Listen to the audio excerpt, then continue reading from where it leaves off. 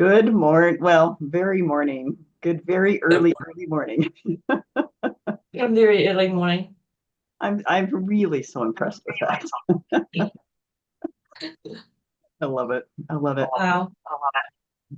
And I will say, I read something, Google does this news feed thing, and about 4 days ago, one of the articles was that New Zealand is supposed to be, and again, you would have to say this if it is or not, but it's supposed to be one of the peaceful countries, most peaceful personally countries. I don't know if that feels true, but that's what the Google article tried to say.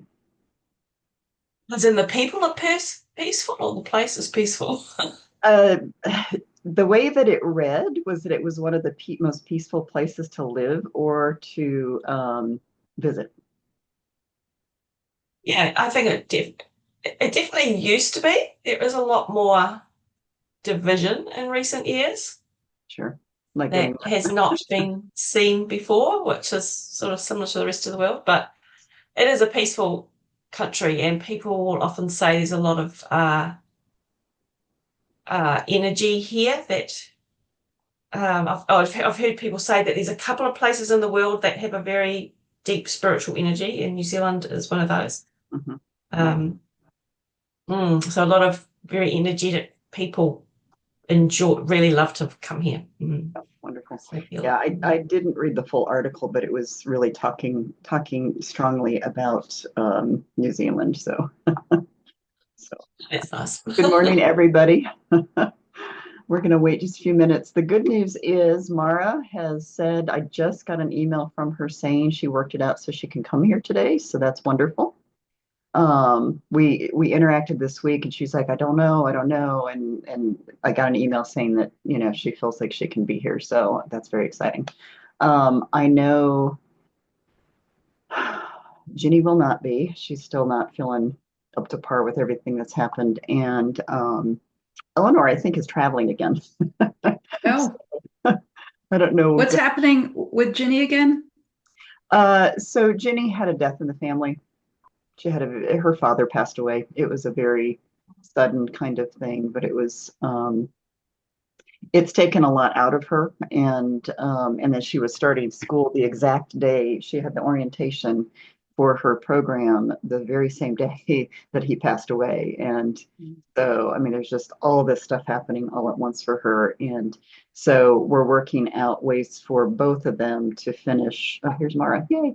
Um, for anybody who wants to finish the certification, I'm kind of donating time to make sure that they can get through it because I want to make sure that, I accommodate that because life happens. So, yay, Mara! Woohoo! Hi.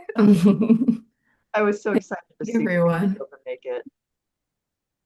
Yeah, that was great. Yeah. I'm glad it all worked out.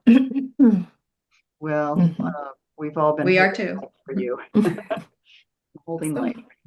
I love your bandana. That's an awesome bandana. Thank you. It's a staple. Yeah, I love it. Okay, so we've got, let me see here. Kimberly's on. Hello, Krista. Okay, so I'm just gonna take a little, just a minute to do my little checklist here. Um, it just helps me stay. Um,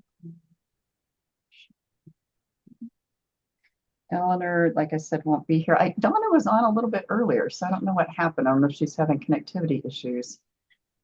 Jenny will not be here. Kim's here. And Jen, as far as I know, is going to be here. So we basically are waiting for Donna to hopefully connect in and Jen. Okay, perfect. Whew, how is everybody this morning? I know it's morning. Yeah, I just treated myself to getting up early and going to a yoga class, so I feel great. wonderful, wonderful. Yeah, I I did a lot of what I'm calling cleaning my filter right now. I had a biofield tuning session by distance. I have a friend who does it. She did it Wednesday night, and then I laid on my well, after our class, I took a very long hot salt bath. Wednesday night, I did the biofield tuning, and then I laid on my new biomat, which I will show you at some point.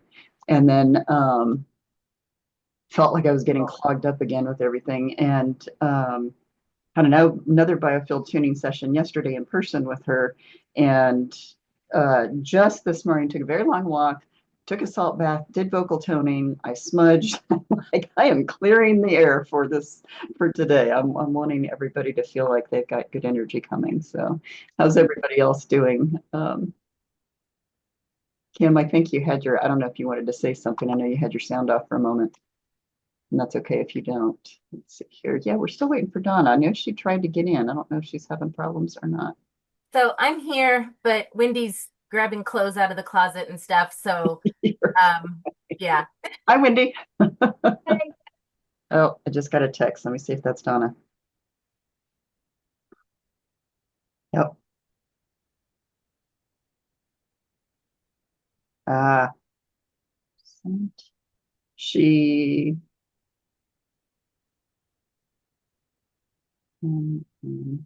email. I think my email with the link for this Zoom might have gone to her spam file. Uh, So I'm telling her to check spam. and what about Yetta? Yeah, I was here. Yeah, she's here. Oh, I'm sorry. She's hiding. Yeah, she's not even hiding. I just was blind.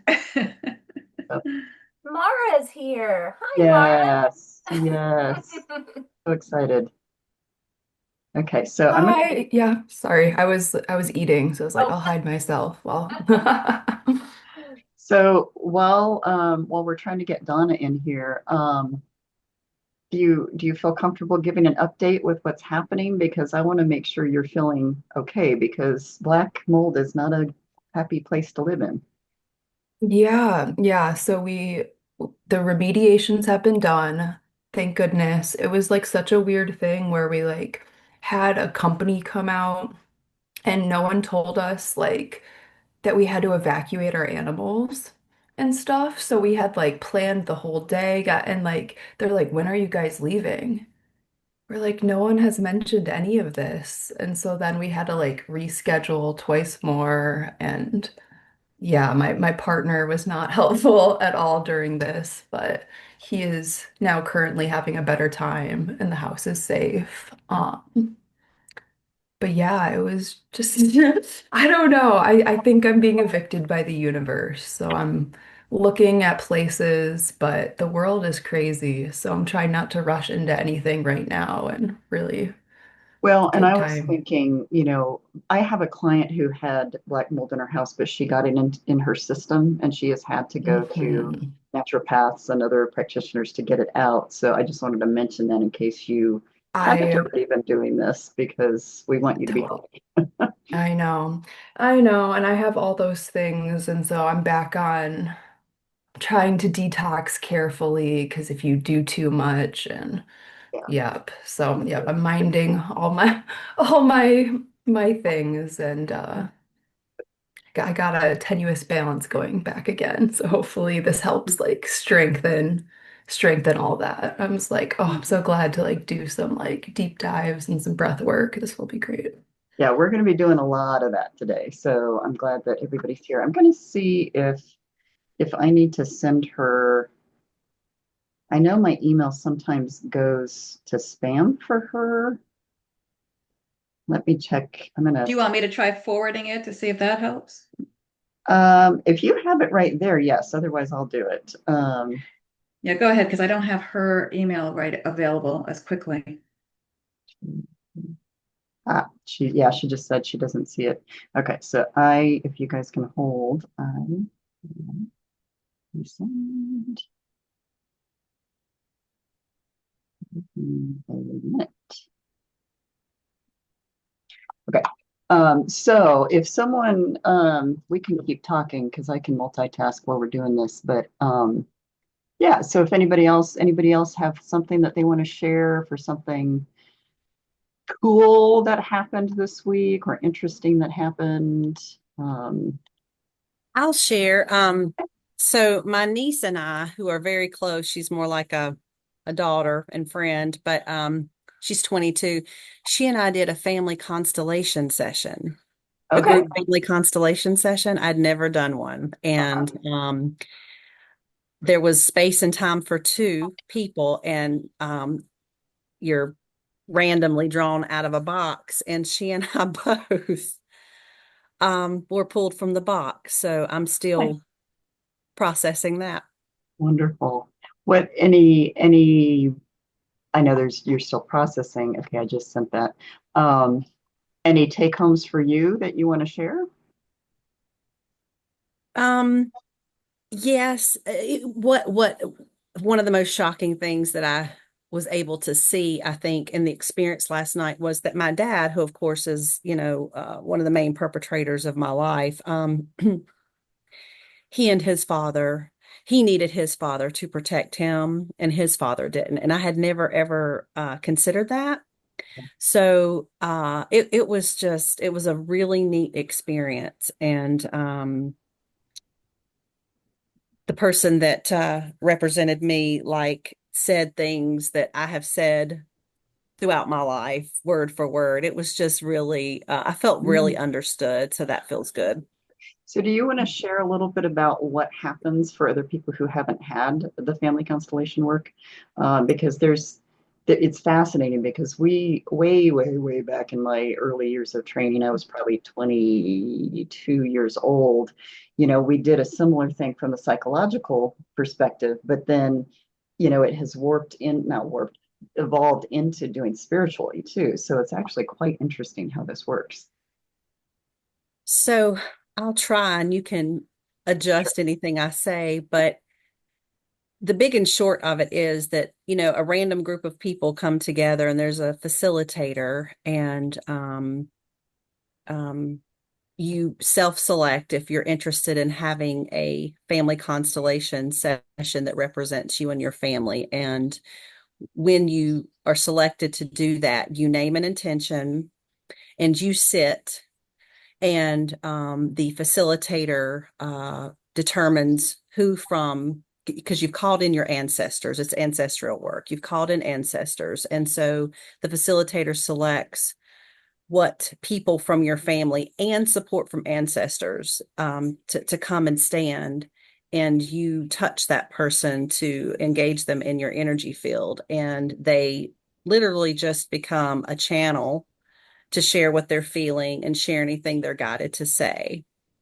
And so it's not role play, it's not anything like that, and it's just amazing to even see. I knew when certain people walked in last night, if I was picked, I knew like who I would need them to stand in for. And so then the facilitator guides these folks that are representatives and channeling family members to say healing things, to take responsibility for actions and inactions, and to work to heal trauma. And it It's was very it can be very, very powerful, and it's also organic because like you said, it's not scripted, it's all energetic. Like you just go with whatever you're thinking, feeling at the time, but it is astounding how spot on it can be. I mean, it was just, yeah, yeah. I'm gonna look up, there's a movie about this if anybody's interested. I'm terrible with titles of movies. Uh and it's fascinating. Let me see if I can find it. I will, if not, I will find it and then I'll send it to you. But it's really, it might have been a series now that I'm thinking about it. Does anybody know what I'm talking about? Well, I've seen movies or shows that have it, but it's usually scripted in a way to make fun of it. And so that really takes away from the actual like healing process that allows. Right. Um, It's so called, I'm sorry, it's called Another Self and it's a Netflix series. Another self. Another Self. Yeah. Huh. And it really makes you work through, I mean, it shows how you work through this process. But it can be amazing. But yeah, it's called Another Self, it's based around the lives of a few women. And of course, there's a lot of drama involved to begin with. And then and one of the women is a physician that's a naysayer. And then she goes through this process and realizes, well, this stuff is real. So it's really kind of a cool way of them educating about this. But it is a Netflix series. So thank you for sharing that, Krista. And also, good for you, because yeah, it can scrape some more layers. You can definitely scrape some more layers. So Donna, I'm glad we made it in. This is good. That's kind of why I always build in a little buffer time, because, life happens. It's hard to get in sometimes. I guess I haven't seen Jen yet, so I'll keep an eye out for her. What I want to do, I want to keep the space very kind of like where we started, just kind of bringing that energy right in. I want to try our best to stay out of our heads, even though I know we have some practice clients to get through. What I will say is, like I said at the very beginning, I have been doing a lot of filter cleaning this week. I have just felt energetically like I'm this sponge with everything that's going on in the world. And I do a lot to keep my shield up, but everything has been breaking through. So I've done a lot of filter cleaning.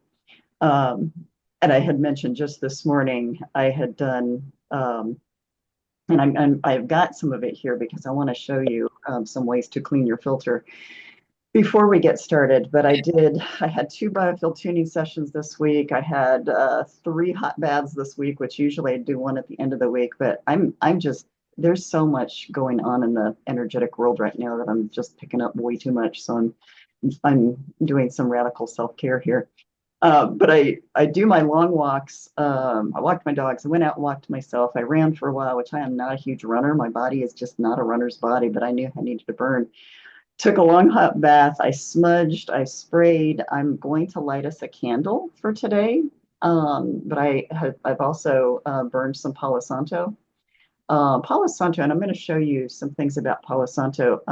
I call Palo Santo my kind of crack. Now, granted, I've never had crack. I don't know what crack does to people, but the thing is, there is something that I resonate with so completely with Palo Santo, and I know it's because I've had very significant past lives in Peru. But I want to show you a little bit, because Palo Santo it's a tree type of incense.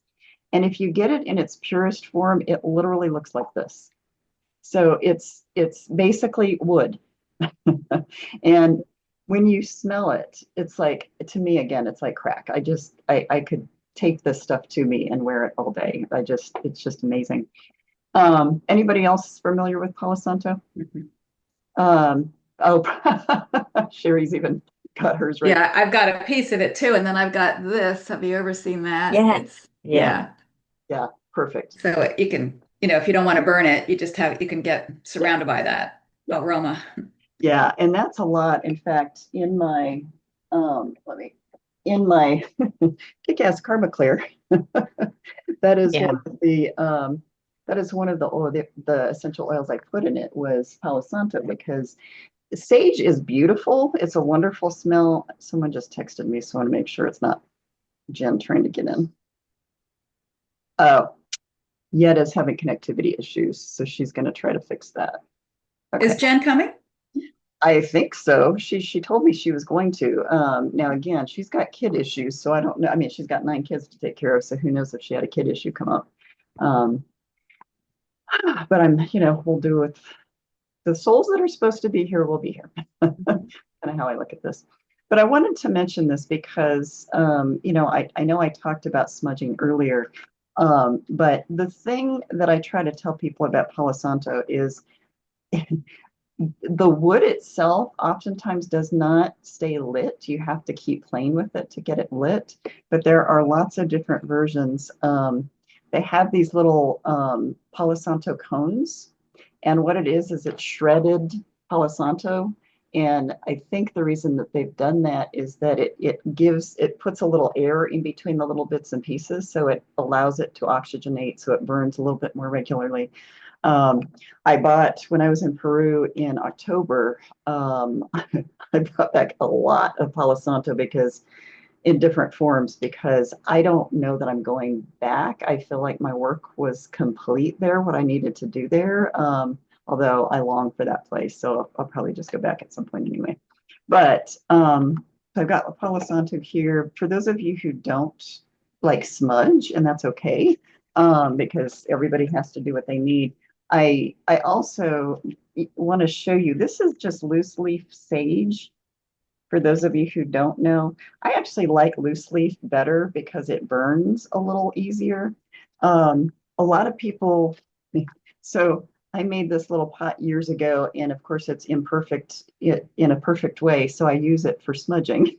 But a lot of people use abalone shells.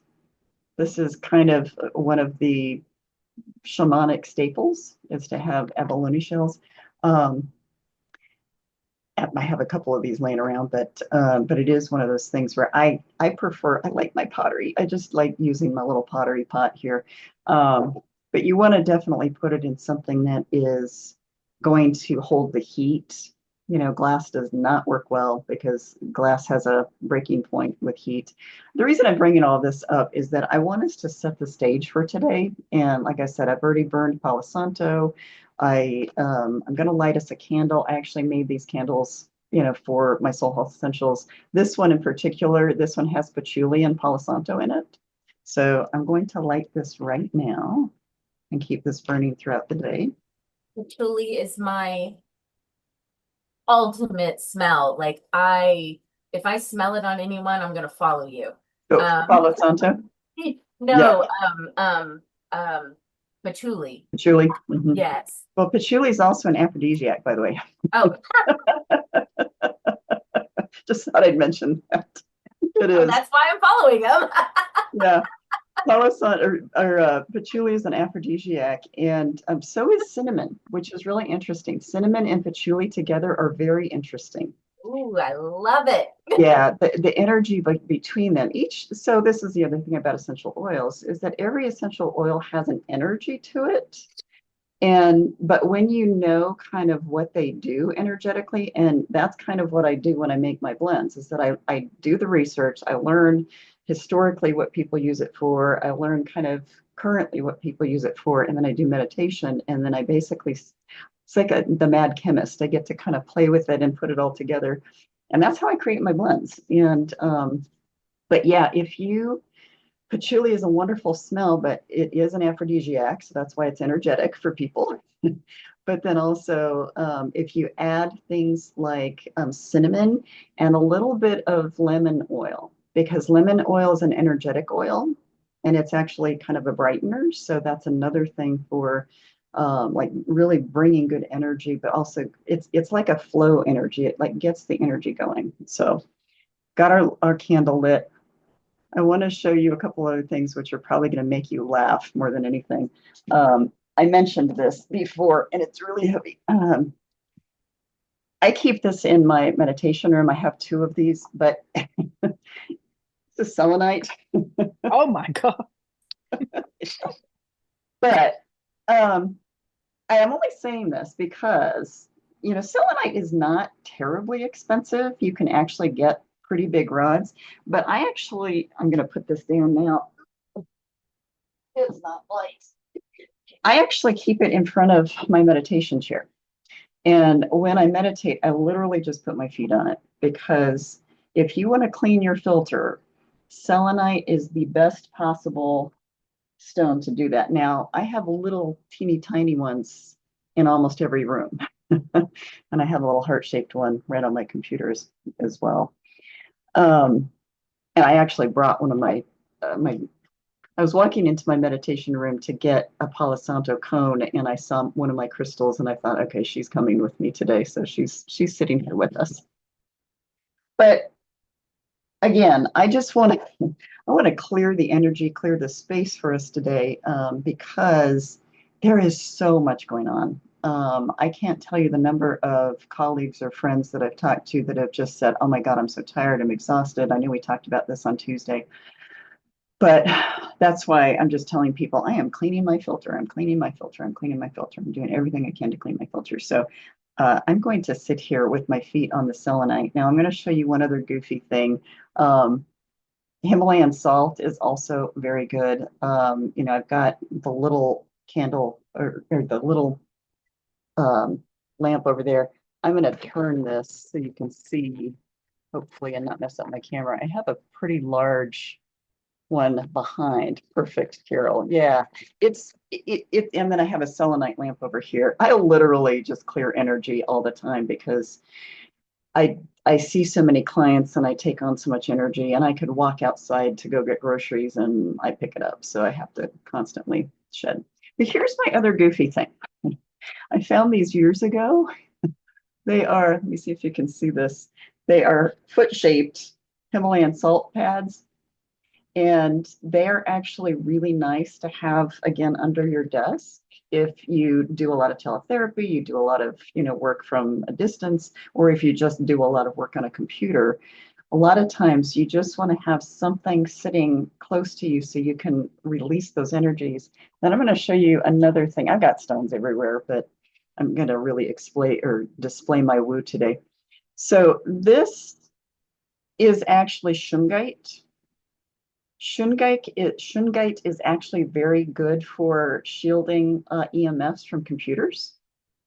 So that is another thing. And anybody who sits in front of a computer a lot, which again, since COVID, I've been doing more of that, you want to protect yourself as much as possible. They actually have little shungite discs that you can put on the back of your phone to help shield as well. So it's just knowing yourself and knowing kind of, and I'm going to explain why I'm saying all this right now, but just knowing yourself enough to know what you need to shed and release, because of the fact that it's very hard to listen and hear your own soul if you're mucked up. It's just very hard. It's like, that's why I call it cleaning my filter. It's like, if we're not cleaning those filters, you're not going to get a clean read on what your soul is trying to tell you. And then you'll fall back into old patterns much easier.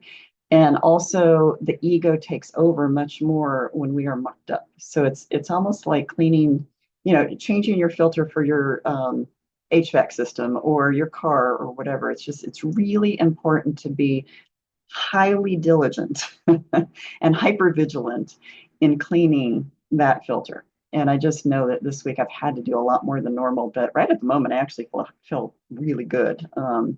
So I'm just trying to give you some tools along the way, because I'll tell you, it's heavy stuff right now. And I know Donna put something in the chat that I want to. Okay, new moon solar eclipse tomorrow. Yes, so that's a lot of energy. Last one of the year, opening a wavelength for launching intentions for lasting change. Yes, yes. So, why don't I? Because I can talk about it, but Donna, do you want to explain what you would recommend for people to do on a new moon eclipse? Well, it's a new moon in Virgo. And so now would be an excellent time between the full moon and the new moon to clear, like you said, clear the clutter. This just so resonates with me. It's like I've spent this whole releasing all these things that no longer serve, anything that's holding me back from receiving joy, abundance, love, peace, whatever it is that I'm seeking to pull in.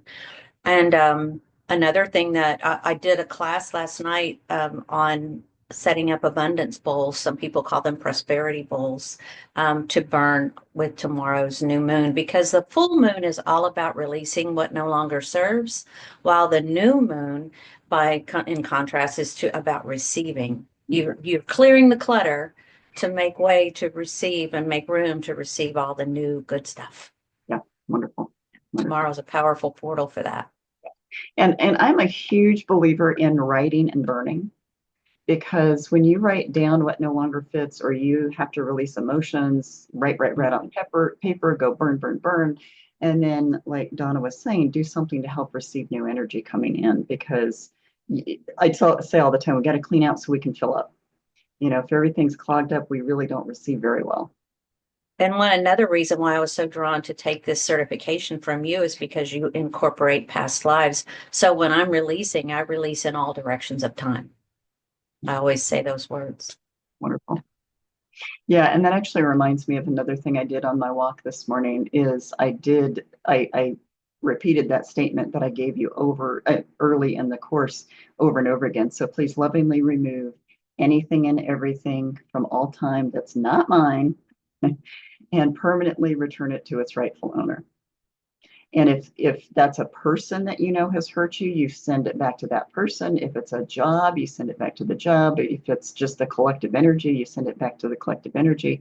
And another thing I did, and I do this often, is as I walk, when you're walking, I flick my hands behind me. So when I'm making that step, I flick behind me because it is about like physically releasing that. And I'll tell you, it makes a huge difference. You might think it's kind of goofy, but it really, it energetically, we have to clean out. We just have to clean out. But it's like our dogs who shake when they get Exactly. up. Exactly. Precisely. What are you saying you do with your hands, Kathy? So as you know how when you walk, you're kind of moving your hands. Well, as it makes the movement past you, and so when it's past your body, I flick. So for every Flick. movement, Okay. it's like a qigong technique. Yeah, I do qigong too. Yeah. Okay. So when you're and the intention behind it is like when you're walking, if you set the intention, and I was saying the statement as I was flicking, it's like I was just shedding anything and everything. I didn't care what it was, I just wanted it off of me. Because anybody who's an empath, and I'm going to guess pretty much everybody in this course is an empath, we're going to absorb stuff even if we don't realize we're absorbing stuff. And those of us who already directly work with people are going to be absorbing stuff. And for example, we have to remember, and I'm saying this from a soul healing perspective as well, when you start working with people, you hold space for them regardless, but then you're going to end up picking up stuff. It's residue, and so it's kind of like you have to make sure you're cleaning it. I got out of my session yesterday, and I get into my car. I look at my phone, and there are four frantic messages from a client who had life stuff going on, and he wanted a quick phone call. And I'm like, okay, it's 5:30 at night on a Friday night. And I'm thinking, oh.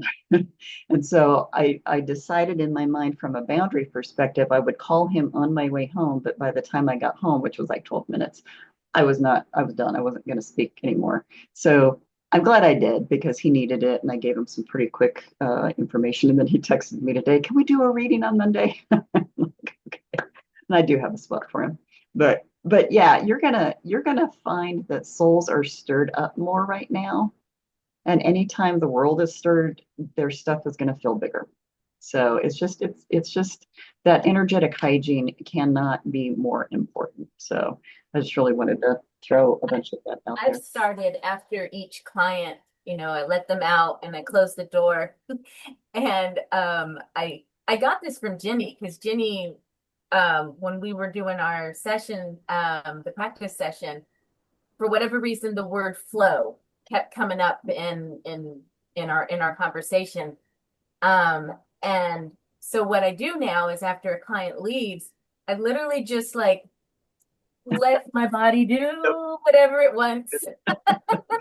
Like bend all the way down and all the way up. And I'm sure I look foolish, but no one's in there. It's just me. Like one of those advertising dolls that you Yes. see, you know. Yeah. And Yeah. for me, it's like it's a way to release whatever. Like I'm shaking it off, but I'm doing it in a very like flow manner, and it just feels good.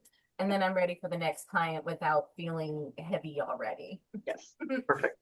And I love it. And actually, this is kind of the theme of what I'm going to weave in throughout today is some soul-based release and some soul-based relaxation in the midst of doing some soul journey. Because I have this whole kind of flow of what I want to do with people today, or with this group today, but I also want to make sure that we are shedding when we can, because it's gunky out there right now. It is very gunky. For lack of a better word. So let me close that out. Okay. All right. Any other suggestions or thoughts before we continue? Can I 'Cause I get? have a few. Oh, Yeah. sorry, Yetta, go ahead. Just curious. I don't know why this is happening this way, but I am, for the last couple months, oddly very calm and very settled. And I'm a huge empath, so I don't think that's the problem, but I just feel like the light's getting ready to shine. And everything's going to be okay. Yeah. And probably better than it was, because we probably weren't in a great place, as great a place as we thought we were. But I don't know. I'm oddly at ease, and I can see nature very clearly right now, and I can see. I don't know. It's just a very different feel for me, and I don't know what that means. So let me say this, despite how much gunk I pick up from the world, I feel like everything's gonna be just fine. And so the world is going to be chaotic and mayhem-ish, but that doesn't mean that we can't be peaceful. And that's, to me, the whole concept of soul health is knowing that once you tap into that and you can really anchor in that, whatever goes on around you is going on around you, and you see it more like a hologram, then you have to get absorbed by it. And so that could be what's happening for you, is you're just fine tuning more and more and more to feel that sense of peace, but realizing, yeah, okay, the world is crazy. It's going to be crazy. And, but even with all the craziness in the world, the universe would not have created this unless it was supposed to be like this. So to me, I have complete faith that whatever is going to happen is going to happen. But it probably for you means that you're just, again, you're kind of getting out that toothbrush and cleaning up the little pieces that needed to be kind of cleaned up. And now it's like you said, it's readying you for the next phase. Yeah. Yeah. Which is wonderful. My quick little plug, and this is like terrible, but my tarot cards are completely finished, and the guidebook is completely finished. I have them in process of printing, but I'm just like super excited that I've finally finished it. That's great. Been a long time. So I just wanted to like share that, yay, I'm happy. So one of the things we're going to do at the end, and this is a great kind of primer. So one of the things we're going to do at the end is do that kind of sharing, but we're also going to do something cool that's going to be about sharing with each other without words. And so there's an energetic soul piece that we're going to do at the end. But anybody that wants to share something really cool, because the other thing I'm going to do throughout these certifications is create a directory of, okay, so who's doing what, so that basically, down the line, if someone needs to refer to Kim for a reading for, tarot, great. If someone needs to, call Donna for an animal communication session, great, whatever it might be. But we're definitely going to be doing that. But I'm very excited about the last like hour-ish of what we're going to be doing today, because I'm going to show you how to do some soul-to-soul transmission and receiving. And it can be really cool to do that. So, and yes, by the way, congratulations. And you will get to share even more about it later. So perfect. Okay. Any other thoughts, questions, comments, sharings? Just one question about today. I think you told us last week till 4:30, but the flyer says 3:30, which just so I can tell my husband what. Yeah. So here's what's happened. We can go. The way that I look at this is we need to go till we're done. And it may happen earlier, it may happen later. And that's kind of why I was like, well, and I even messed around with what to do for the next round of it, because, things are changing so rapidly, and we have a lot of that to talk about. But I would say at least until 3:30. It could be a little bit later. I just want to make sure everybody feels complete. Yeah. So I'm sorry for whatever typos I may have gotten in there. Believe me, this has been a whirlwind for me, because there's been a lot going on under the surface in addition to creating and running this course, as well as seeing a very big load of clients. There's a lot shifting, and there's a lot that's about to open up, which my bioenergetic tuning person and I were talking quite a bit about last night. But so yeah, any mistakes I've made and typos are both because of sleep deprivation and a lot of processing. So I apologize. So now y'all know I'm very human. So okay. Anything else? Okay. So what we're going to do, kind of the path to today, what's really interesting, I had this all outlined, and then this morning when I'm walking, Spirit's telling me, oh, you need to move this here and move this there, and that happens every time I do a live something. But what we're going to do is I'm going to talk to you a little bit more about some energetic clearing before we do the practice clients, because we only have a handful or so more of the practice clients, but I want to make sure that we're in this space. Now, this gosh, I've got all these little things I pulled out, but I think I'm going to use this later. So let me sit with this for a second. One of the things I want to teach right off is partially about clearing, and it's partially about centering. And have any of you heard of Ojai breathing? So a couple of you, okay. And okay, so Ojai breathing is, this kind of makes me laugh. I learned about Ojai breathing probably 35 years ago, before I knew that yoga was going to be a huge trend.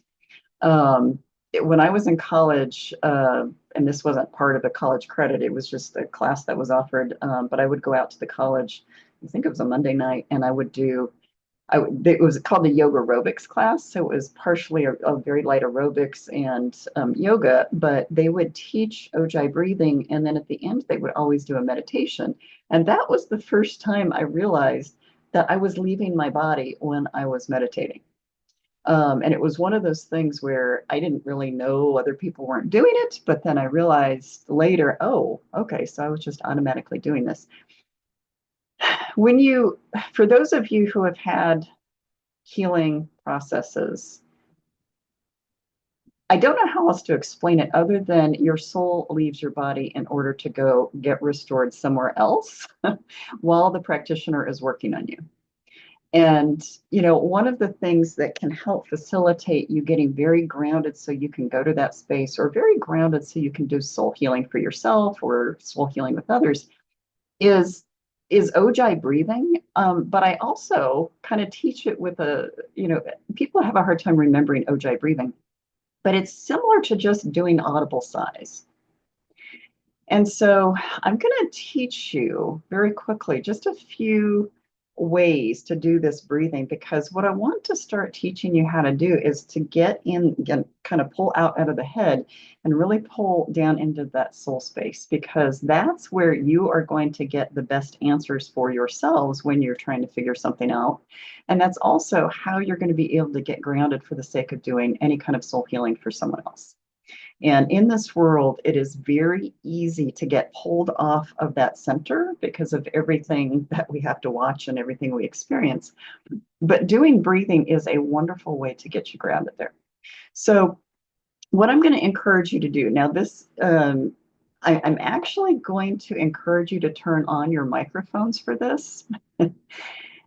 And it's going to sound, I know that makes it a little uncomfortable, because basically what we're going to do is I'm going to teach you how to do audible sighs and I'm going to show you from different levels of your consciousness how to make that sound. So wherever you are, if you feel comfortable. Now, Sherry, I didn't think about that. This is the middle of the night for you. Is that going to disturb your partner if you make sounds? Okay, I didn't really think about that. Have to do that little warning. But basically, with these audible sighs, and in it, we may or may not hear everybody because microphones kind of tune things out. But really, and I've done these. I've done these in probably, I don't know how many. I don't really know how many. A lot of times, if I'm teaching in a large crowd, I will teach people to do audible size right in the middle of this session. I've done them with up to 300 people in a room at times. It's really kind of fun because you get into a rhythm of doing it and you tune out from everybody else, but you very much tune into yourself. And this is the whole point, is tuning into your own soul space. So, okay, so I'm going to go ahead and, if you're comfortable, turn off your mics so that you can hear everybody else. And I know you might be in places where making sounds might be a little uncomfortable, but I'll let you make the judgment. And I'm going to do a few audible sighs first, just to teach you kind of how this works, because the first few you do, you're going to be shy. You're going to feel shy about it. But really, you're listening to yourself. You're not listening to someone else. But really, an audible sigh is to just take in your breath as fully as you can, and then make a guttural sound, like push the sound out from that visceral level, from that very diaphragmatic level. And then just watch what happens. And you can do it with your eyes closed, eyes open, it doesn't matter. But what you're going to notice is your energy will change. So first of all, just kind of get a cue in with your energy right now. Just kind of scan your body, scan your mind, scan your energy. And you may not know really what you're scanning yet. Just tune into how you feel right now. Okay. And then I'm going to do a few audible sighs, and then I'm going to have you join in. And really what I want you to do is just tune into and watch what happens within you. And I'm going to kind of coach it a little bit for a little while, because again, people usually are a little shy about doing this until they get into the habit of just forgetting the world and doing it. So, okay, so I'll be taking in a deep breath. You let it out. And you really try to push it out with sound. And the reason for that is, remember that sound is energy. And sound being energy it's like taking a brush and trying to it's like a plunger, trying to get everything out of you that is gunking you up from a different perspective. So you're simultaneously releasing at the same time as you're focusing your attention inward. So you're trying to find that deepest place within you that the sound comes from. And that can pretty much be certain that it's coming from the soul level when you get to that point. So I'm going to do a few more, and then I'm going to have you to join in. Okay.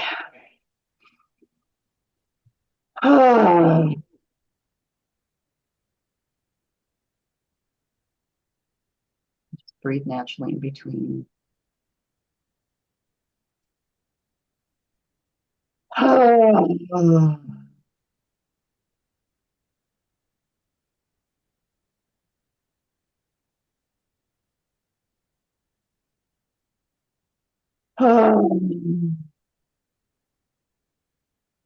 So what I'm doing is I'm really paying attention to making sure that when I take that breath up into my chest and my lungs, that when I push it out, I'm pushing it, it's almost like one of those coffee, uh, those carafes where I can't remember the names, but where you have to push the plunger down and it pushes it all the way down. Yeah, thank you, a French press. And you're pressing it out, but you're really just getting it out. So it's almost like the sound, even though it's coming out through your mouth, you're pushing down the sound, so it's almost coming out through your feet. So you're feeling the energy like really just push through you. So we're going to practice this, and I know it can sound goofy, but in fact, let's do some goofy ones first just to get it out of the way, and then that'll help break kind of the ego part of it. So take a deep breath in, make a goofy sound. Okay, do another one.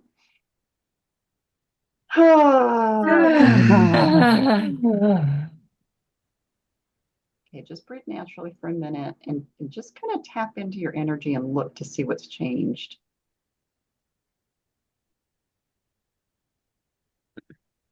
And then I'm going to have you do a couple more goofy ones, and then we're going to go into just releasing.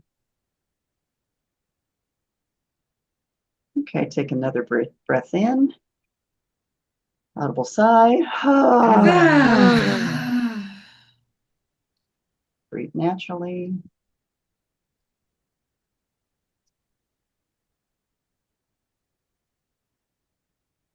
Take another deep breath in. Audible sigh. Okay, now I want to encourage you to take 5 more or more of those at your own pace, not caring what you're hearing on the screen, but just getting very much in tune with that deepest part of you as you're doing this breathing exercise. So I'm just going to go ahead and you join in whenever.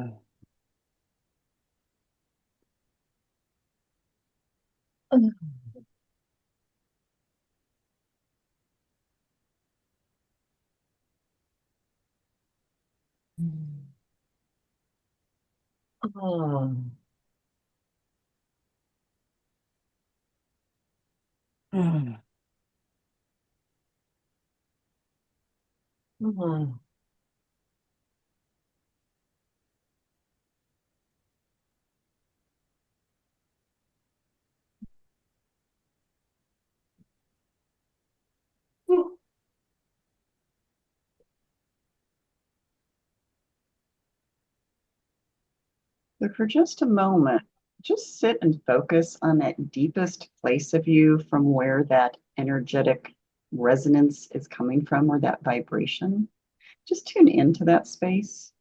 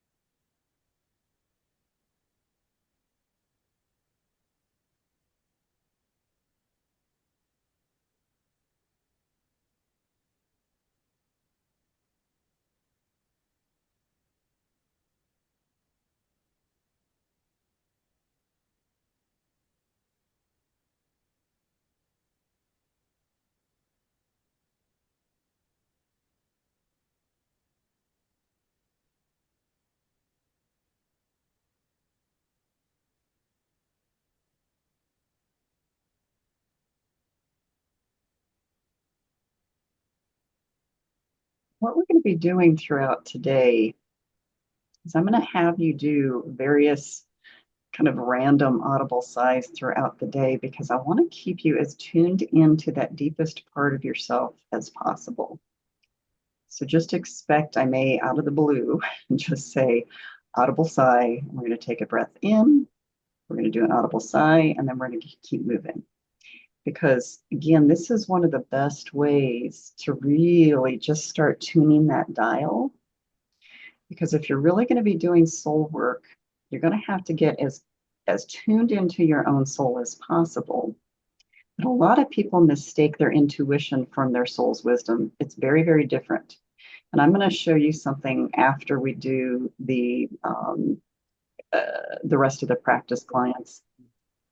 I'm going to walk you through another way to kind of, from a breath work perspective, understand when you're tuning into intuition versus your soul's wisdom. And it's really important to know that difference so that you know where the information's coming from and who the information is coming for, if that makes any sense. Because many of you probably have intuitive hits, and then you have to go, is that for me or for someone else? And a lot of times you just it's just learning to tune the dial, and it can be so useful. And so I have several things I'm going to do with you today that are going to help you just really tune that dial. But whether you call it Ojai breathing or audible sighs, I don't really care, whatever works for you, but it's that whole idea of getting into the sound part of it. And that sound reverberates from that deepest level, then you know you're hitting the soul, which is really, really good. Not that there's a physical place in the body that the soul resides, but that deepest part of you is really where you're looking for to anchor. So, all right. So anybody have any experience doing this that they want to share before we move on?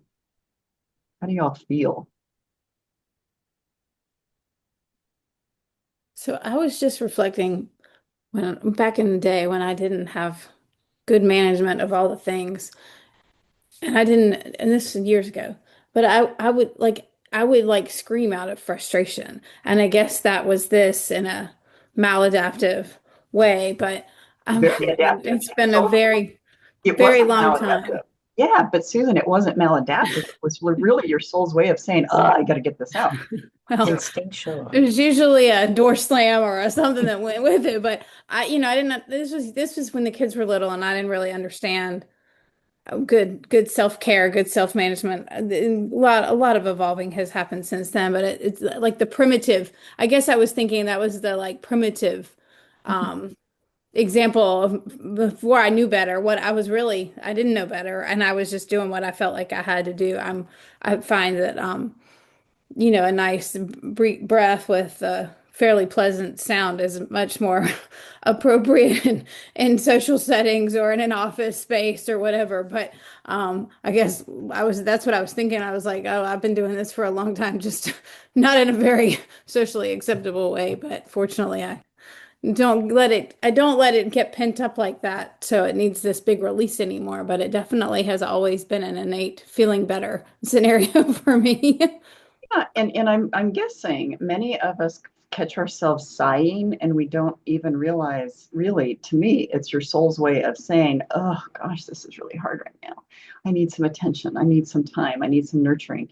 And so anytime you catch yourself sighing from this point on, pause, check in, and ask your soul, what do you need right now? Because it really is that visceral way of just trying to get our attention. Because from a physiological perspective, yes, we oxygenate when we sigh, because oftentimes when we're stressed, we hold I don't think you can see me on the camera, but we Our hold, breath. yeah, you hold the breath at chest level. But when we sigh, we're getting that air in. But to me, it's your soul's cue to say, hello, we need a little attention and we need some nurturance. So what about other people? Any reflections or how do you just feel? I wanted to note real quick on Susan's comment, socially acceptable. We have been taught to not express and get That's that right. out. That's Um, right. and Especially so, women. damn the man, do what you want. Yeah, especially women. Yeah. Yes, especially women. Supposed to be quiet and reserved. I have no problem screaming in my car. No. I was I even could do told that in with therapy to crying. scream into a pillow. Yeah. Yeah. Don't scream out loud. Yeah, scream Oh, therapy used to that's be true. actual part of therapy. Yeah, absolutely. Yeah, and I kind of do that with a good cry every now and then. I think something is pent up, something, and all I have to do is put on my CD of Il Divo, and I don't understand a word they're singing, but oh my God, the emotion just rolls out of me, and I feel much better. Whatever Yeah, the release is. I have my movie regiment when I need to release. I have go-tos that I know will make me cry. I have go-tos that I know will make me feel good. And I'll just put it in. I've seen it millions of times, Yeah. but I still cry. Yeah, I did that in grad school. I had a lot of VHS movies before DVDs or streaming came along. Yeah, yeah. What did you notice just from the beginning before we did it to after you did it? Like what happened with your bodies? What happened with your minds? I definitely felt more relaxed with the first one. I was like, okay. I was trying to cram in a whole day's worth of stuff before 10 o'clock. So I sat down, like a full day had happened, but Not a full day, but you know what I mean. I was trying to get organized to take the day to rest, but extra all the same things you did, all the extra anyway. So I must have been still in like stress mode because I noticed instantly my shoulders went back to where I prefer them to be. And I didn't even realize I was still so wound up and tense, but I was grateful for. Wonderful. Wonderful. Okay. Anybody else want to share anything? I immediately felt a sensation. Oh, I'm sorry, Kimberly. No, I was just gonna say same. Um, I felt it in my root chakra. I mean, like right down at the base of my spine, just pow. I still feel it. Perfect. Yeah, and that's why I say like that plunger thing, push it down as far as you can go, because for those of you who understand chakras, now we're going to talk about chakras in a different, level because there's so much to teach, but chakras are the energetic chakras, the energetic points or vortexes on our own body are so aligned with different kinds of health concerns, different kinds of emotional concerns. But it's like if you clear those out, it's like you've got like that conduit, it just goes. But like you said, Don, it's like getting yourself rooted in this, just really feeling that, it's just like anchoring. It just feels so good. Yeah, perfect. All right. Anybody else? Okay, so I wanted to do that right off. I just felt like we needed to like get there, and we're going to keep you there. What I do want to do, and I know again we've spent a bit of time, but this is good because I wanted us to reconnect, and I will say, Mara, I'm really glad to have you here. I know that I've been concerned, but I'm just excited that you were able to make it, and it feels, like you were already part of the fabric, and so it's really nice to have you here. Yeah. I agree. Glad to have you, Mara. And Jenny wanted me to tell everybody that it feels very strange for her not to be here, but she's processing a lot, and she's got a lot. And so life happens, but she very much wants to um, she very much wants to continue. And like I said before, I'm going to make sure that I find a way to help her finish, the rest of the requirements for the certification, because she wants to be part of this group. And she just, she really felt strange not being here. So at the end, we will send her some good energy. And, because we want to include her in this as well. So. And again, I don't know what happened with Jen, but with 9 kids, you just never know what's going to happen. Okay, so what I'm going to recommend is, and there's something that was in the chat. Oh, okay. I missed Donna's comment to Kimberly about her cards. Okay, so here's what I think we're going to do. Let's finish out the practice clients. We'll go ahead and do those. We're going to try to keep this energy into that deeper level. And then we'll break briefly, and we can go ahead and break to get a snack or grab food, grab lunch, whatever. And then we will dive more into like keeping in that soul space, because I wanted to get us into the soul space, do these practice clients, finish up what we can. And then the rest of the time, I really want to stay in that space. Does that sound okay? Okay. Yeah, I don't want us to get whiplash going back and forth from head to head to soul. So I just want to throw in there while we're presenting some of these, I may turn my camera off. I'm listening, everybody. I just may stand up and move around from my back just to be a little bit of a wiggle worm, but I'll be a very active listener. I may turn my camera off from time to time. fine. That's fine. Thank you for sharing that. And let me get a piece of paper so I know who we need to. Oh, oops, I think I did. Yeah. All right. Okay, so who is it? I know I've got all these different notes for who still has. I need to go. Okay, so we've got Carol, Donna, Sherry,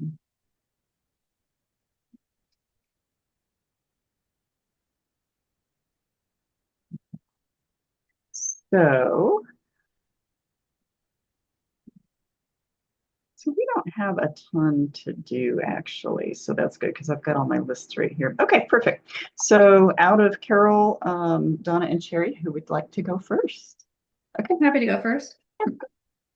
hop on in. Oh, all right. So I'm presenting a client of mine. First name is Megan. She's a long-standing client who's very motivated to evolve and grow, and she has faced several dark nights of the soul, especially in the last year, which she has been recovering from. And we've actually worked together on and off since she was in college and even briefly when she was in middle school. So she's currently a 29-year-old lesbian female relationship. She works full-time as a horticulturist for a residential retirement community, which is a recent job for her. She's been there about a year, but it was a bit of a stretch for her because she's the only horticulturist for the whole community. She's an only child of two dysfunctional parents who both focused on her as the linchpin of the family, creating a codependent triangle that resulted in her feeling a lot of pressure to show up perfectly. Her father is very narcissistic and focused on being productive and doing everything perfectly, while her mother, who retired early and gave up her own sort of independence and autonomy in doing so, was passive and overly accommodating to her father. Megan's adaptation was to work hard to please dad so that he would be happy and therefore kinder to mom, whom she adored, abandoning herself in the process. She has a history of physical issues starting in middle school with GI problems, which led to significant anxiety. And more recently, she's had severe SIBO. I don't know if you guys know what that is, but it's a small intestine bacterial overgrowth, which she ignored for so long because she was so disconnected from her body, which I'll get into, that it led to gallbladder issues and other fairly significant health problems. Her body was screaming for attention and her soul was just really screaming loud. And it took this, prolonged disconnection for the symptoms to get to the point where she finally noticed. She has a history of having unhealthy relationships with individuals who take advantage of her kindness and desire to please and need to be loved.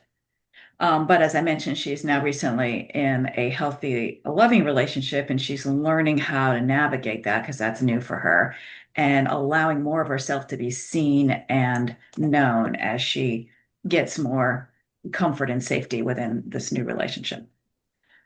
Her soul health assessment, she loved the process of completing it, the materials, and was very excited about it when I mentioned it to her as something we could do together.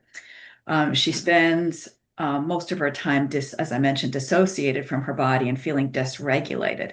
And the questions made her really have to think about things. Each branch, caused her a deep dive into that area and helped her get a better sense of her health in each branch.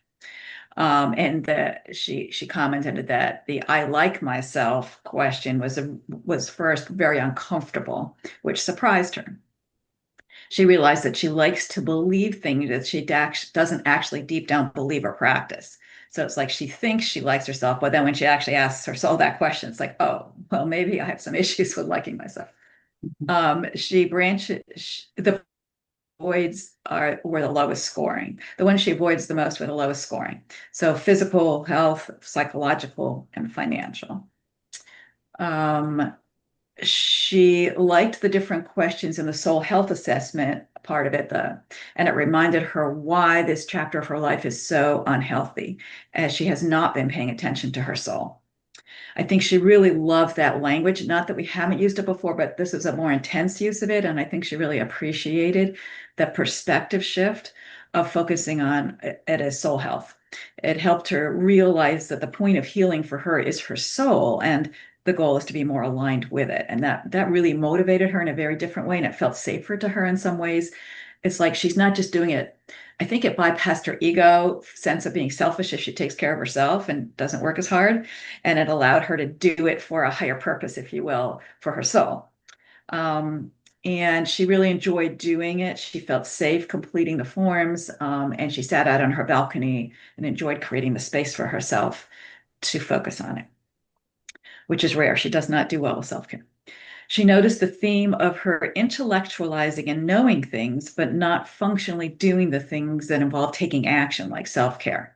So it's like she knows how to take care of herself theoretically if you ask her, but she doesn't actually practice it. She wants to stop certain unhealthy behaviors without shaming herself. And she's afraid to just show up as she is, not being perfect, because that wasn't allowed as a child, which I'll get into. She has a lot of codependency issues and has high expectations of herself and to others. She grew up fearing not being accepted, loved, or chosen if she revealed who she really was. She's a more artsy, creative individual. She's gay. She's, got some quirks and differences that make her stand out, and she doesn't feel like she fits into normal society. Yet she has been in spaces where she has been loved and accepted for all of that she is. She just cannot yet mirror that and love herself for all she is. She has a history of people pleasing and making her father happy by being perfect. And as a result, she lost touch with herself, and she doesn't set healthy boundaries or allow others the opportunity to fully see and know her. Of course, she doesn't fully see and know herself. Her self-acceptance is very conditional because of growing up with a very critical narcissistic father with high standards who would shame her for getting a 98% or for asking for help on homework. That automatically meant that she doesn't know anything and she's stupid. She was not allowed to make a mistake as a child, or she would feel, or she might as well have failed. So that's kind of the underlying deep-seated trauma. So obviously there are going to be physical and psychological branch issues.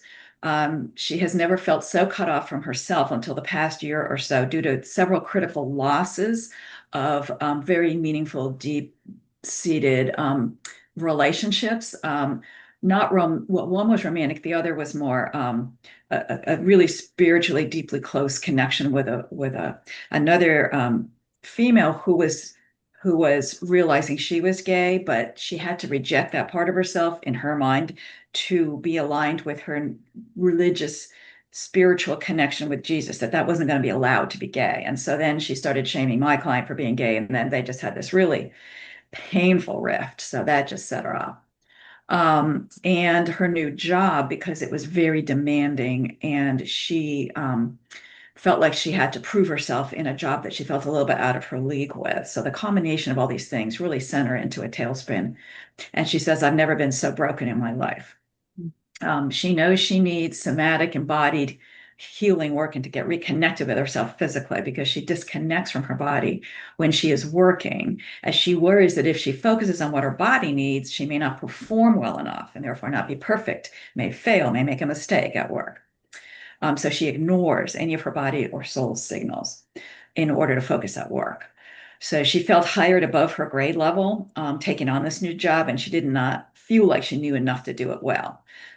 So she had this massive imposter syndrome and fear that she would be found out. And that's what fueled her extreme disconnection from her body and a loss and a host of health issues as a result. And then she also admitted that she's afraid to feel all of the things she has been emotionally. She has taught herself not to trust herself when she's emotional because she's made bad choices in the past at those times.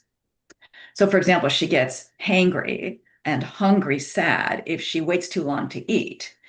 But she took on the belief that one should operate like a man with 24 hours of testosterone and be logical and productive, not emotional. If she can't do these things, then she is not good enough. That's what she internalized, the belief system. Masculine energy and expectations drive her, and she doesn't listen to her feminine, creative, and self-care aspects. She is trying to come back into alignment with her feminine energy. Feeling and being is hard versus doing and achieving, because that's how she got Dad's affection, attention, love, and approval, was being productive, being perfect, working, doing. So she's not allowed to be happy when she's only allowed to be happy when she's not working, because then she gives herself space to connect with herself and go out in nature, which is kind of her safe space. But it takes, she says, about 3 days to kind of get back in touch with her body. So if she's got a long weekend or a holiday, then she can relax into that connection again and nurture herself. And she would like to learn to just tell the truth and not lie about her capacity at work and to show up authentically and speak her truth. So we've been working on boundaries, speaking up at work about what she needs to feel less overwhelmed and less of an imposter. And obviously, she has to change her inner beliefs as well. And then her financial branch is because she dissociates from her finances and she needs to figure out how to know the minimum she can live from to leave more options for creativity and being outside. So she's very artistic, very talented in lots of different areas. She's made films. She majored in that in college, and she's creative. She's a musician. She writes songs. She does a lot of different creative outlets, makes pottery, all kinds of things. So what she really needs to do to honor her soul is to make more space for creative outlets, for being in nature, and for not being in this 24/7 masculine, productive, perfect energy. Um, so that's kind of where she needs to go. But financially, she's afraid sometimes to not earn enough and work hard because she doesn't quite know what she needs to support herself. Financial things have always stressed her out, as she's never had to struggle and figure it out. Being an only child, her parents have always supported her, and they didn't teach her financial literacy. They just provided for her. So she's been a bit reckless at times with spending money, but she also knows she's going to inherit from them. So she has this kind of weird space with money. But she also worries that if she, quote unquote, pisses dad off, he will cut her off financially, because he had briefly done that in the past when he disapproved of who she was with romantically. She has recently spent about $5,000 in medical bills for herself, trying to dig herself out of this physical hole she got into with her SIBO and coexisting physical health conditions. But her father keeps telling her, do you want my money now or when I'm dead? And is willing to support her, but she has a hard time because there's strings attached in her mind to accepting her parents' money. So that's her financial branch issues. Mm-hmm. So those are the three main branches: the physical, the psychological, and the financial. So lots of human factors here: life experiences, trauma, lots of self aspects, family of origin dynamics, gender aspects and gender heritage aspects, societal norms for sure, generational mindset, social programming, stage of life. She's, coming into her own as an adult with her career path, capacity for self-love, definitely working on that. Level of human consciousness. I think she's not a young soul. And she's just, when she is in a good place, she can really connect with her soul and really shine, but she gets out of whack because of all of her trauma stuff that she needs to still, all the karmic patterns she has to work on releasing. Political climate doesn't help, of course, being who she is. And then the soul factors, life lessons for sure, needing to learn about boundaries, figuring out the work world, showing up as herself and loving herself unconditionally, all those things. Soul consciousness and life purpose, definitely. She's, figuring that out. Yeah. So that's Megan.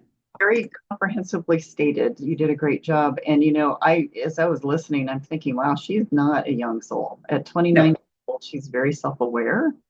And, I'm not saying she's an old soul, but she's certainly not a young soul. And, it's actually impressive even how you were, because I could hear through your words that she was processing a lot of the information. So whether it was new or not, she was like, no, those were her words yeah, it's beautiful. Yeah. So the really cool thing is, I think this is like a launching off point for you with her, since she was excited about it. This could actually help her move further along if she knows that this is like her soul's path, but that what are you going to do with it? Because it sounds like she has the wherewithal to really like take it and run. So Oh yeah. Absolutely. She's very exciting to work with because she really gets the stuff and she really has a hunger for it. And she knows how stuck she is and wants to just evolve out of all those karmic patterns that just keep her so stuck and disconnected. Yeah. love it. No, you did a great job. Any comments from anybody or reflections?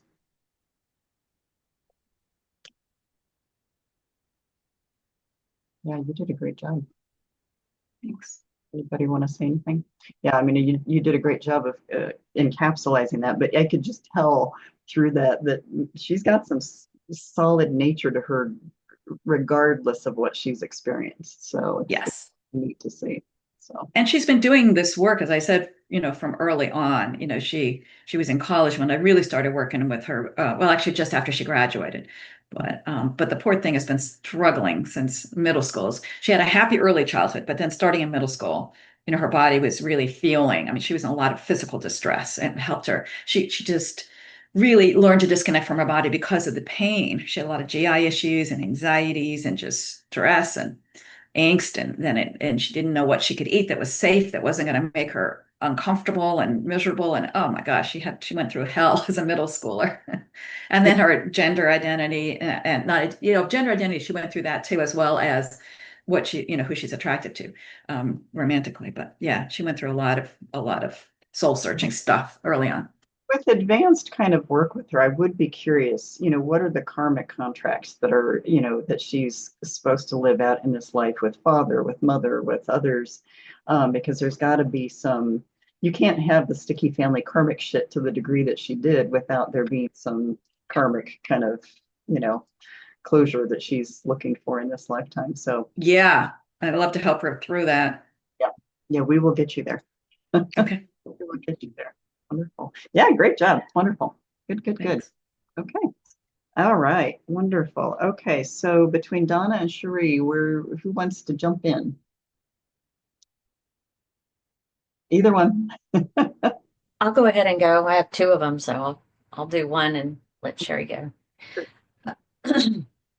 First one is, her name is Suzette, and she's an energy healer friend I've known for, I don't know, 11 or 12 years. We are about the same age, mid-60s, semi-retired. She's always been in accounting, and so she still does some of that type of work. And she also owns and manages a small apartment complex that is part of her income stream.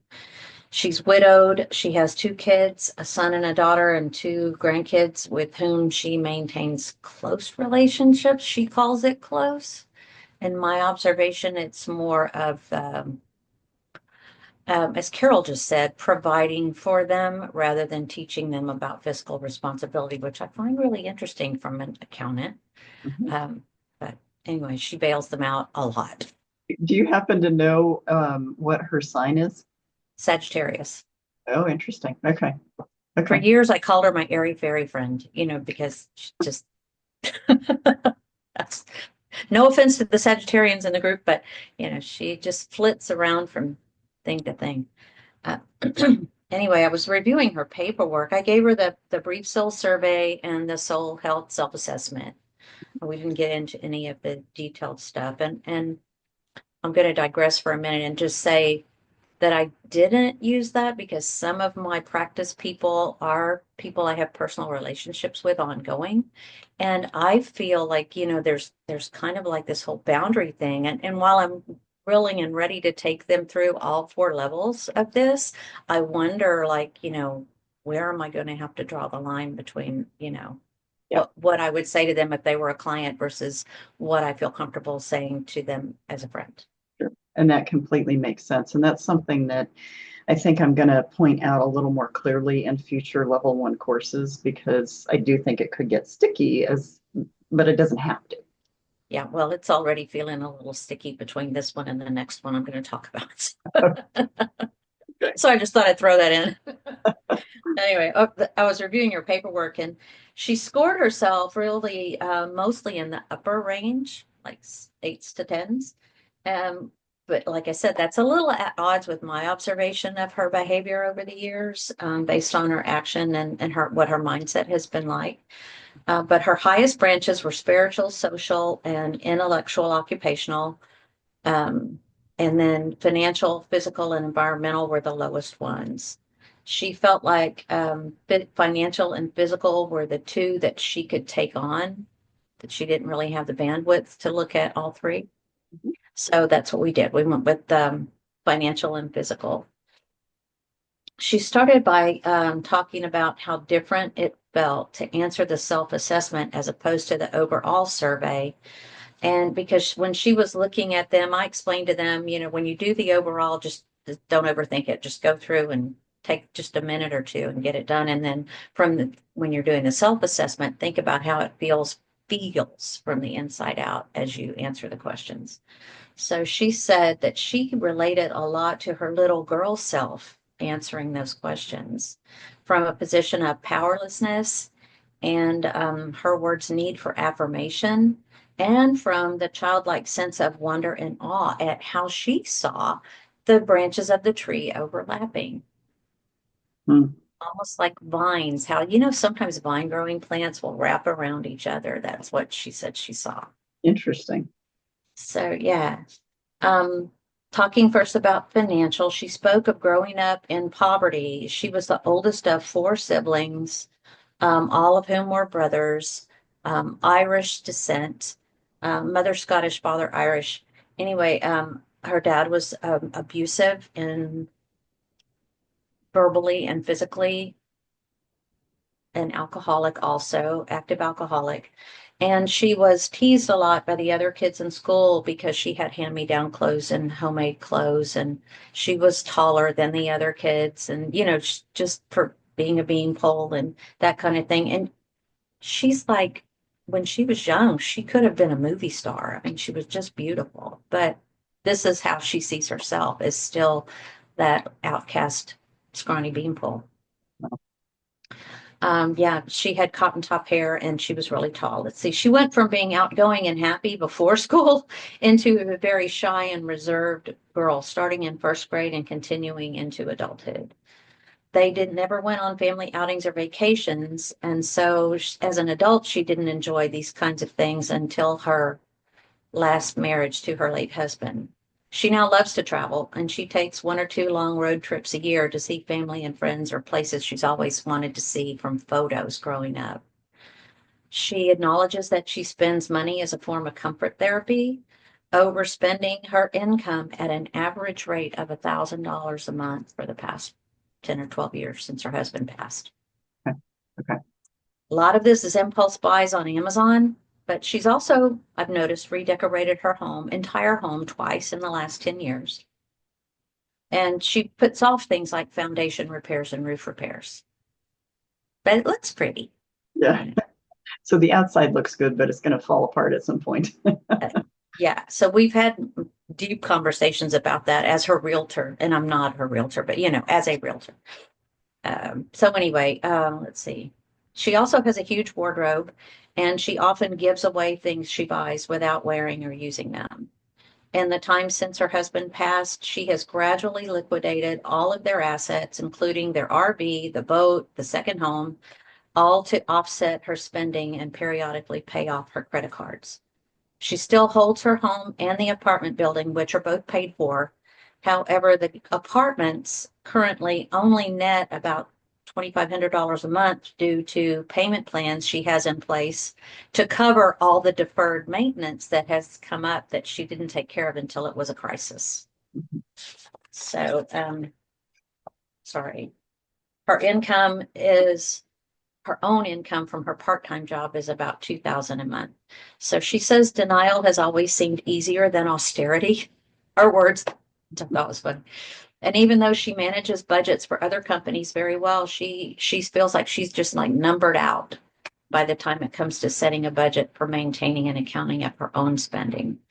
She says she plans to put off filing for Social Security until she's 67 and a half so she can have a higher monthly income when she stops working as a bookkeeper. So in looking at the Soul Health Plan, she says she's working to eliminate all the auto pays for all the streaming services and memberships and subscriptions and stuff that she has accumulated. And she likes the idea of going on an Amazon diet.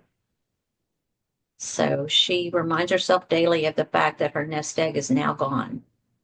Noticing that the rationalizing she does before clicking on purchase is a fortification step for the Soul Health Plan, as is letting go of the quote, I need statements. Is it a need or is it a want? Another step to be taken to clean out the branch includes setting the intention to create a budget and taking one action step daily toward that goal, beginning with opening a blank spreadsheet and naming it budget, which she did that day. And I've talked to her we had this conversation a few weeks ago, and I've talked to her a few times since, and she is adding to her spreadsheet a little bit every day. It's just not every day, but she said, but most days, sorry. Next action step to fill this out is to continue opening that file and adding a little bit of data. And she will pursue increasing her home-based yoga classes and sound healing workshops. That's also what she does as an avocation. She's an excellent sound healer. Then we went to the physical branch. She talked about battling most of her life with sugar addictions to candy, specifically Red Hots, and binging on alcohol. She's had treatment in the past for fatty liver and pre-diabetic symptoms. And this evolved into, when I mentioned that, remembering those things about her, she confessed that she wants to give up alcohol, but finds it difficult to entertain at home or go out with friends and not drink. So her sobriety date just reset after almost 90 days on 9/11. She also has a gym membership that she isn't using, though it's less expensive one than the membership she gave up earlier. She's committed to eliminating candy and chocolate and alcohol from her home. She's just not going to keep it in her home. She's promised to give herself the gift of putting Planet Fitness on her calendar every Monday, Wednesday, and Friday, considering gifting herself that time because she spends a lot of time doing for others. And to speak words of encouragement when possible to her friends who go there too. She says it's easier for her to think about it if she's there to support her friends who are there, as opposed to going there for herself. Mm-hmm. She feels another big step forward would be to limit time with people who do not support her alcohol-free efforts and to surround herself with healthy people. As she loses weight and reaches her desired goal, she will consign her larger clothes and trade them for smaller sizes without the benefit of Amazon or retail therapy. She will likewise work on shifting her mindset to reflect how she can use her experience to help others as she helps herself during this time at the gym and the yoga. So I feel like she may be coming out of denial on some levels, but there's quite a way to go there in terms of self-awareness. Mm-hmm. So her level of human consciousness is just now starting to wake up in some ways. Other human factors are life experiences, obviously, family dynamics, societal norms, trauma, genetic impact, family of origin, and stage of life. I would probably throw in self aspects for her because it feels like, how can I say this? Like her sense of self in general is a little scattered. Yeah, that's a fair point. Yeah, and I'm thinking, as you were talking, I'm thinking, okay, that's probably if I were working with her as a therapist, that's something I would work with her about is really like helping her explore her identity. Like, what does she see herself as, and what is her identity, and how does she let those parts of her just kind of run amok versus kind of pulling that in. And again, it could be a soul age thing. I don't know how old of a soul you think she is, but pretty young, I would think. Yeah, she tends to, in the time I've known her, flip from calling to calling to calling. Mm-hmm. Yeah.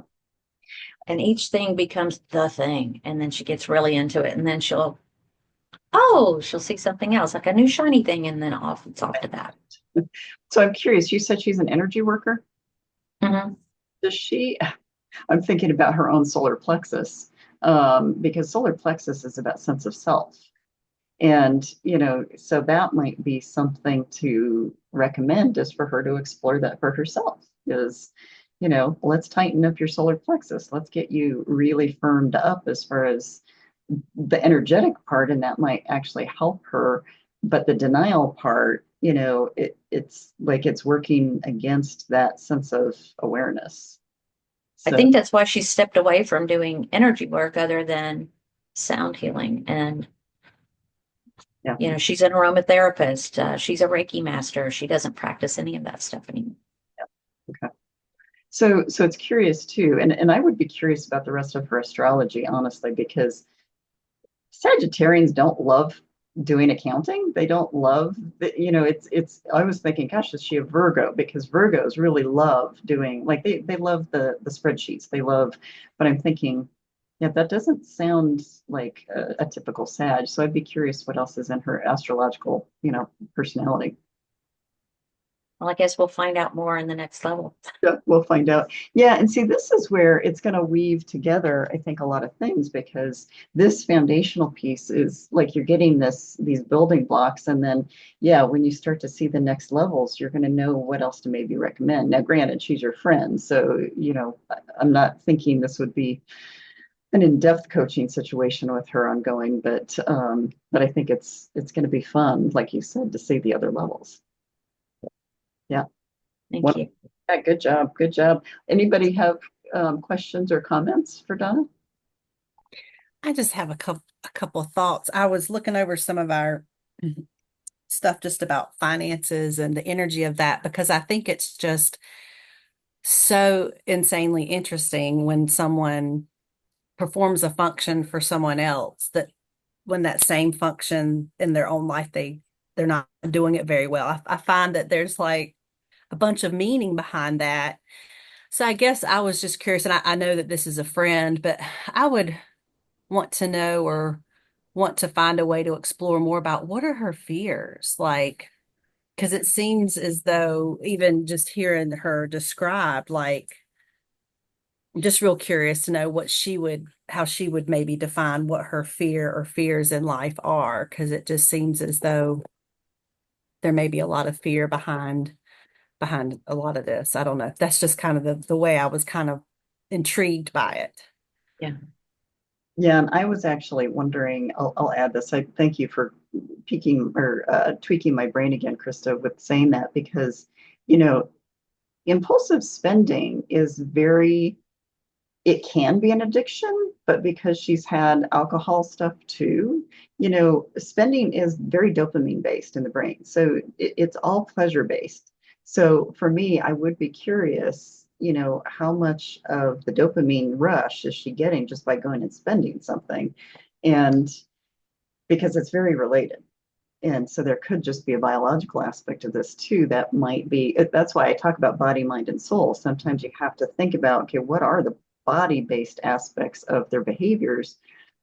Things like that could be dopamine based, because Yeah, I think she probably has undiagnosed ADHD, because all of her habits, the intense focus on one hobby or calling and then shifting to another because you get bored. And, that's really ADHD. The sugar addictions, again, very common dopamine seeking behavior for my population. So, yeah, I would have to wonder if that's not at play underneath it all. Yeah, and here's the astrological piece of that. Sagittarians have a habit of like bouncing from thing to thing because we get bored easily. And so that's part of like, yeah, and I agree, is it ADD? That's where digging in and looking at the deeper levels will help you kind of ferret out, okay, how much of it is this? How much of it is that? But like you said, Carol, there's implications there. So, yeah. She has a fear of being alone. And combine that with her love for entertaining, she'll have big open houses and invite people and tell them to bring a friend. And, she just has strangers and all these people in her home. She'll just let anyone in from her yoga crowd. She does these in-home yoga classes and has people in that she doesn't know. Well, I bet at the same time, then she's got an alarm system and cameras and she's big fear. So I find that interesting too. from having to pay for all of their food and drinks. Yeah, so it's interesting. Yeah, so it'd be curious. So if she were to become a client, it'd be interesting to see, like, where does she want to be in a year? I usually try to help people break it down to, let's just look at the next 6 months to a year. And because it's more biteable, people can actually, chew on something that's short term. So that would be kind of interesting if you were to work with her, longer than that. Yeah. Yeah. It's a good question to pose next time I talk to her. Yeah, you can pin it down a little bit because, if she is, and to Carol's point, if she's ADD, she might have a hard time pinning it down, but that might be a diagnostic tool with you asking the question. Because if she can't really say, that could be part of it too. She's trying to get to eliminate that $1,000 a month overspend, and she's gotten, believe it or not, halfway there just by canceling subscriptions and memberships and stuff. Great. So great. Wonderful. Wonderful. Well, it sounds like you could do her a lot of good. let's see. Yep. All right. Good job. All right. So Sherry, do you want to go next? And then I think Donna, you've got another one. Do you have two more to do, Sherry? I think you do. No, this is my last one. Yeah. Let me look at my little list here. Yes, I think I have it written. Yep, I have it written down. Yep, you're correct. Okay, go ahead. So this is a friend of mine. Her name is Adrienne. We've been friends for about 23 years. We were quite close, like our kids were the same age, so we did a lot of, we were very close back when the kids were little. We were sort of like each other's backup parent for school and things like that. So we spent quite a bit of time together. But over the years, probably the last 10, 15 years, I've sort of pulled away a bit as I have changed a lot, but she hasn't. And, you sort of had that gap, bit of a gap. But I thought she might find this, I thought she would find this fun to fill in. I was interested to see what came out of it, knowing her as I do. So she's 63. She's got 3 children in their 20s to her first husband. She's been married twice and has just, in the last week, split from her second husband. She works for herself. She makes wheat bags, that you heat in the microwave and for aches and pains. And she sells them at markets. And she's been doing that for about 20 years. She travels all around the country. She's got a caravan. She just loves the market life. She's a very outgoing, vivacious sort of person. She grew up in a family. Her mother was, her father worked for BP. So he was an executive for BP. So they lived all over the world. And then he became an international mediator for corporates. So he was always away, always traveling, very, very smart man, very, very nice man, but very, very focused on his work and what have you. Her mother is an incredibly controlling woman who is probably the most racist, bigoted, homophobic person I have ever come across. Quite an unpleasant woman to be around. And so Adrienne, at about 13, really started to rebel because her mother was, and her father was very nice, but he was also he was the, quite in charge as well. So she started to rebel at about 13, sneaking out of the house, drinking, smoking, having sex with lots of boys. This carried on right throughout her teens. She then ran away to Australia and worked in the mines, driving those massive, huge trucks, which was quite an admirable feat. And then she met a man and married him within 10 days, which was also a bit of a rebellion thing going on. And she thought they were happily married. Well, she was happily married. They had 3 kids, came back to New Zealand. She thought they were happily married until he left her for another woman. Absolutely devastated her. And she then met a man who was 15 years younger than her, and he very quickly moved in. They were together quite a few years until she discovered he was quite a major drug dealer. Not the sort of, little bit on the side, extra pocket money drug dealer, but quite up there. But she still stuck with him until he ran off with the next door neighbour and left her. So a second one absolutely devastated her. And what I found really interesting was he was a very controlling man as well. And he ran off with this younger neighbor. So the house next door was sold. And the mother immediately bought the house and moved in. And at the time, it felt to me like there was this void created by the controlling partner leaving, and the mother just swooped in and filled the void. So she had previously lived a few hours plane ride away. Suddenly she was right next door. And I could see it so clearly, just this void being filled by her. And she immediately picked up where she'd left off with this madly controlling behavior. Anyway, she met another man, married him very quickly, and has recently, just last week, separated from him. He moved in, promptly lit a cigarette, made a cup of coffee, sat in a chair for pretty much 10 years. Did nothing else. So, yeah. Adrian's mother now has dementia, and so she lives with Adrian. So it's sort of a bit ironic that this very controlling woman has to be, she's controlled Adrian all her life, and now Adrian's sort of in control of, not control of her. Adrian does it very lovingly, but she's in charge of her. So her highest branch is financial. Her father, when he died, left a very large trust fund, which means she has zero money issues, money concerns. And I love them. I've always loved the fact that even though she's got this enormous fund available to her, she still works incredibly hard, making her wheat bags, being out on the road. She still earns her little money. She's proud to think that she's paying her day-to-day expenses with the money she earns, where she doesn't actually need to work at all. So that was her highest branch. Her lowest branch was the rest of her branches were very low, like incredibly low. The lowest one was physical.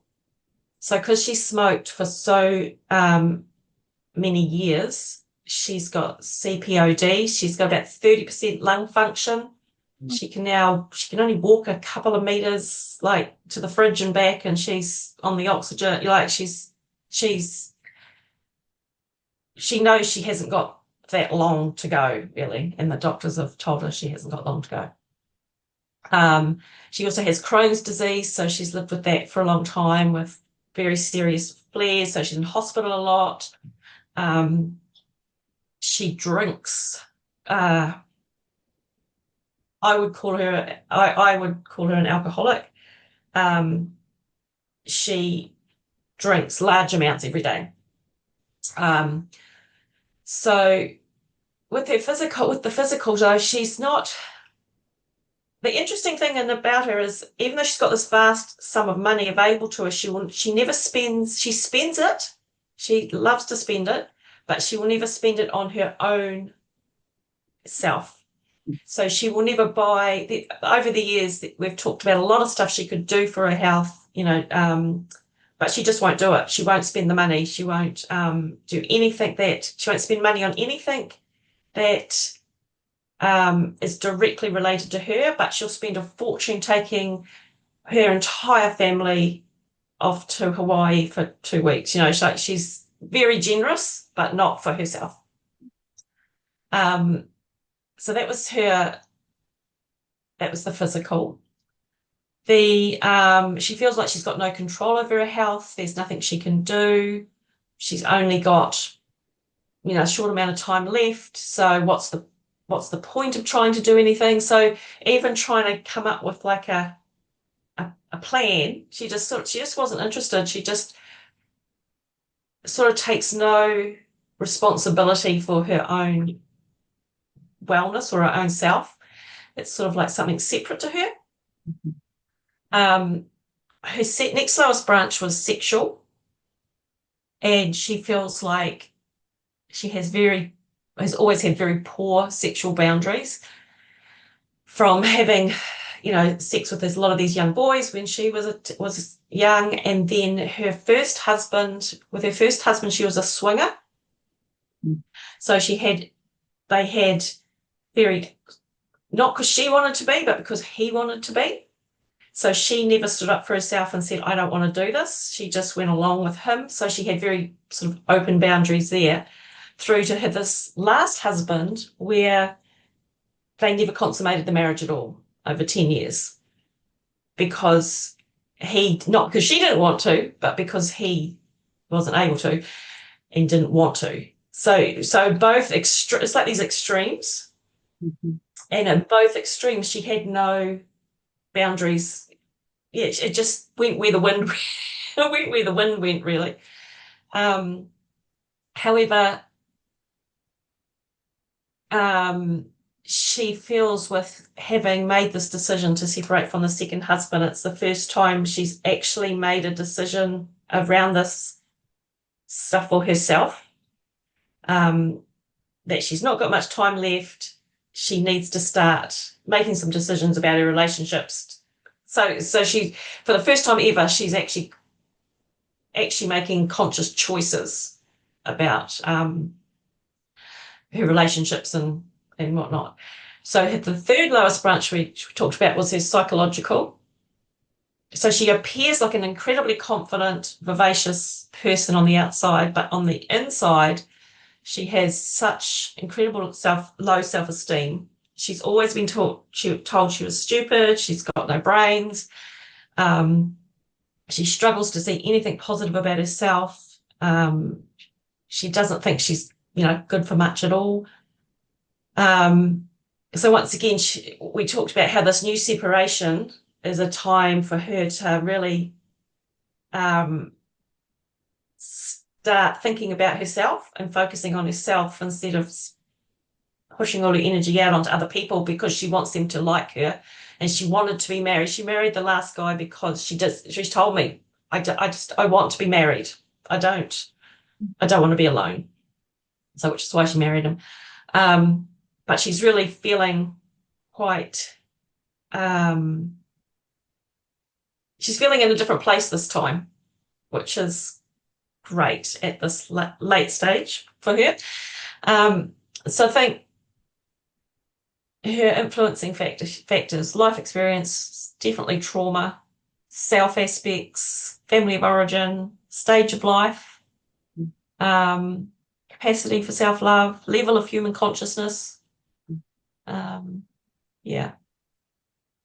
So what was it like for her to fill these out? Was she excited? Was she curious? Was she compliant? And she was. Yeah, I would say she was compliant. She wasn't that curious. Okay. I think she felt, because they rated so low, and she was like, oh yeah, well, of course they would,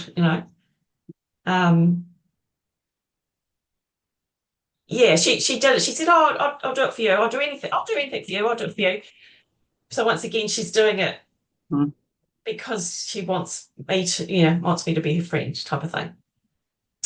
She wasn't doing it because she thought it would be interesting for her, or it would benefit her. Yeah, I was curious about that. She's also always sort of like, she'll meet somebody, and within moments she's inviting them to her wedding. And that person, you can see that person going, but to her, she's like, oh, everybody come, she just wants to bring people in to be her friend. She wants to be loved, and she's never really felt that love from anyone, really. Yeah, so she's substituting, it sounds like, actual love for distant relationships or distant kinds of things. Yeah. Okay. Yeah. I think this will help give her. Do you think this helped give her any motivation to do something, or was this just something she'll block herself from? Well, I'm thinking that I'm just going to give her some space while she's going through this separation, because it's only been a couple of weeks, and then I'm going to talk to her again, because I felt like it wasn't an accident that I didn't realize she had separated because it was literally only a matter of a couple of days when I had talked to her and she just randomly came into my mind. I thought, oh my gosh, she'd be quite good to fill us out. I'd love to see how it all played out. And when I rang to ask her, she told me that, oh, I've been meaning to ring you, we've separated. And I thought, oh, it's no accident that you popped into my mind. Um, Yeah, this could be a really important. so yeah. So I'm gonna, yeah. I'm gonna. These are my observations as you were talking. It's almost like the universe was trying to give her so many opportunities in so many different ways and so many contrasts. And well, that didn't work, so let's try this. And it's really interesting because she has such a variety of difficult things that it does feel like the universe was just like, okay, what is it going to take to get her to kind of put energy into herself? So Yeah, and I've always thought with her, it's like the universe has always provided for her financially. Like money just falls out of the air into her lap.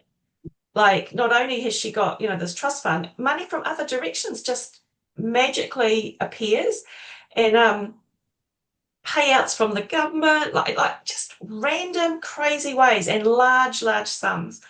And I've often thought it's like the universe has said, right, okay, we're going to look after you financially because you've got a whole lot of other stuff to deal with. So we won't have to worry about the money, but let's just focus on relationships and self-love.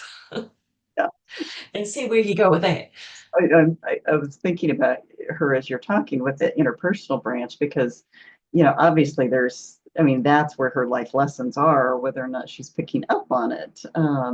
But yeah, this will be interesting for you to follow her and see where it goes. Yeah. Yeah, well. Yeah. Because maybe she is, like you said, nothing happens by accident. And maybe this timing might be, good for her.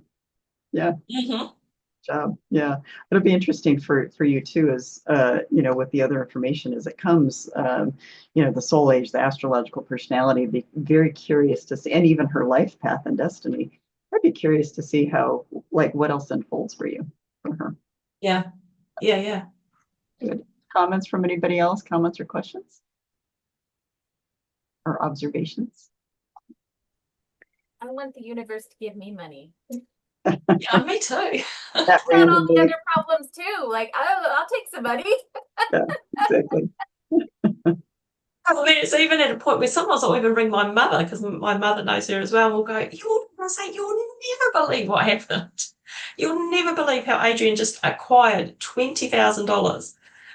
And even just when I was talking to her the other day, she said, oh, the lawyers have just found 2 more insurance policies Dad had. We never knew that he had, and he died 10, 15 years ago. So we're going to spend that money. We're all going to Europe. The whole family are going, So interestingly, when we get to level 4 and we talk about star seeds, some star seeds actually are just automatic manifestors. Like they don't have to try. And then, those of you who might be interested in things like human design, if you look at human design, sometimes that will show whether you're a manifestor or like a generator or whatever. But yeah, there are certain star seeds that they can sneeze and they manifest. It's just energetically. So it's very curious how it all goes. But yeah, like you said, at least she's financially taken care of. Especially if she has all these health problems, she's going to need the money to take care of them. But And her mother after she's gone, that's yeah, interesting that her Yeah. mom's going to outlive her, perhaps, potentially. it's possible. It's quite possible. Yeah. One thing I was sorry, go ahead, Krista. I was just also curious, like, I don't know with this particular scenario if this would be that helpful, but I know something else I've been working on a little bit for myself is thinking about, we heard about her relationships and whatnot, and thinking about like making a list of the people I consider to be most prominent in this lifetime, and then trying to figure out with my friends, like what category do they fall into and how many friends do I have that are patterns that are considered like unsupportive or unhelpful. And thinking about that too, about love relationships with our information, just about the different kinds of and descriptions of love relationships in terms of trying to help people maybe consider patterns. I don't know, that was just something else that's kind of been flowing through my mind, even with some of the people I did surveys with, like trying to think about ways to help people, I guess, see their lives maybe in a little bit more of a conscious way. Mm. Well, it can even back to the soul work we did, the soul group work we did early on, is having them plotted out to figure out where these people fit in this map. Because, maybe that would illuminate a life lesson that she's missing, because, it just seems like there are some patterns there for sure. Definitely. Mm. From a mind-body perspective too, lung issues have to do with inability to breathe in the joy of life. Mm-hmm. So it sounds like she has joy, but it's really about, like, it's like a distant joy. It's not about like what she does for herself for joy. It's about, like you said, kind of that distant kind of joy. So it's not joy from within, it's joy external. Mm. And yet she's trying to find it, ravenously with everything she's doing, but it's not working. Mm-hmm. Mm-hmm. Yeah, interesting case. Yeah. Very interesting. Yeah, she's very interesting. So it'll be interesting to see where things go in the future. Yeah. Mm-hmm. Good job. Wonderful. Wonderful. And I think, Donna, you might, I know you've got another person. And I think everybody else, and I know, Mara, we're going to work that out later, but I think that might be our last one. Is there anybody? Ooh, I get to bring up the rear. Yep, because I have all of my little notes here, but I think that will be the last one, and then we can kind of talk about the afternoon. But yeah, what Mara will figure out for the future. So okay, perfect. Okay, here we go. This person's name is Tina, and I've known Tina for about 10 years. She's a friend, and she actually was really not inclined to do this assessment. I hadn't even thought about asking her to do this assessment, knowing her as I do. But when the other 3 people who said they would participate then failed to turn anything in, she did the assessments for me. So that's how she's come into this. She works in, she's a nurse. She has a master's and a BSN and an MSN. But she has worked in ER triage. She's worked in, medevac, just high intense type things with nursing. And she's also run a prison hospital with like 500 patients and a bunch of staff. And, she did that for 10 years. And she just, after getting a pretty severe case of burnout, at that point, she left, and that was run through the state of Texas. And now she works again for the state of Texas for the seniority and for the benefits, working for the National Poison Control Center. It's staffed in that state through the state. Anyway, so she can maintain her benefits and a lot of vacation time that she's accumulated. But she has done some psychic development work. She has a natural ability to see past lives in herself and in other people. And this manifested in a really odd way when we were going to take a cruise in 2017. And the day we were supposed to leave, a hurricane hit our area, and she was locked in a prison, delivering babies and taking care of people in a prison hospital with no help. And I was watching my roof fall in. So we put it off for a year. Thankfully, we got a credit and we went the next year. But that cruise was going to be with James Van Praagh, because I've always wanted to, study mediumship and been working toward that and doing that for a while. And she thought it was pretty interesting too. He wasn't on the one the next year, but we went to Rome and Greece and different places in the Mediterranean. And she would literally just tear up, pulling up to certain places or touch the stone and the buildings and feel the energy of the Colosseum, and just tears streaming down her face. It was just incredible to watch. And this is somebody who ran a prison hospital. I'd never seen her cry. I didn't know that she could. So tough woman, but it just all comes pouring out. Yeah. And she can see it in other people too, like what they did in past lives. It's really interesting. She doesn't really practice it or use it. She's also a Reiki master, though she doesn't use that either. She's 58, twice divorced, with a daughter, a son, and two grandchildren. She is really close with her kids and grandkids, and she is herself is the youngest of four.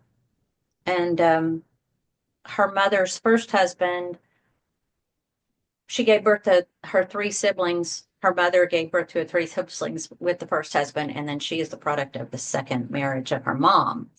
But growing up with her dad and these other siblings, her dad was also an alcoholic, and his dad was an alcoholic. Abuse of all forms happened with both of those men. He was a Vietnam era veteran, her dad. He was a mechanic in the family diesel business. And her mother also served in the Air Force, but she was kicked out of the Air Force for being pregnant in her first marriage. So both of her parents were veterans. I didn't realize that happened back then, but I guess it did in the early 60s. Anyway, her mom later became a police officer after her dad died, or right about the time her dad died. But she had worked for years for a county judge in the county clerk's office. She grew up with untreated GI issues. Like, she would eat things that didn't agree with her, and because she was told to clean your plate, and then when she threw up, she'd get hit for throwing up. So she ate what she could, and she overate, and then therefore had a weight problem, and she still struggles with weight issues even now. She loves to travel, and in the years since she divorced her first husband. Gosh, let me just back up a minute. She married her first husband to get out of the house, and he was in the Army, and so they lived in Germany for a time, and she loved that. She gave birth to her first daughter there, and then when they came back to the States, her son. When the kids were still little and she was working full time and in nursing school, she found out that her husband was having an affair and wouldn't divorce her. And the person he turned out to be having an affair with was her stepmother. Oh my. Yeah. So finally, when the stepmother left her dad, the dad didn't believe that it was happening because she told him anyway. They got together, and they're still together. And I will tell you, I've known her for 10 years, and it's only been in the last year that I learned his true name. She's always just referred to him as Dickhead. Pardon my French, y'all. If you're not too sensitive. If you're doing this work, you probably are not too sensitive. But anyway, just want to say that. But his real name is Bill, so I didn't know. Anyway. And the wife, stepmother, is the C word. Her kids have a really interesting sense of humor about the whole situation, because they didn't really know that she was, until they were older, about that whole relationship dynamic. And her son is just so funny. He could do stand-up comedy. He just looked at me one time with this little happy-to-be smile on his face and said, I just think it's so special that my mom and I get to share the same stepmother. Everybody in the whole room fell out. Oh my gosh. Had to be there. Anyway, so she then remarried. She married this other gentleman who was also in law enforcement, and divorced him after finding out that he was having an affair. So, and that's right about the time that we met. And so, I invited her to go on a trip with me, and that's when we discovered that we both have a love of travel. So she spends about 3 or 4 months out of the year now visiting other countries and exploring other cultures. She loves to travel. When her grandfather died about 9 years ago, he left all of his money to her. So she is sort of like Sherry's client, and then she doesn't have to work, but she does for the benefits, and she lives on what she makes. She dips into the savings for the trips and to do things for her kids. She will splurge occasionally on things for herself, but not very often. She does draw oracle cards and journal every day. She practices gratitude and expresses it to the people in her life, including me. It's like, she'll just, out of the clear blue sky, we going somewhere in the car and she'll say, I just want to tell you how grateful I am to have you. You know, it's like, who does that? She's really, it's really sweet. But she can be very compassionate and kind-hearted and generous. But at the same time, when I first met her and in her professional world, she's pretty hard and tough. But she had a brother. I'm sorry this is taking so long, but I feel like I have to tell you this part. One of her brothers was a drug abuser who ended up in prison for some time. And, she stayed in contact with him when everybody else had written him off, just writing to him occasionally. And when he got out, she bought a house and set up a sober living house for him to run. And she did that until finding out that he obviously was not sober, obvious to everybody else but her, not sober. And so she closed the house. But there was one gentleman in the house who was developmentally impaired, and his Social Security is like $600 a month. So, it's really hard to find a place, even within, the limited social system that Texas has, that will take someone for what their Social Security is and nothing more. And so he lives on that in another sober living house. And she still takes him shopping every month and gets him the extra things that the place doesn't cover, things that he's supposed to provide for himself. And so, yeah, she takes his call once a week and talks to him, and because he has no family, he has nobody. Anyway, I always thought that was really sweet. She also gives regularly to an animal rescue group and a church that she doesn't attend, but she still gives. So she did, again, the survey and the soul health assessment. And I was noticing with her when I was scoring her paperwork that she did score a lot in the middle, and just sort of stayed like middle of the road. Her highest were spiritual, environmental, and interpersonal, while her lowest were sexual, physical, and intellectual, occupational. So we were talking about the sexual branch, and we laughed about the fact that this would probably be scored much differently had she had a relationship, if she were in a relationship. But not having had one for several years, it's she understands and is at ease with sex and understands that soulful sex requires a mutual decision. But because it's been years since she allowed someone to get that close to her to develop into something that could be sexual, that's why she scored it low. But she doesn't have any, she also feels like the experience that she has had in her life so far have not been all that great. She has no interest in online dating. She doesn't go to clubs or anything like that. She just wants the relationship to develop organically.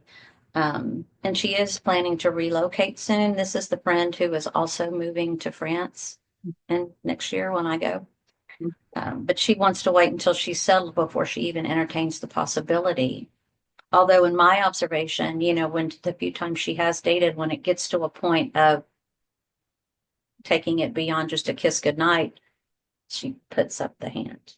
She's not ready. She doesn't feel that there's any connection to anyone here and that her soulmate doesn't live in the US. So she is drawn to ancient cultures and thinks that perhaps her soulmate lives in one of those places like Greece or Egypt or Italy or something. So, and looking at the plan, we had kind of a laugh over what to eliminate since there's so much that's non-existent, but she has done some family of origin work.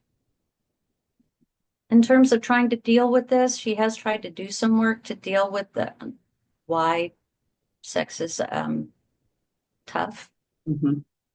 Incest survivor work, family of origin work, childhood violence, trauma. Like I said, she had the stomach issues that manifested the allergies. It turned out that she figured it out by just eliminating gluten. And as long as she doesn't eat gluten, her health is okay. Her stomach is fine. But she holds most people at arm's length, like I said, with few exceptions. Her detachment skills, I jokingly said, you have really stellar detachment skills because, as a trauma nurse and and doing the kind of work that she's done, you almost have to have. And she really embraced that. She liked that description, which says something in and of itself. But that's pretty much her go-to second nature reflex, is just to detach. If faced with in my opinion, if she were faced with the choice of being vulnerable or being tough, no matter who it is at this point, I think she would choose to stay tough. Mm-hmm. Mm-hmm. Well, and certainly with her work in the prison, it's really interesting because you have to have a whole different ability to detach, like you said. So maybe that is a permanent. I'm thinking about it in terms of that ability to detach has permanently affixed itself to her instead of letting people in. But it sounds like she's very effective in her work. It's just, how does she do her human life? Yeah, she's a top performer at the Poison Control Center. But but some of the stories, stupid people making stupid decisions. Anyway, I just know that there are a lot of emotional scars and soul wounds in other directions of time, as well as this timeline, that are impacting her ability to let anybody get close, to have true intimacy. And again, above my pay grade and out of bounds with the friendship. Sure. That, to me, I feel like. So in terms of the physical, she acknowledges a lifetime of not eating healthy. She grew up in that family, where vegetables and fruit came in second to French fries and candy and whatever was cheap and easy to do. And then living as an ER nurse and a single mom and, bouncing around and taking care of kids. She did cook for the kids and used vegetables in those meals. But now that the kids are grown, she just eats out mostly. So she, on another interesting note, growing up in an alcoholic home, she was never much of a drinker. But when she divorced this last husband, and right about that same time came into a lot of money, she started drinking, developed an affinity for wine, and now she has 2 or 3 glasses a day every day at the end of her shift, or even if she gets off the shift at 2 a.m, she'll still have a glass or 2 of wine before she goes to bed. So, which might be how she detaches. Yeah, she says she uses it to just decompress and relax. Let's see. She is also, since her separation and divorce from the second husband, lost about 50 pounds, and she monitors her proteins and carbs rigorously, as well as living on. I mean, I don't know if this is normal for nurses. I know there are some medical professionals in this group, but whenever we travel, she's got like a pharmacy in her purse. She's got something for everything in her purse. And she has that, plus she has this like 20 supplements. I swear to God, she looks like my parents who are like in hospice care with all the stuff she takes. And I, on the other hand, can't stand pills. I'd make a terrible junkie. I hate needles. It's just like I can't do any of that stuff. So, it's really, it's hard for me to comprehend, but that's how she monitors her weight and takes care of her health. We spoke about the soul health plan. She feels like all she could eliminate would be to cut back on her alcohol. She literally drinks a gallon of water a day. She's always drinking water. Like I said, she adds electrolytes and whey protein and all the other supplements. But because her work schedule varies all the time, she sometimes works days, nights, 15-hour shifts, 12-hour shifts. She really doesn't have a way to have a routine to go to the gym. But she does exercise more when she travels. So her solution is to travel more. Yeah. But anyway, she'll be retiring at 62. So she's only got about 3 more years. Wow. And that's where we left it. That's a lot. And like you said, it's no wonder, being a friend, that you're feeling it's a little sticky for you to know where to go. Or, she did it as a favor for you. So if anything, maybe that's your way of detaching now, and just look at it as a favor if you don't want to delve in that much more. Oh, there's this whole page here is about the intellectual occupational. But it's, again, I can go into it, but I hate to hold up the class because there's just so much with this. You want to hit the high points? Sure. Okay. She is on the upside, she is highly intelligent and loves to learn and discover new things, as well as being intuitive. She was a voracious reader. So, but again, stupid people making stupid choices seems to be all she's ever dealt with in her career. And even she doesn't tolerate that petty employee stuff that you have to deal with as a manager. And even though she's not a manager in this current job, she's an Indian and not a chief. She still has a hard time with all the that goes on amongst the other operators in poison control, and she just detaches completely from that. She's looking forward to retirement. She really loves having a home where she can create a sanctuary environment, and she loves spending time in that place. And she's looking forward to doing that in another country so that she can use that as a home base to explore other cultures. But she says she would rather have a small circle of trusted, intelligent friends than a wide social network of acquaintances. That she doesn't want to come off as the mean girl, but meaningless chit chat is boring and only encourages what she calls soundbite spewing, where, people who live on social media, they live in sound bites and they just spout their opinions from what they just saw on the feed. Yep. So that's where we left it. So human factors, we could probably go through a whole lot of those lists. I think self aspects, life experiences, family dynamics, trauma, of course, genetic impact from some of those physiological things, level of human consciousness, family of origin, stage of life, gender identity. Probably some capacity for love and self-love too. Yeah, the self aspect, capacity. Yeah, and again, very layered, complicated profile. And again, it depends on how ready is she to do anything differently. And that may change when she retires, but who knows? Because, some people it's not their thing to really delve in. I think she would be somebody that I would love to refer her to someone if this uncovers enough for her that she feels like she wants to pursue it. Do you think she would do it? At this point, I don't think she's inclined to do it. Like I said, she just did this as a favor to me. But I think as we go through the other levels and she sees more and more, she starts to put the pieces together and perhaps so. If she was that intuitive with past life work, I'd be very curious, has she ever experienced her own past life work? Or is it she's able to see other people's, but maybe not her own, and maybe putting it together for, oh, wow, why am I doing this life if, the way it's been laid out for me? Yeah, she has seen some of her own, and she's done a couple of past life regressions as well.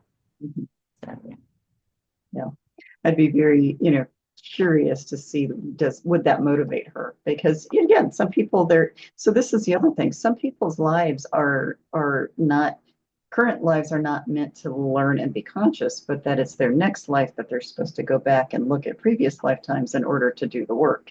And on the other hand, sometimes they hold it all together until later in life, and then it all falls apart, and then they have an awakening, and now all of a sudden they're doing the work.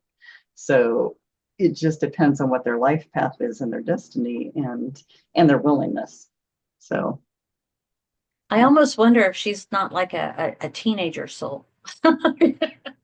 She sees it and knows it, but doesn't want to do anything differently. Yeah, so that is a curious thing, because then we also would want to know, okay, so again, I would be curious about astrological personality, how that fits in, also the soul age, but then I would want to look into the soul, what I call soul fragments. I mean, she's fragmented. She's got a whole lot of, trauma, but sometimes they shut it down just so they don't have to deal with it. And that's why I wonder, is something going to unfold at some point where it just blows open and she has no choice? Or is it, you just don't know? I mean, you just don't know what's going to happen. I have two clients right now that they're both retired physicians, and highly functional, very, very successful. And both of them, like soon after they retired, it all blew open. And then they're dealing with all of their childhood trauma. And I mean, it's really, and they had these wonderful lives until now. So Yep. hopefully, There's all this mess. yeah. So we'll have to clean it up at some point, just don't know which lifetime. So, yeah. So But she does feel like most of her past lives were female. So, and I know with older souls, at least it's my understanding that they have kind of a balance between male and female lives. The older the souls get. Yep. Yeah, it's usually pretty balanced out by that point. Yeah. And it seasons you very well. So, yeah, I'd be curious to delve in. And so, like you said, future levels might illuminate some more information for you. Yeah. Anybody have thoughts or comments or questions for Donna? Yeah. Were you tired after that? Yes. Yeah. Because that's, I just even listening, I'm thinking, wow, that's a lot of information on a lot of layers that you may or may not have known ahead of time. So, yeah. Good Some job. of it I knew. Yeah, thank you.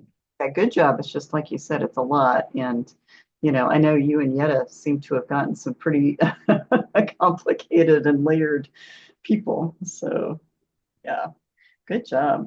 Good job.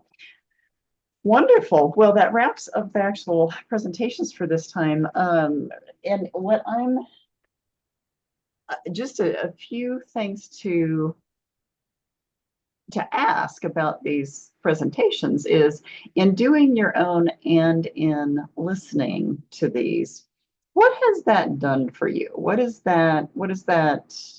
Because this is a lot to listen to, but it really forces you to conceptualize all of this and start to weave it together. So any comments on what this has done for you? Or how you see this different, how you see people differently now? I would have to say that it kind of surprised me how many people were interested. Like they were like, "What is this that you're doing?" And were curious about it. I mean, I guess I also have to think that that's in my circle, but like even with clients, they were very interested in learning more. And I don't know why that surprised me, but it did. I think the time is coming when people they want something to go deeper, but they don't know how. And so I think that curiosity might be stemming from that. I just don't think there's ever been a method or a strategy or a rubric to go by before. So, but I think people are hungry for it. I think people want to get back to the soul. Anybody else have thoughts or observations?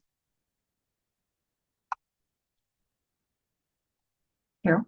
I like the fact that it's given me a new language and some practical tools to interweave with the work I was already doing. That has been super helpful, and people really resonate well too. And it's really helped me take it to a better place, I think, interweaving all that. Yeah. Well, and I think doing any kind of interpersonal work, it's the perfect scenario to be able to move it into whether it's coaching, whether it's client work, whether it's psychological or physical. I think it gives you, like you said, a new layer to go by. Mm-hmm. I'm glad for that. Yeah. Anybody else? Definitely a new skill base and a new way to think of things. I am curious. I always try to ask this question. So how has this changed your view of interacting with the people in your own life? Because, now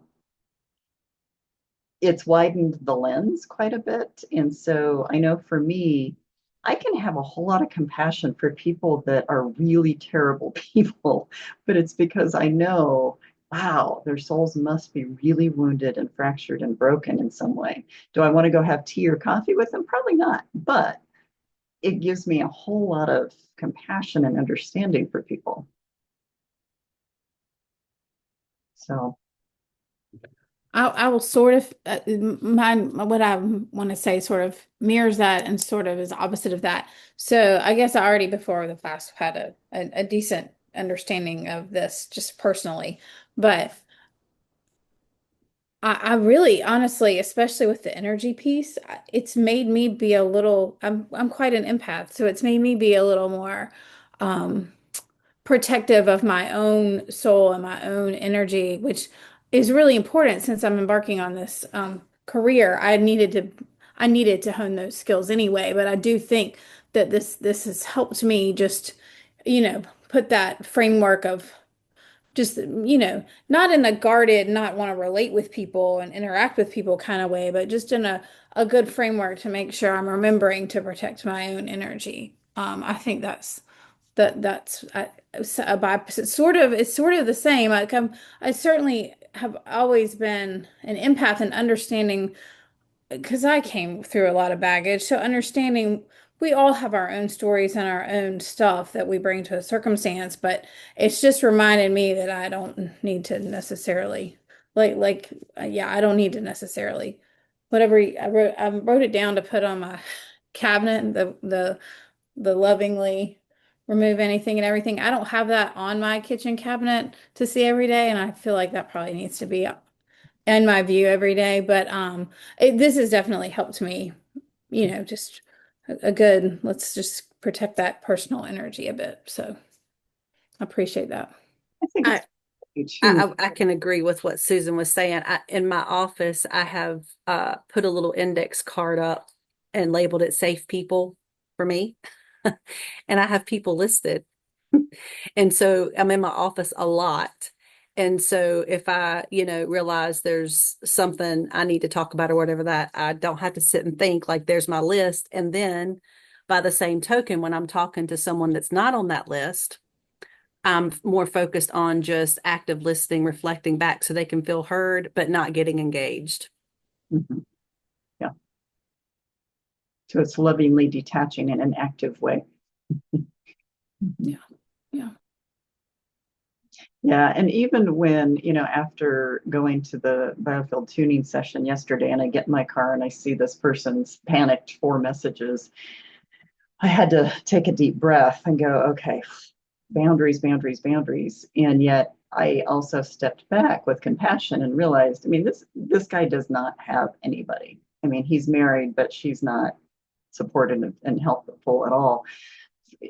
And so basically, in fact, she's one of the people he's taking care of right now. But it is one of those things where you have to step out of it long enough to go, wait a minute, this person's hurting. This is something to take care of, but within boundaries, within that sense of how can I help take care of him? But then my boundary is by the time I got home, I was done. Now, granted, we wrapped up the conversation before that, but yeah, so understanding how your own soul needs assistance is a huge part of what I wanted to teach during this, because you can't do soul healing work and not take care of you can't effectively do soul healing work and not take care of your soul. Let me say it that way. So I'm glad. I also appreciated the story that you just shared that you were referencing with that client because there's a lot of I think we live in the ish. And so like, yes, you want to have your boundaries, but yes, you wanted to. So it was a good example for me that here's how I'm going to do this. Here's a finite boundary in my head. I've got 10 more minutes. I'm going to help this client now. And then, but I'm done. I'm not giving 2 hours to this client who sent me these panicked messages, but I'm not going to leave him out in an alert since it's Thursday afternoon. But it was a good, like, let's find a happy medium where I'm taking care of this person and taking care of me at the same time. So, Yeah, and you do run into that. I had another client who's a soul coaching client of mine, so I'm not doing therapy with her, and she had a very urgent request to have a conversation the other day. And I said, so do you need a session or do you need a conversation? And she said, I think just a conversation. And yet that conversation took like 25, 30 minutes. And I just had to say, look, we've got a package. I didn't say this way, but you've got a package of this. So you do have to know where you're at all times. And I know for me, and I don't know if this is going to be helpful for me to say for people or not, but I know for me, I actually still keep a paper calendar on purpose because I can see my entire week and I can see where people are on my calendar. So I know that if I have a few really heavy clients, that I can buffer it by who I put around them in those sessions. And and and I also have blocks in my calendar for it's a no-brainer. I am not seeing clients on Tuesday mornings till noon. I'm not seeing, unless it's a special week, I'm not seeing them Thursday afternoons or Fridays. I'm just I can't, because I know where I'm at. But you do have to learn how to manage it. And then yet there are times that you have spontaneous situations come up where you have to do some soul healing work and beyond the work that you do, and then you just have to be very conscious of, okay, what am I going to need after this? So, for you, Donna, after having had that conversation, I can imagine you were just like worn out because it was so much heavy information. And so that's when you have to know, what do I need for myself right now? Right. Yeah. Yeah, so to me, again, this is soul healing is all about knowing your own soul enough to know what to do to take care of it. It feels like an honor, and I feel like it's almost a privilege that they trust me, that people trust me enough to give me this, what I feel is an intimate piece of themselves. And so I try to hold space for that and appreciate that, the reverence, treat it with reverence, I guess I should say. It is a privilege. It's a privilege and an honor to do this kind of work. And that doesn't mean it's not exhausting. And I think that's why, I'm right out there and saying, yeah, I'm exhausted this week or whatever, because it's, you still have to be human and take care of yourself at the same time. I really struggle with that when I have my off days, when I'm not seeing anybody. Sometimes I just want to have what I call a mental health day and just veg and not do all the gazillion things on my to-do list. And then I spiral into, well, is that self-sabotage? Are you kicking that into gear again? So it's like, whew. And in fact, one of the side trainings I plan to do is like self-care for soul healers, because learning how to really, you have to be more intentional when you do this kind of work. But I'm going to say this for you, Donna. It's like, this is what I do for myself, if this is helpful. I pick 3 things that I absolutely have to do. Like, okay, I need to go, I don't know, I'm just going to say this. I need to go change my bedding and wash it. I need to go water my plants outside that I just planted so they don't die, or one other thing. I pick 3 things that are absolutes. And then if I don't have any energy after that, so be it. Oftentimes I'll get 1 or 2 more things in, and then I'm like, I'm done. I'm not doing anything else. So it's the same thing as what I did with this client, is set the boundary for how much I knew my bandwidth could give and how much my soul needed in order to restore. So sometimes you do have to, yeah. Now, granted, when you get urgent calls, sometimes you don't have nearly as much choice, but it's all about intentionality. So go sit on your couch and veg sometimes too. I do. Yeah. I just feel a little guilty. I don't feel guilty. Just look at it as it's restoration time. That's what I do. Okay. Any other comments for right now?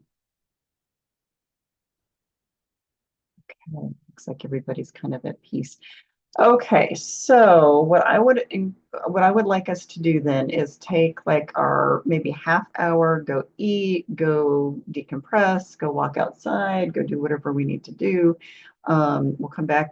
So it's 12:37 my time, so maybe 10 after 1 my time, so about 30 minutes. And then we're gonna just do soul stuff the rest of the day. And we're gonna do some floating, and we're gonna do some internal work, but it's not gonna be super heavy stuff. It's gonna be just a lot of let's keep this flowing, and let's do just do some soul swimming for a little while. So, okay, so I'm gonna stop the recording, and then I'll start it up again in 30 minutes. So I'll see you then. Okay, that's good.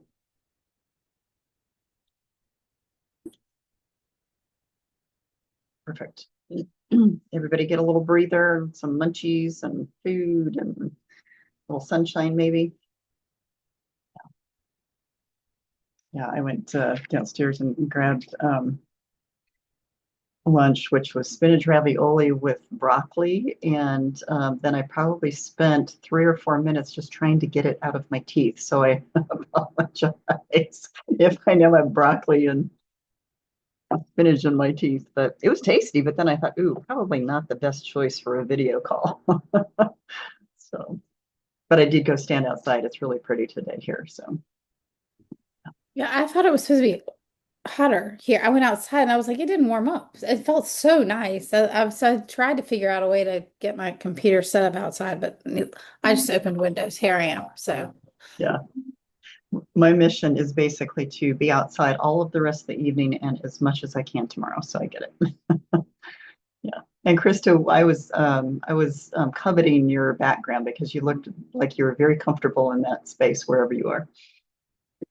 I am staying with some friends in Winston-Salem, Okay. and their yard is beautiful, and I'm just grateful to be here. Yeah, yeah. Well, I was grateful that you had the background. I was coveting it. I like my space and my house plants, but being outside is my thing. So, okay.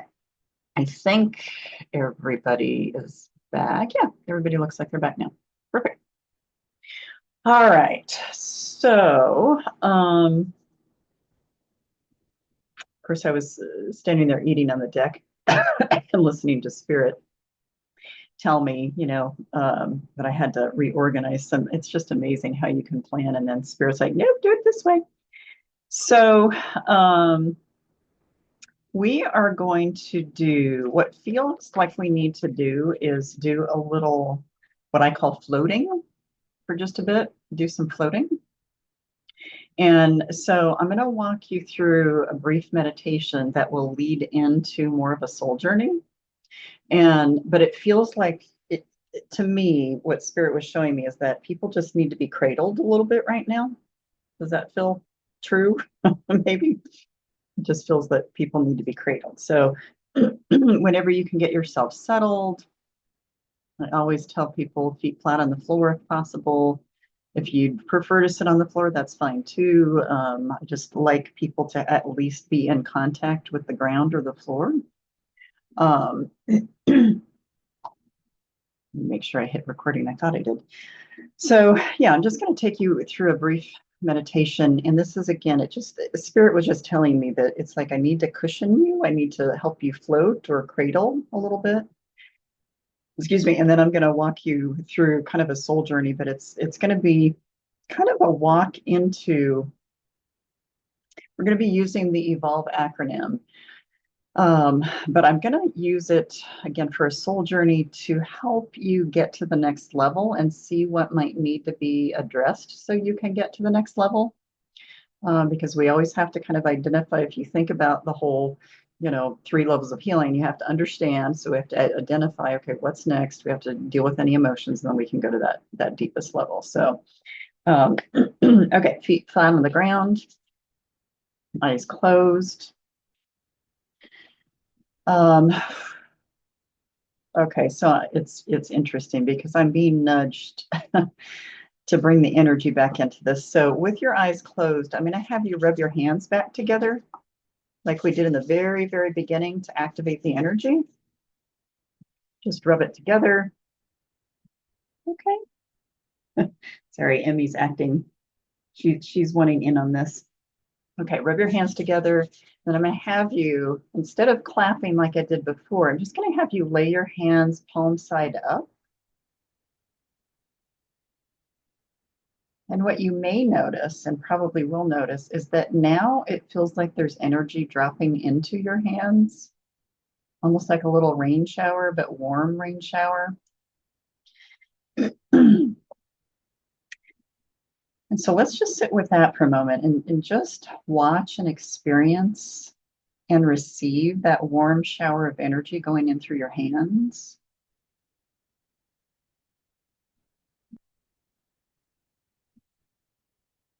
You may notice it starting to spread up to your arms.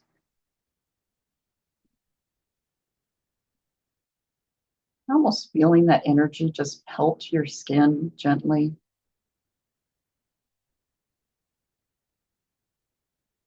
If you notice it showering down anywhere else, whether it's on your head, your legs, your feet, just let it come in, but just make sure you're at least focusing on your hands, bringing that energy in for right now.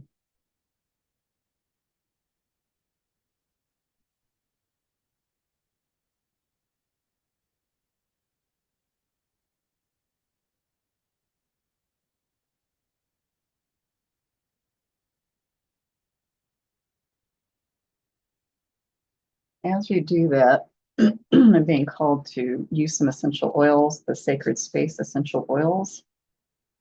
We're going to create a sacred space around you. I'm also being called to use inner peace, so I'm going to use some of that.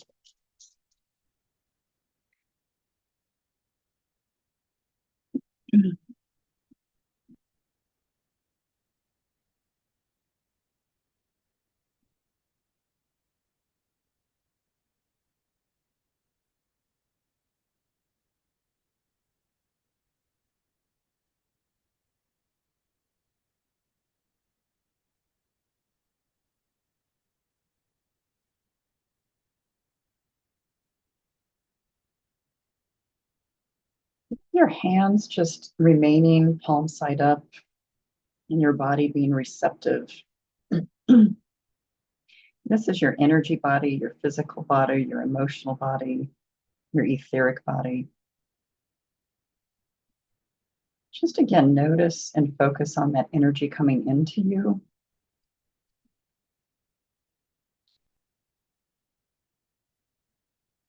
And what you're going to start noticing next is that that energy is actually forming a cradle underneath you, almost like a hammock. It's very soft, very safe. You might even start to feel as if you're kind of gently swaying in that energy as the breeze comes with you.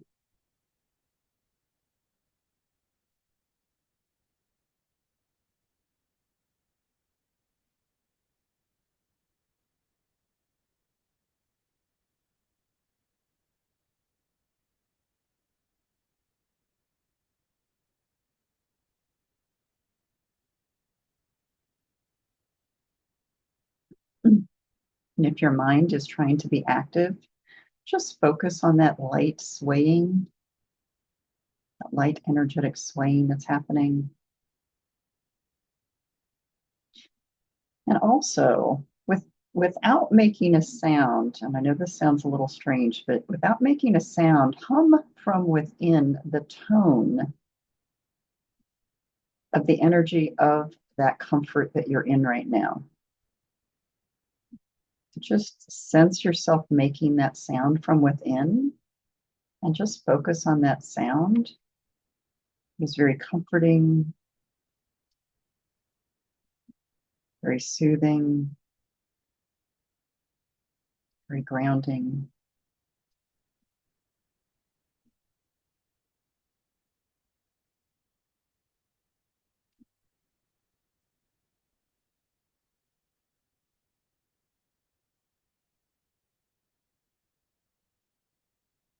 Depending on what feels right for you, it's either that cradle energy or that hammock.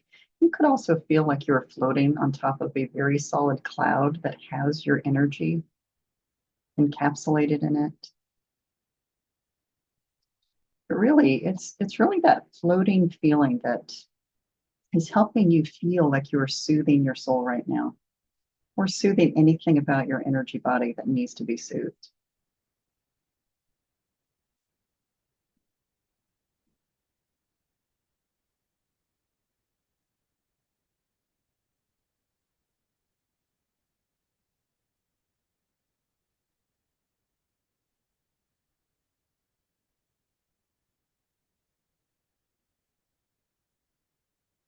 As you experience that very comfortable sense of being cradled or held within that very pillowy, very comfortable space, and you're making that tone within you. Start to take a look around you in your mind's eye See if there's anything else that just shows up. And it could be anything. It could be a view that you really enjoy. It could be an image of someone you care about. It could be a symbol. It could be really anything. And just watch. And it could be nothing. It might be that you just need to have some blank energy right now to soothe you.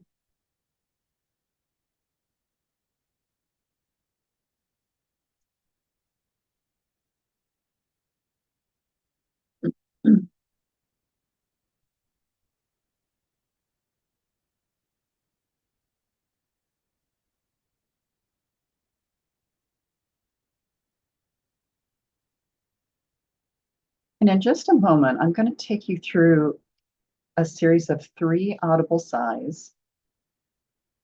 And again, you're going to just pay attention to that deep sound within you and that area from which it comes. I'm going to walk you through a journey, excuse me, a journey that will take you through the EVOLVE acronym. It's going to help you get to your next steps.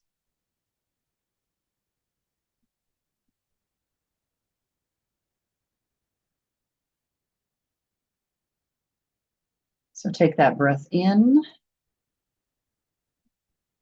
audible sigh. Ooh.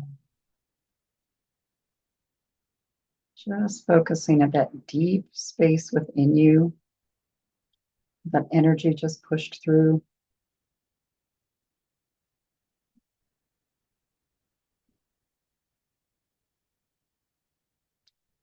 Take that next deep breath in, audible sigh.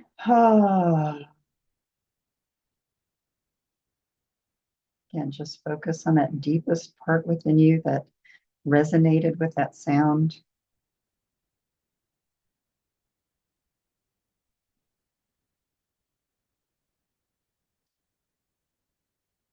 And one more deep breath in, audible sigh.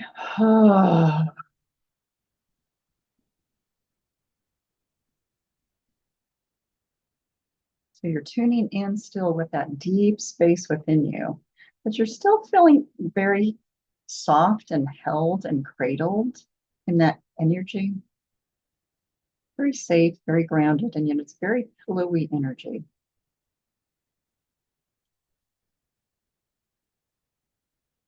And first, we're going to do a very quick scan just to see what your soul says about any last pieces of energy that might need to be taken care of for the branches of the soul health model. Just doing a quick assessment. And so ask that wise voice within, is there anything in particular from the physical branch that I need to be paying attention to right now? You don't have to do the work now. It's just making sure that you're kind of aware of the work that's still left to be done.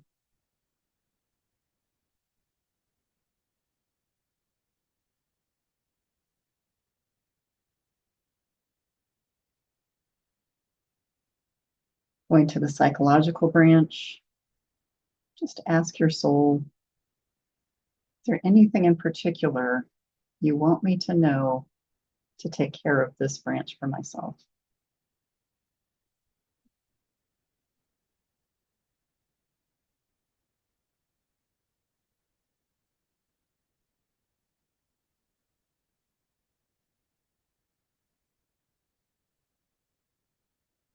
Going to the social branch, just do a quick scan.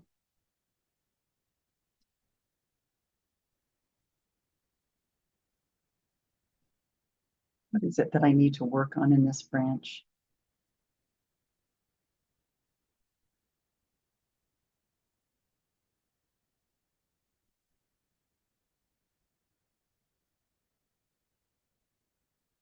The interpersonal branch.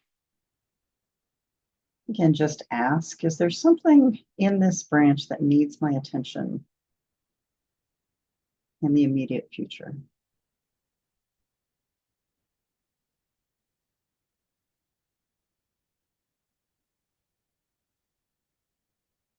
Intellectual occupational branch. Just a quick scan to see if there's anything that needs tweaking or changing.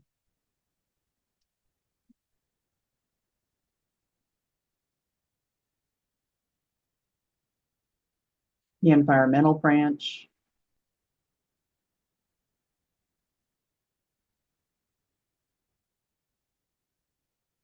Doing a quick scan.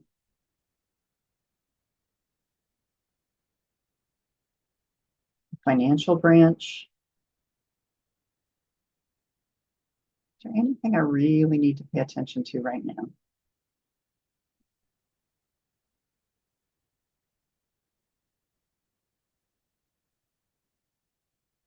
The spiritual branch.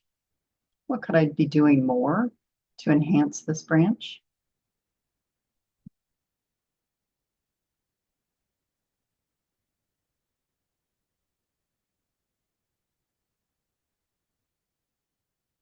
The sexual branch of health. What needs attention in this branch?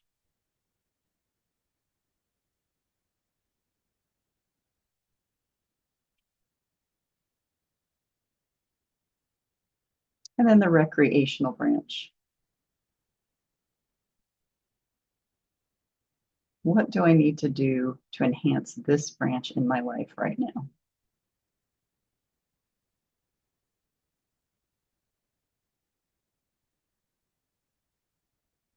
And if there are any human factors that just come to mind, come to your soul, that need some attention.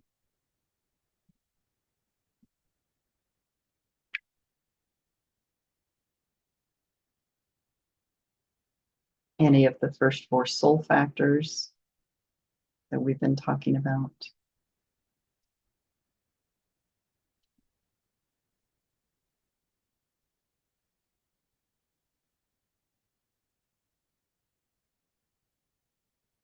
And as you have built your tree, we're now going to start building your roots even more. So envisioning yourself as whatever kind of tree makes sense for you. Now what we're going to do is I want you to envision yourself starting to grow roots. This is really all about becoming the soul healing specialist you would like to become. So we're going more into the deeper soul side now.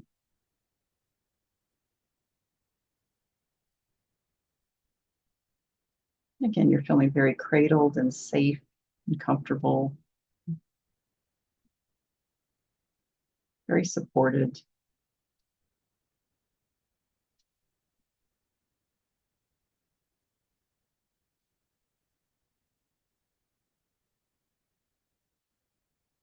I'm going to use the EVOLVE acronym to take you on a deeper journey about how you want to become and weave into the work that you do or even into your life more of the soul health scholars information.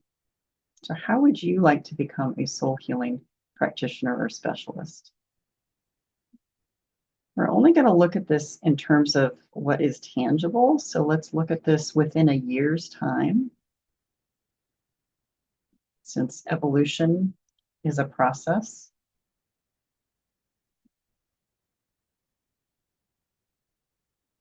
So within the next year, ask that deepest part of you, that soul place within you, that wisdom within you. How do I envision myself evolving in a year?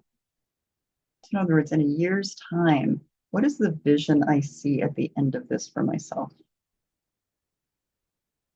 And there is no wrong answer. So just let the vision come together. It could be anything. Just let it form in front of you.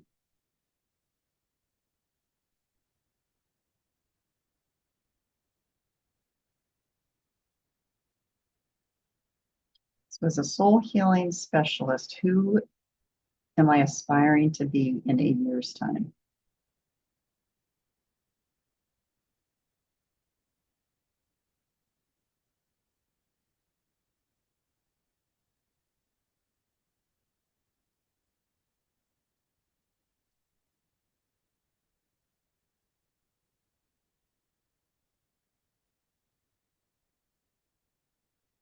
As you examine that image that's forming in front of you, make note of anything that you're being shown or told that needs attention so that you can become the soul healing specialist that you would like to become.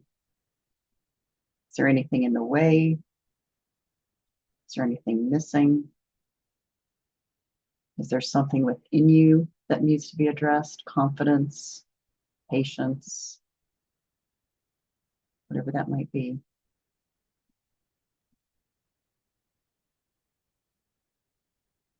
So we're both examining and envisioning simultaneously.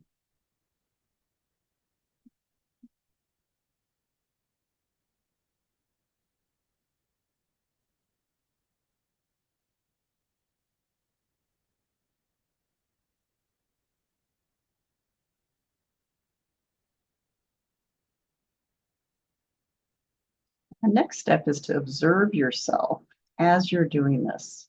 So what's coming up within you as you observe yourself through this evolutionary process? What are you watching?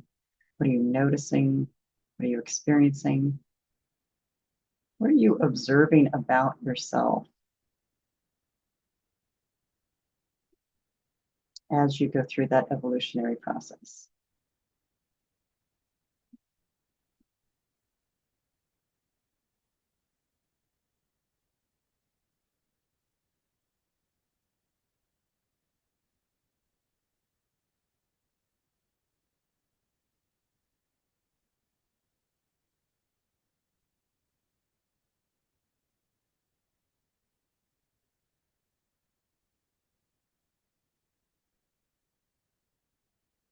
And the next step is learning.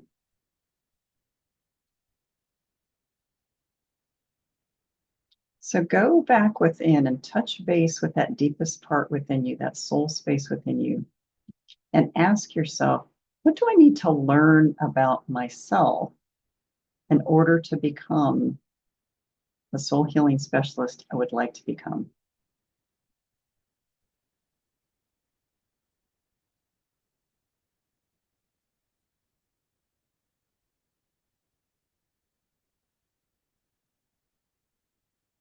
Then ask, what would I like to learn, but I might not know how to learn that?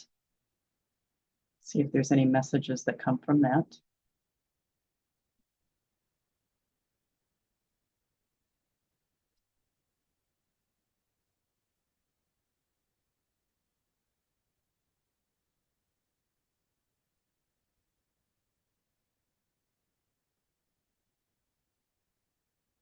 In terms of learning, is there anything I need to learn to overcome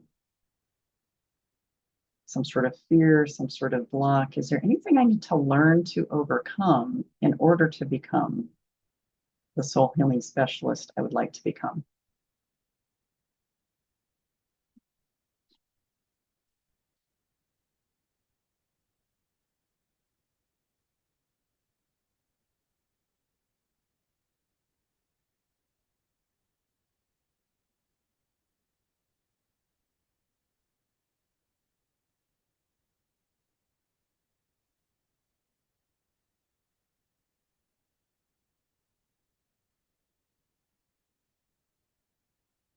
The next step is venturing.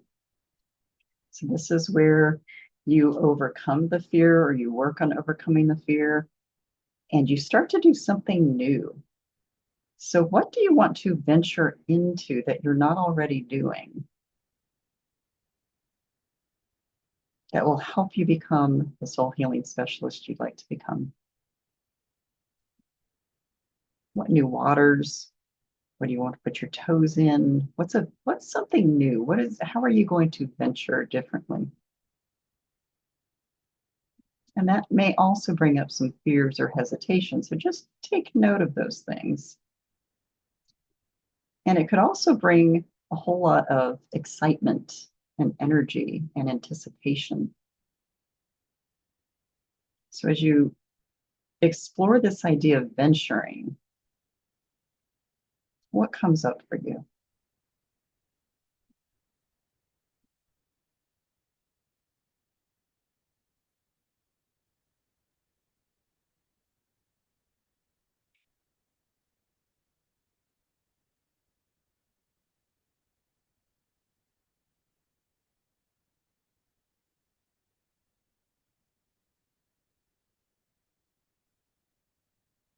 And then the E is elevate.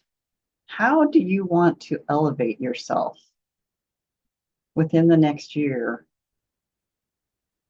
to become the specialist that you would like to become? How do you want to elevate yourself to bring the soul into the work that you do more? And again, in elevating, we might notice some hesitation, some confidence issues, some sort of block that's holding us back, but just observe. How will I elevate myself? How do I want to elevate myself? And what are any obstacles in doing that?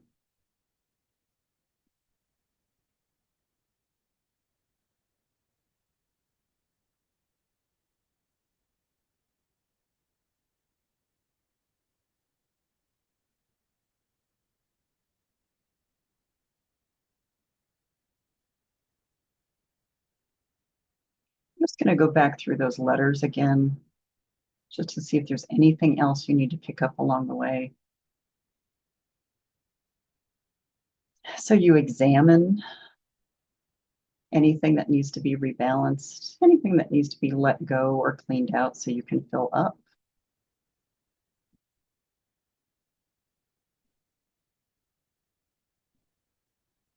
Just let the information come to you, what that might be. Then return back to that vision of you in a year.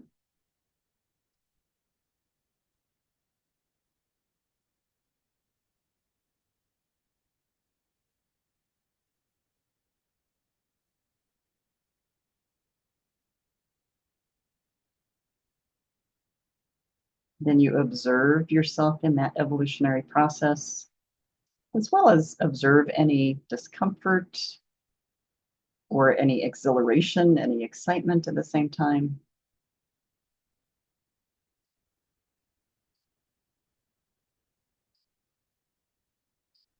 We go back to learning. What is it that I need to learn about myself in order to take me to that place?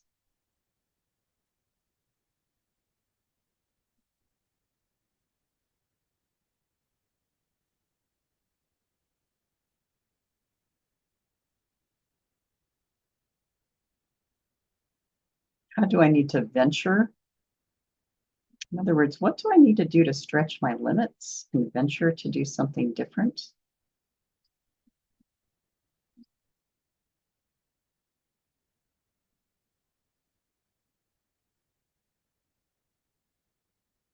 And again, how is it that I need to elevate myself to get to that place?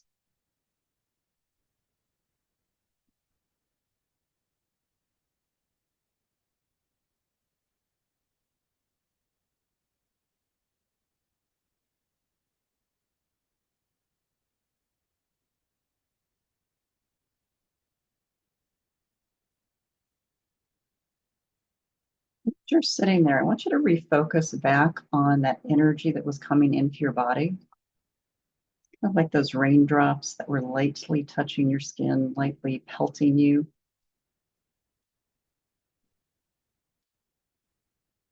And now you're going to notice that that energy is still coming in, but it's helping you integrate everything that you just envisioned and observed and learned and ventured and elevated. So you're going to notice a sense of integration going on within you, whatever that might mean for you or however that might be experienced for you.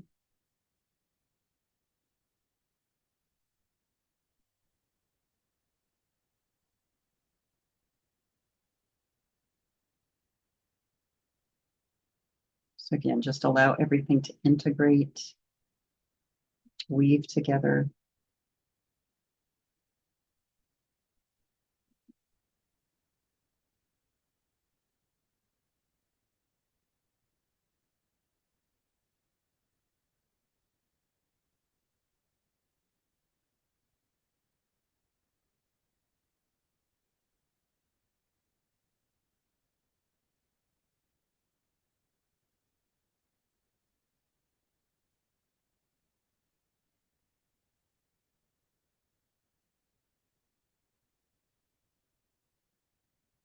And now with that integrating, what I want you to ask that inner source within you, asking that true self within you, what do I need to claim within my life in order to integrate all of this and become a soul healing specialist? What is it that I need to claim within myself?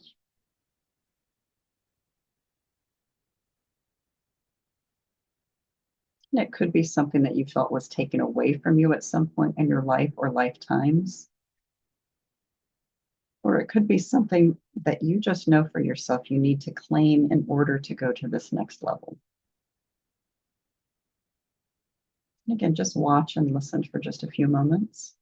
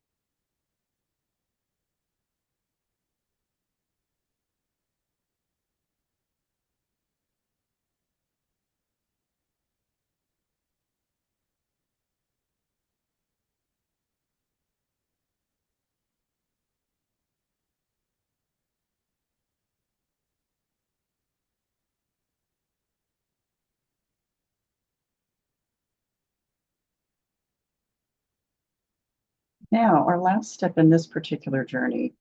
So I want you to imagine or at least embody for right now, even if you're not quite there yet, imagine or embody how you will actually feel in a year once you have fully integrated all of these things that you need to learn and experience so that you can become a soul healing specialist you would like to become. So embody that sense. And just see what that feels like for you.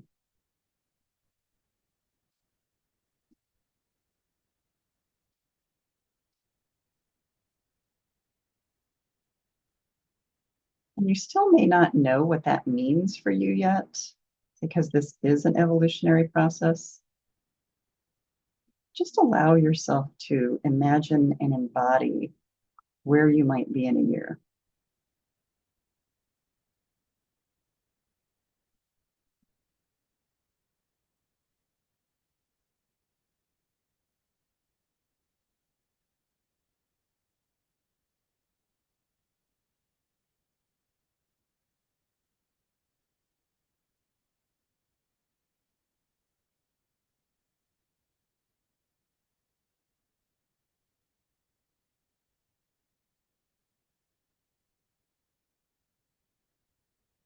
And I'm being guided to ask this question. So just let it land wherever it lands and just answer it however you need to within yourself, and we'll talk about it a little bit later. But ask that deep aspect within you, that soul aspect within you, that wise part of you. Am I keeping myself small? And if so, how do I expand? How do I move into that greater part of myself that I know I can offer to the world?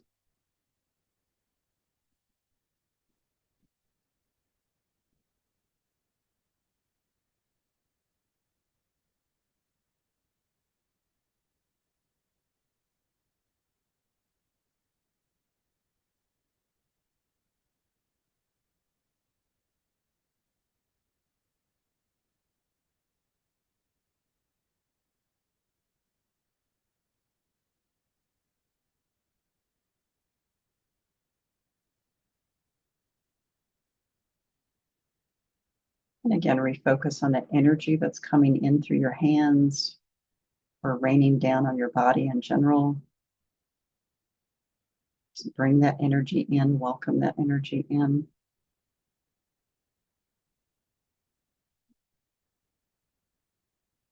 And this time, with whatever energy that's coming into you from outside of you, just listen and watch for any messages, any instructions, any guidance.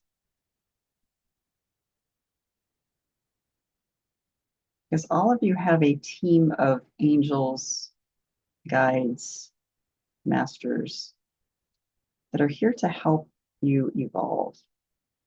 And sometimes you can hear the messages if you just tune into it.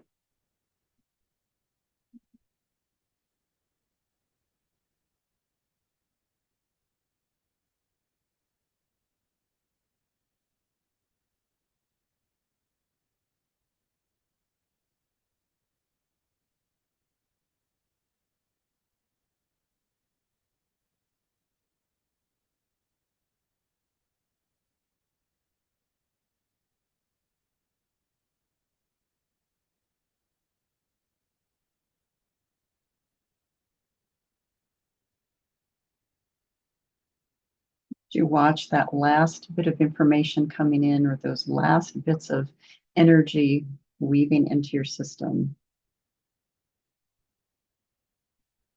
I'm going to have you slowly, in just a few minutes, take some slow, deep breaths in. You'll bring it in through your nose,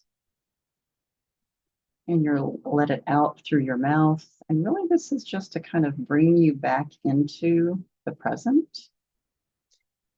You can make the audible sighs if you'd like, whatever feels right to you. I'm going to do a series of 5 of those breaths. So take that first breath in through your nose. Release it through your mouth very slowly.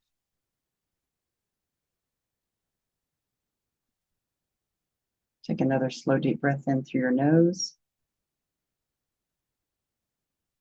Release it through your mouth.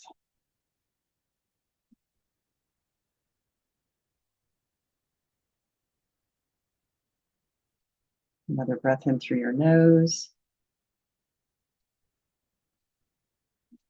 Release through your mouth. I'll do 2 more. Breathe in through your nose. Release through your mouth.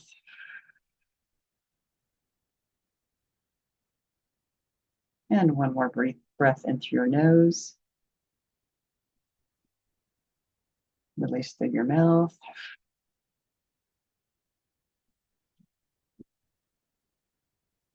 Just start to kind of move your toes, and your feet. Kind of rocking your toes and your feet back and forth to wake them up a little bit. Noticing the energy fill up through your calves, through your knees,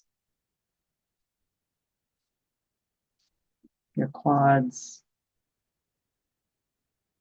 up through your tailbone, up through your hips, all the way up through your spine, all the way up through your neck, all the way down through your arms, all the way down your fingertips, all the way up through your head to the top of your head. Just spend a little time listening to the sounds around you, tapping your toes again a little bit, just slowly bringing yourself back. What I want you to do is just spend a little time writing down what you experienced, if there's anything notable that you want to make sure you grab.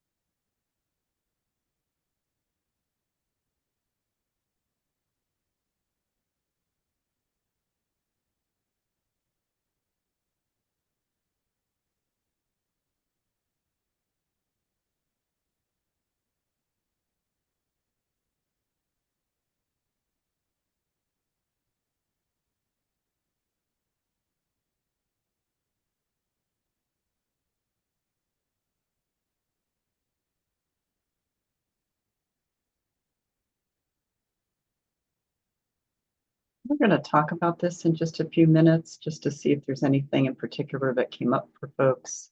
I want to take you on actually another journey and then an energetic journey for each other as well. But anything in particular pop up for people?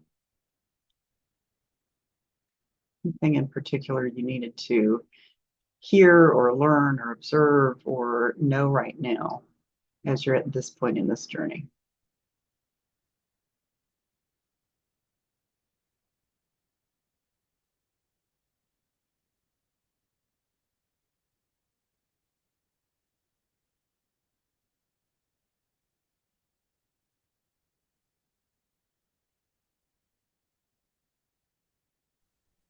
I was all like super jazzed with being in it and being in my room where I felt like, yay, I can finally have some like peace. But then my father-in-law shows up and the dogs go crazy and I can hear him talking. And my whole space just Oh, cracked. oh no. Got it. So Okay. it's kind of disappointing, but it was for a brief moment, it was nice because I was in, and yeah, such is my environment. Gone now? Nope, you can hear him. Got it. Okay. Got it. Okay. Well, we're gonna do another journey and maybe we can help you tune him out. Okay. Anybody else have anything pop up for them that was notable?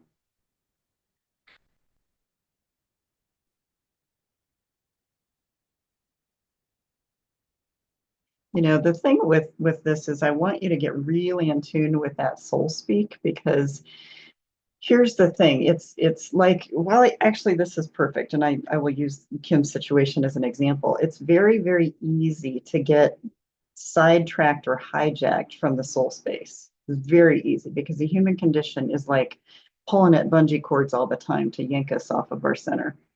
So it takes practice to kind of tune out the world and tune out kind of the energy of someone else or the energy of just the human condition. So strangely, this is probably a really, a nice segue to help people go, okay, how do I keep in that space? How do I do this? Because the stressors of the human condition can come rapid fire sometimes, and it's very hard to stay in soul space. One of the things I want to help tune you to do is that even in the midst of that chaos, to be able to even ask yourself, oh, what do I need to do in this situation? Because your heads will get in the way sometimes. But a lot of times, if you can get, well, all the time, if you can get to the soul space, you get the answer immediately. You don't even need to, ask your brain. You don't have to ask ego at all. So, it is a matter of how do you keep tuning in? Is there, what is it that does it for me? With the cradling sensation, how was that for people? So I actually have a swinging chair, like macrame chair with cushions and stuff. Mhm. And that is like my evening comfort. Your safe place, yeah. Yes. And so that's kind of what I went ahead and like pictured myself in. Perfect. Because I do know how that swaying, that gentle sway feels when I'm in there. So Perfect. that one was actually very nice to do. Connected real quick because I knew what that felt like. Yeah, and I'm glad you have something tangible to relate that to, because there's something nice about just feeling cradled or swaying like the hammock or because we need nurturing. That soul part of us needs a lot of nurturing. So, Carol, were you going to say something? Yeah, what I have found is that when I do any deeper soul work, I'm what's been told to me is taken out. And so sometimes it feels like I'm going to sleep, but I know that stuff is going on energetically. But then I sometimes will lose a couple of words that you're saying in this case, or whoever the healer is saying. But I sense that I'm benefiting from it anyway. But I don't know if you have any thoughts about when that happens and whether I just go with it or try to fight it to kind of stay more consciously alert to every word. So people may have different opinions about that, and Okay. they have different reactions to that. Um, I am I am under the belief that if you need to go, then go. Like, because that's to me, your soul tells you where you need to go. And so I really don't have the ego that it's like, if you don't want to listen, if you don't need to listen to me to go there, don't listen to me to go there. Because your soul does have wisdom to take you wherever you need to go. And so, like I said, way back when I took these yoga classes before yoga was a thing, it's like I realized I was leaving my body then. And that's what happens, because you're fully, like, your body's still there and you can sense your body, but your psyche and your soul are like, I'm over here. So I I encourage people, if you feel safe and you feel like you are in a place where you're supposed to hear something that you cannot hear from the human level, let yourself go. I think that that's really important. But and sometimes it's discernment, figuring out, when you do need to stay present. But if you're never going to offend me if you can't remember a thing that I've said. Yeah, it was just every now and then, and I was grateful that you repeated it, because then it like brought me back. But I'm not clear how to discern whether, and I think this was the case, that I'm being taken out, or whether I'm actually falling asleep.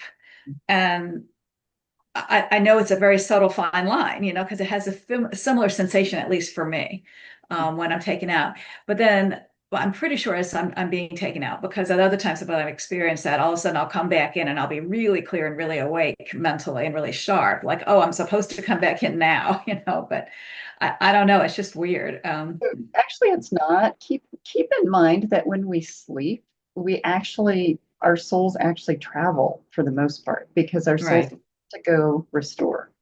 Yeah. And we have to shut down our consciousness in order to go restore. So it's like a cell phone, where it's like you go plug in the cell phone, you don't really know what's going on in the cell phone, you just know it's charging. And so it is a very fine line, but a lot of times what happens when you're traveling versus sleeping is, like you said, you Mhm. back in a very different place. But sometimes you have visions, sometimes you have information that you didn't have before. And then the other part of it is, sometimes you get information that you integrate and you're supposed to forget it. I mean, it's really interesting how it works. But um, I think if you play around with it, you'll start to notice the difference. But then you'll also notice, um, like you said, it's like you feel more alert when you come back. You feel more restored when you come back. If you've actually been sleeping, a lot of times, and this is just from a scientific aspect of sleep, is that there are 4 sleep cycles, and it takes 15 minutes to get through the first sleep cycle. So basically, you don't feel restored if Mhm. back, because you haven't even gotten to the restorative sleep level Right. by then. So it's interesting, because the other thing and you sometimes have to train yourself to do this and be careful with this, is sometimes when you leave your body, you will come crashing back in and you'll jolt. You'll really literally jolt. And um, I remember the first, everybody's, when they're falling asleep, they have those little jerky kind of reactions sometimes, but you literally feel like you have slammed back into your body.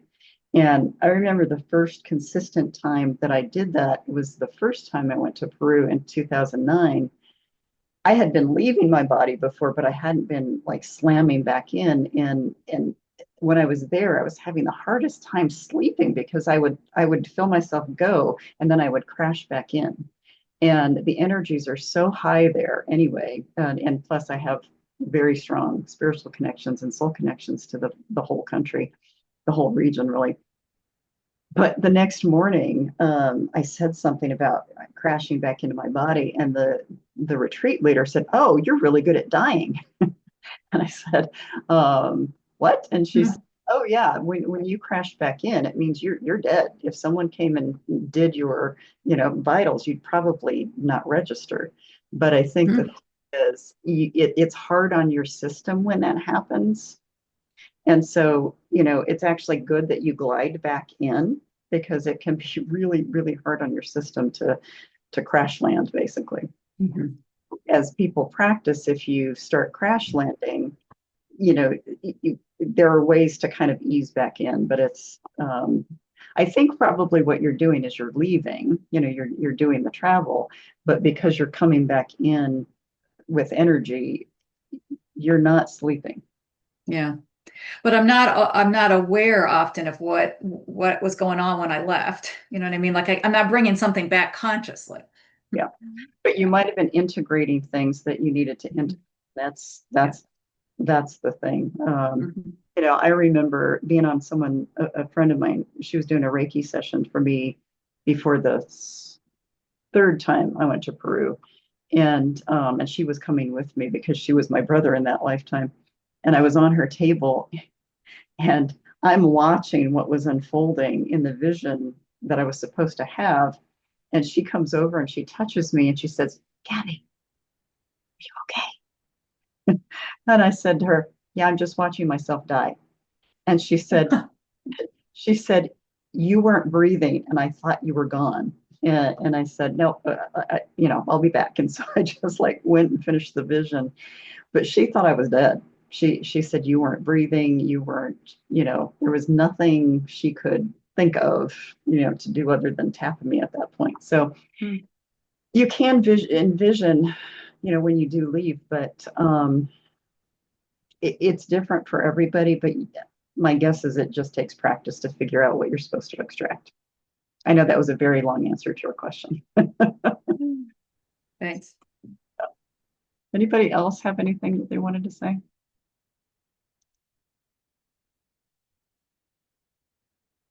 Oh, Donna, yeah, there you go. Thank you. I really appreciated Carol's question because that happened to me in the exercise. And I wonder too, it's like, I don't remember anything that happened while I was gone, but I drifted back in right about the time you were asking the question of what life would feel like a year from now. And I was trying to like orient myself like, yeah, don't know. Yeah, and but I did participate. I was able to get into it. Wonderful. Yeah, sometimes the journeying is, again, you check out.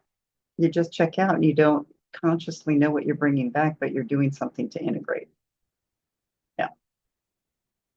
And that's really the difference between meditation, where you stay conscious, and journeying. Because a lot of times with the journey, you really don't know what you may not know what you're bringing back, but sometimes you do. Yeah. So, okay. Anybody else? Anything that they were supposed to learn or observe in yourself as you envisioned yourself in a year? Was there anything that needed to get out of your way? What happened for you in that process? And I know everybody just ate, so people are probably Yeah. a little Yetta, were you going to say something? Yeah. So frequently when I have these journeys or whatever, something comes into my brain and then my brain just goes monkey style and I don't hear anything else after that. But that piece has meaning and it's stuck there. So for me, one of the things I've keep pondering about doing this work is, why do I feel so muddled in doing it sometimes? I feel very good about getting the information. I feel very good about deciphering the information. And maybe it's because of my background, maybe it's because of my personality. I go into fix mode versus coach mode. Mm-hmm. And I need to figure out how to. So sometimes I really listen intently, but in the background, my brain's trying to figure out how to fix whatever's going on. Fix it, fix it, fix it. And I can't just, so that when the time comes for me to speak, it's just. Okay. So this is actually, stuff yet, actually. So the difference between, let me use your example. So you, from a very young age, became a nurse so you could fix people or things. The difference between, and actually, I think this will help a lot of you, the difference between being in a fixing field and a helping field, such as soul healing, is that you are not fixing it for them. They are fixing it.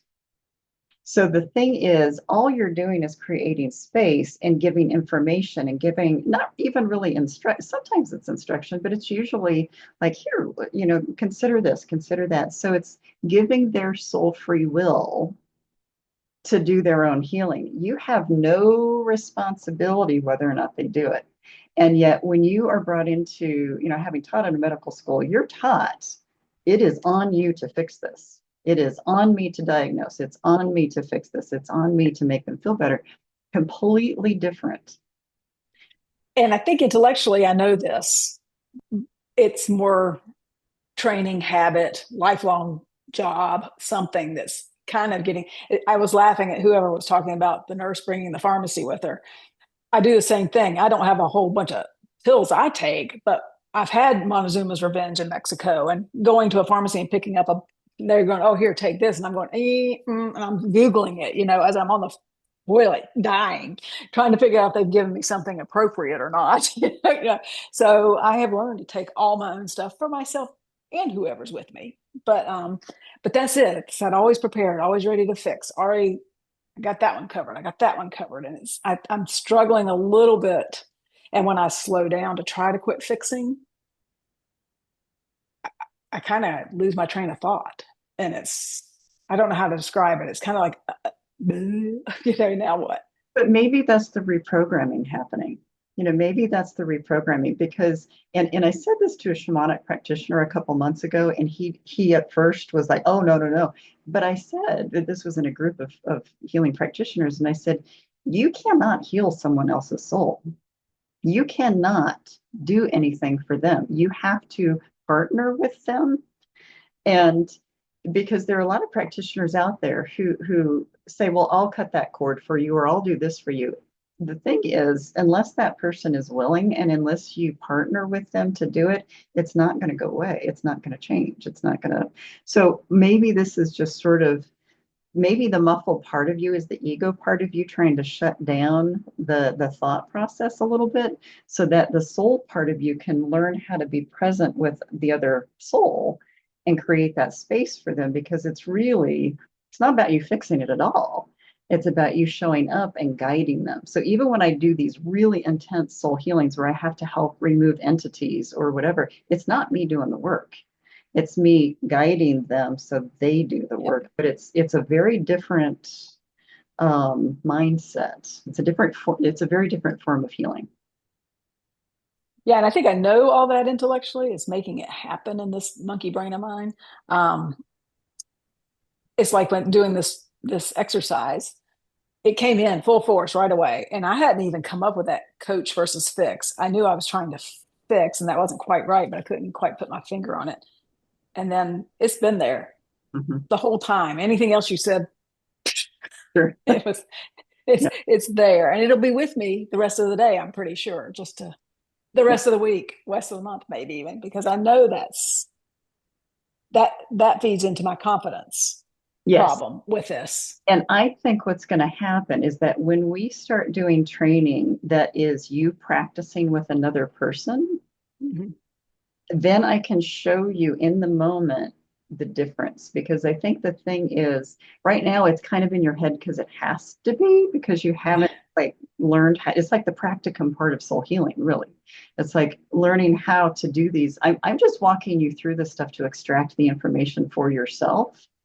But in future trainings, this is about how do I do some of these modalities with another individual? How do I practice this? How do I take them on a journey? How do I help them isolate a particular issue, whether it's a ancestral healing, nugget or something else? How do I go in there and help them? And I think I think really that muffled part is probably your brain trying to go, no, we're not fixing, but let's muffle this problem solving and go, oh, let me just experience this. But you're so used to having the protocol or having the, regimen that it's like, you feel like you're supposed to have one. Whereas, I don't know any, well, let me say it for me. Soul healing to me is a very intuitive process. Like if you have a plan, you're probably going down the wrong path. And because it gets in the way when you think, oh, this is how you're supposed to do that. You just have to sense, and when I was eating lunch and I heard that, like, you need to help them cradle right now, I'm like, okay, I'll just help them cradle. You just have to kind of go with it. There was something else I was going to say. What was it? but I do think that the practicum part of this, when we start practicing with other people, you're going to go, oh, I know what I was going to say. I never call myself a healer. I'm not the one that does the healing. Right. I might be a healing practitioner that helps someone heal, but I never call myself a healer. And that's just how I look at it. I think the other pieces of it too are I don't feel like I have enough information to even help Yeah. someone. I understand and I feel like I can uncover probably a lot of the issues, but as far as figuring out from a soul level how to navigate that, I feel like that's probably in these next levels that I'm still waiting on. So, And, you know, and that's my conundrum, honestly, because some of this stuff really can't be done over a computer screen. You have yeah. to be in someone's presence in order to teach you how to do it. And that's where it's like I'm trying to reconfigure how to do this, because in a room and people are pairing up practicing, I can walk around a room and kind of sense and kind of coach, whereas on a screen, I can't really go into separate rooms and say, oh yeah, hey, by the way, try that. You just can't do it. Right. So but I really think that you're right. I think this is just, you're getting the foundational pieces, and now it's like, how do I start to put it to use? Yeah. Yeah. So if that makes any sense. Yeah. Anybody else have thoughts, questions? I think that's all very normal for you, Yetta, but it's just, again, the doer part of you wants to get it fixed. Yeah. I think my body fights me to go on those journeys initially. I have to work really hard to get there. I feel like my body's like resisting, like trying to hold me in a space where I'm like, no, like you can actually participate, but where I'm sometimes I'll feel heaviness that is not what you're encouraging, or um but it takes a little more time for me to get in the space, and I think maybe it should, because I feel like I'm fighting to like fully let myself be present in the journey. Like, I don't know what I'm like, what are you holding back for? I mean, I got there eventually, but I feel like I'm fighting myself a little bit. I don't know.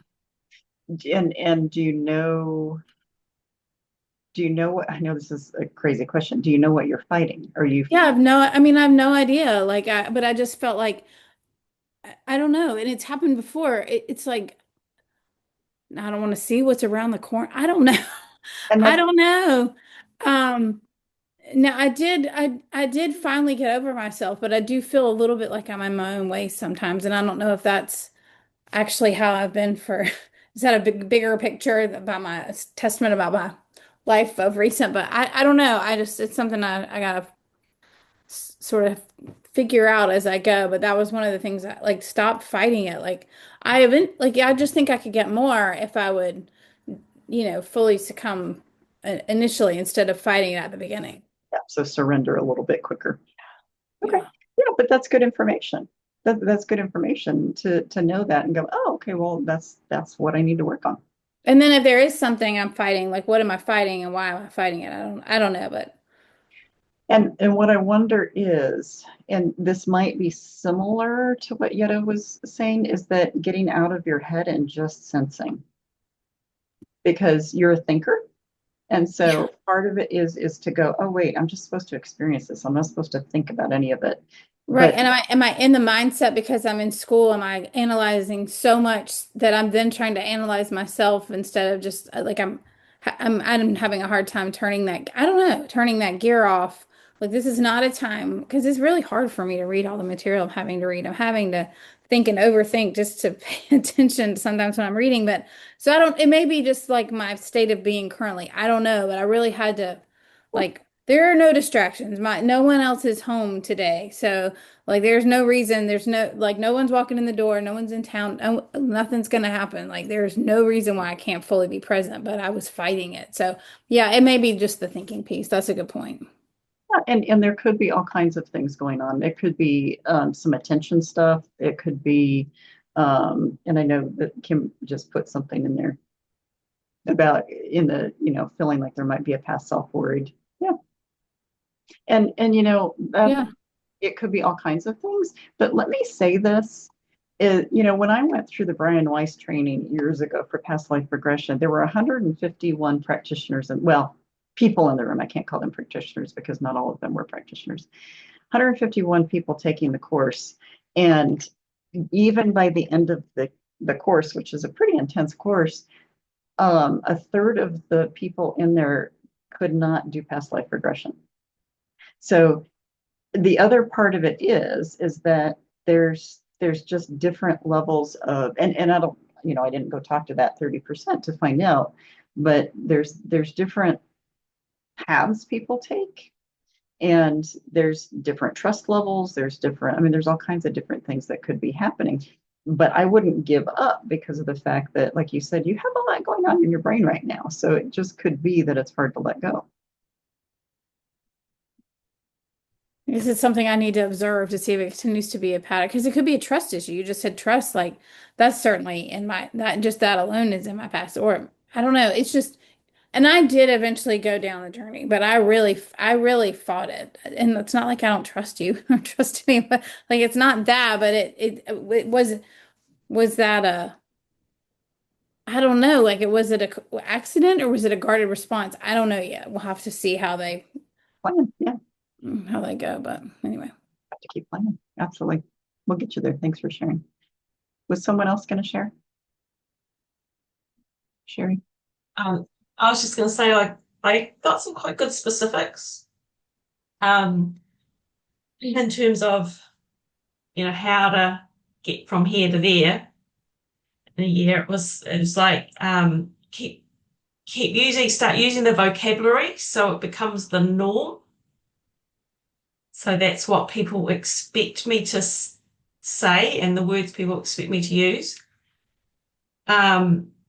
And then with the venture bit, a friend and I, she's got a Pilates studio, and we're going to do we've just been talking the last couple of days about doing some local talks.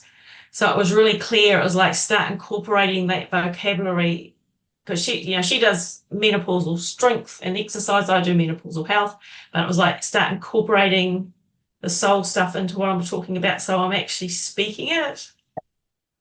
And then that last bit of when you said something about last message or something, and it was just like start with what you know, the rest will follow. I was like, yeah, don't overthink it, don't go around in circles, just start with what you know. Well, so that's because it does sound like you got some very specific, like here's your marching orders. This is what you need to do differently. Good. That was good. Yeah, wonderful. Okay, anybody else? Yeah, my eventually I was told to stay the course, so that sort of is very similar, but it's like we're on the same, I don't know, but stay the course for what? That's what happens when you don't dive in quick enough. Like now what? But and maybe not too attached to outcomes right now. Right, true. Yeah, so when I asked, the next part of it is when I talked about claiming that part of you, what did that do for people? Because sometimes that's like, oh, I can't do that yet. And other people like, oh, I can't wait. So what did that question do for people? I liked that statement, and I kind of recognize ways I need to claim it inwardly and claim it outwardly, to start really integrating it into how I show up, not just how I practice with clients, but how, and I started to, in fact, yesterday I was at a gathering of other psychotherapists treating couples, and we were doing some reconnection work and stuff with each other as a group, and I brought up the work I do, and I got a couple of people saying, "Tell me about it. Send me emails about it." So I'm networking here, getting this word out about how important it is. But yeah, so I'm trying to live and breathe it. And that's it. So claiming it, and I use that word on purpose because we can think something out here, but until we decide, okay, I'm going to claim this. I'm going to put myself in this. I'm going to integrate this into my tapestry. Sometimes we don't go there. So yeah. Anybody else with that claim word have anything come up? Not till later. I wonder if that's when the in-law showed up. But what I got later was that I'm kind of doing it with my IFS work that I do with my clients. I'm more on the like guided side of IFS and less on them doing it all in their head. Because I've had a few clients really unlock some stuff that is soul based, which I just thought was pretty cool, going in it as a, profession, and not like soul work. I'm already doing it in a form. Yeah, and so I love that because again, this is an evolution and everybody's going to have a different path and a different vision for how this happens. But that word claim, again, there's something powerful about stating to yourself, I'm going to claim this.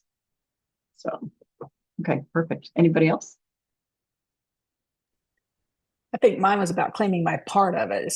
It's interesting for me because my daughter's an accountant and she can help me do all that side of the work. My son does branding for small businesses and branding, marketing, material, all that stuff. He's got that piece. So the part that's left is the me part that I need to claim and own and go for. Well, and what just hit me is, you were an administrator for a long time. So you were in the healing aspect of it. You were kind of in the administrative part. So your brain might just be like really developed. We might just get you back into the healing aspect and get back down to the wording, my roots. Yeah. So maybe that is what it is for you. Yeah. Yeah. What helped me to do that, because I'm in my head a lot, I used to be more, but I certainly still am, is to get more into my body, to get more embodied, to take the energy. I call it taking the elevator down from your brain into your gut and your heart and your soul, and just to feel into it, because then it helps you get out of that habit of spinning around up here. Yeah. And I think it is a complete divide for me because I'm very in tune to my body and what it needs and taking care of myself and doing all those things. But when it comes to that higher level thinking stuff, it's like it goes haywire. It goes to the extreme that I can't sometimes. I'm always looking for the best, most efficient, most helpful, most the overachiever, as you'd call it. I know that. But I'm also way in my head too much. Not as much anymore. I'm getting much better. I really am. But on these kinds of things, when I'm venturing out to do something new and it all lands on me, that's when I get a little worse and a little ramped up. Okay. Yeah. And in fact, the activity I'm going to do, it's kind of a journey, but it's more, it's an awareness kind of thing. And then again, there's something else I want to do as a group thing. But I'm hoping it helps people understand when you're in your head versus when you're using your intuition versus when you're using your soul. Because boy, can we get confused, and it's very easy for our brains to take over because we are trained as humans in modern day to use our brains. We are not at all trained or even encouraged to use our souls. So it's a very, very different aspect of where we come from. So I just think, Yetta, I think when we start doing a lot more experiential stuff, like you practicing it, I think you're going to embody it differently, because you have to be present with people. But, I'm kind of teaching you how to do this stuff, which your brain is still analyzing it. So, yeah. Okay. Anybody else about claiming?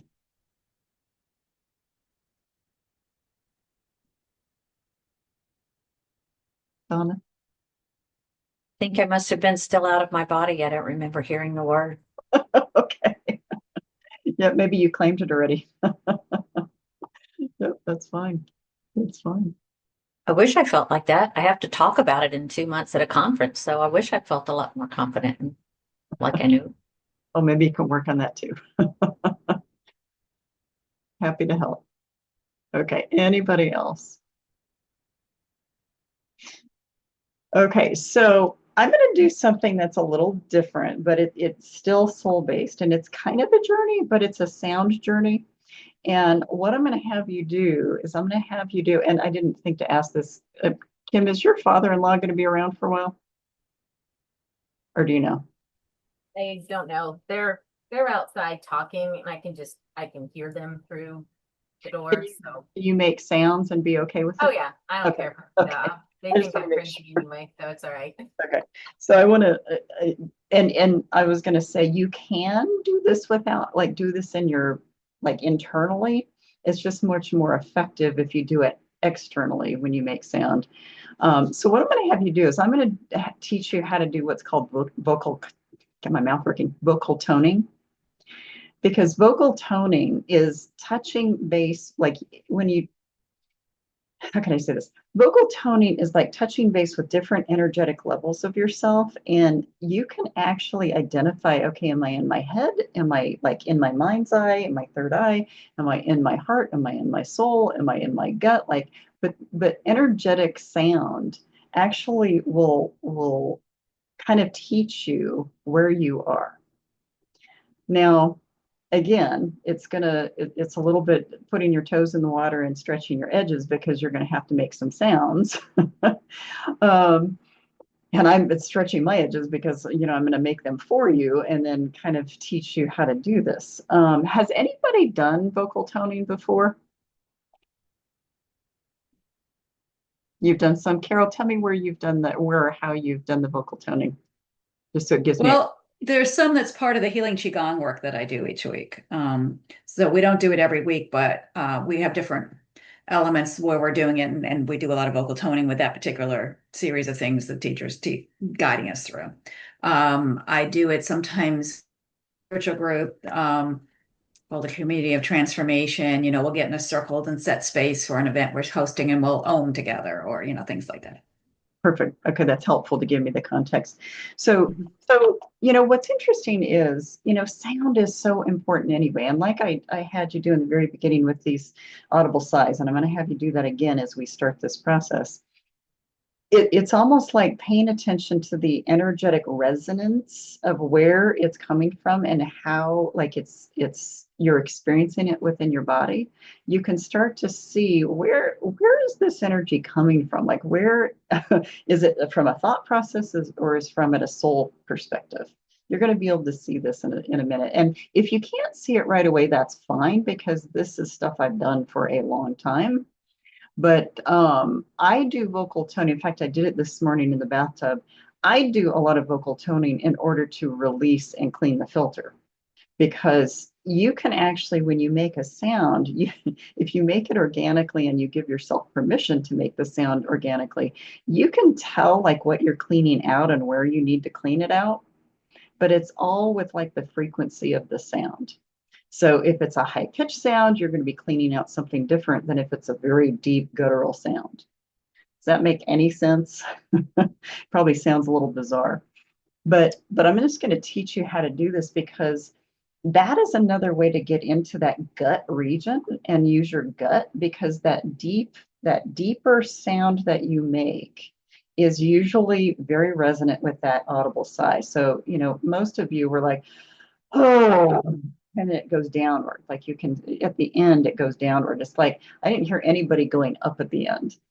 And that's because really what you're doing is you're again, the French press, you're trying to push it down. You're trying to get to that guttural level. So what I want you to do is, and we don't have to, how can I say this? Try to get it out of your brain. And then what I'm going to do is I'm going to kind of show you like the scale of how to get to different aspects of where you are. Because strangely enough, and maybe not so strangely enough, our mental thoughts are fairly high pitched, whereas our deeper soul wisdom comes from a deeper pitch, a deeper sound pitch. Does that make any sense? Okay, so let's play with this. So I'm going to have you do a couple audible sighs. And then I want you to just tune into that soul space again. And then what we're going to do is I'm going to have you make some higher pitch sounds. And I just want you to kind of pay attention to where it's like coming from in your body, because those deep sounds, those guttural sounds, are really kind of soul based. They're just much deeper sounds. It is, if you've got a bathtub, it's a great place to do this, because you've got the porcelain that kind of reverberates around you so you can hear. And it's funny because my dogs are always in the bedroom when I'm doing this, and my little one used to come check on me like, what are you doing? She couldn't figure out what I was doing. But now they just hang out there because they know that I'm going to be making these sounds. So I'm going to have you do a couple audible sighs, and then I'm going to have you raise the pitch. And I want you to just like pay attention to where in your body it's coming from at that point. Okay, so, and again, it's up to you if you want to put palms up or not, just to try to get the energy moving. Okay, so take a slow, deep breath in. Audible sigh. And just really pay attention to where that sound is coming from. Again, it's like that French press. It's like the perfect example. When you get it down to the bottom, I'm going to have you do it 2 more times. So take another slow, deep breath in. Audible sigh.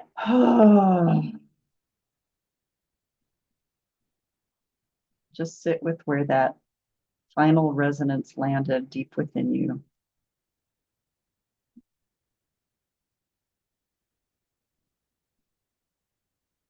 And take another slow breath in. Audible sigh. And just do it a couple more times at your own pace before we go up in pitch.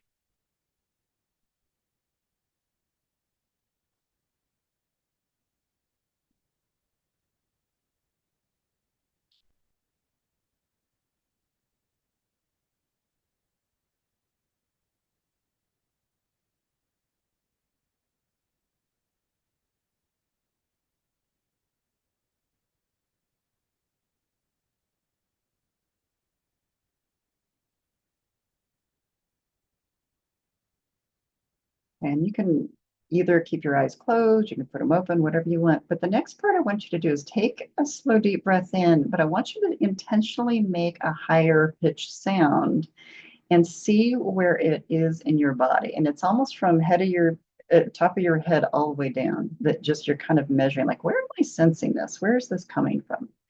So I'm going to try to do it. I have a bit of an alto voice in general, so I have to kind of intentionally go higher. But take that breath in, let it out.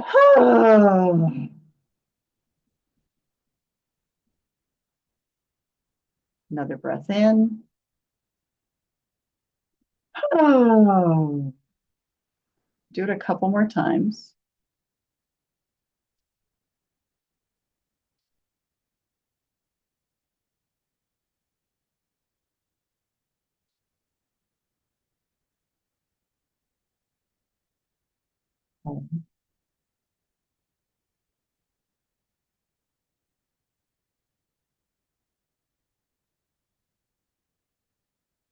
You don't need to turn your mics on, but just nod or shake your head. Can you tell a difference?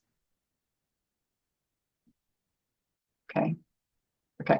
So now what I'm going to do, and this is the getting out of my comfort level for myself, I'm going to do literal vocal toning. And I want you to just watch just listen to what I'm doing and sense the resonance within your body. You can keep your eyes closed if you want, that's fine. But then I'm going to have you do it for yourself, because I want you to see, I want you to literally like see the energy of it, because you can tell, I can guarantee you, once you get used to this, because it's all energy, you can tell what's coming from intuition, what's coming from your mind's eye, what's coming from heart energy. I mean, you will be able to know this, and it's going to help in the long run for you tuning your intuition, but it's also going to help you when you need to make decisions for yourself. If you are making them from that deeper sound, that's your inner wisdom. It will not, your soul does not lie. Our heads lie all the time. Our hearts can get us mixed up, but our souls don't. So it's a matter of just playing with it. So, okay, here's the stretching my edges for you. And all I will say is you cannot record this and put this out on the web and bribe me later. That's all I can say. Not okay. Not okay. Although I have a pretty thick skin. Okay. So this, if I were in my bathtub, this is something you might hear, and I'm going to close my eyes to get myself focused. Okay.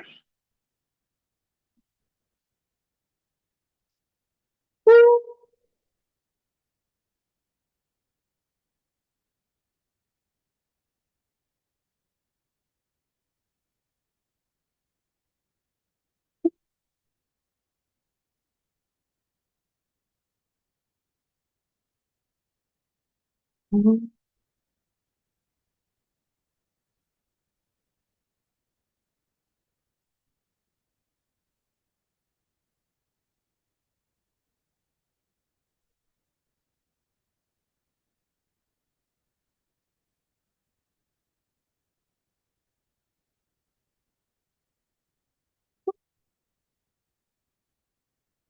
all I want you to do is, because I could tell where that was coming from, all I want you to do is play with that. I'm going to give you like 3 minutes and just play with the sounds. I know it just sounds like I'm making noise, but just sense where it's coming from, because you can literally, it's like an elevator. You can tell where it's coming from.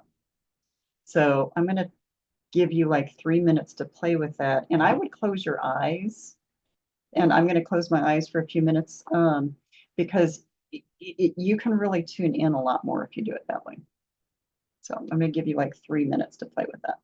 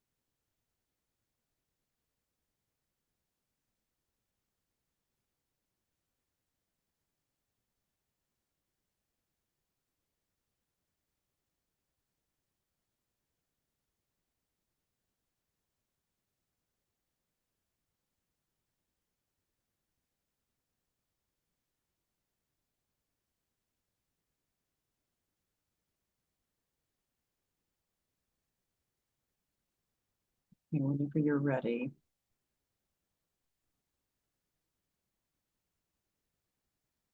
So what was that like? And could you tell that it was coming from different parts of you?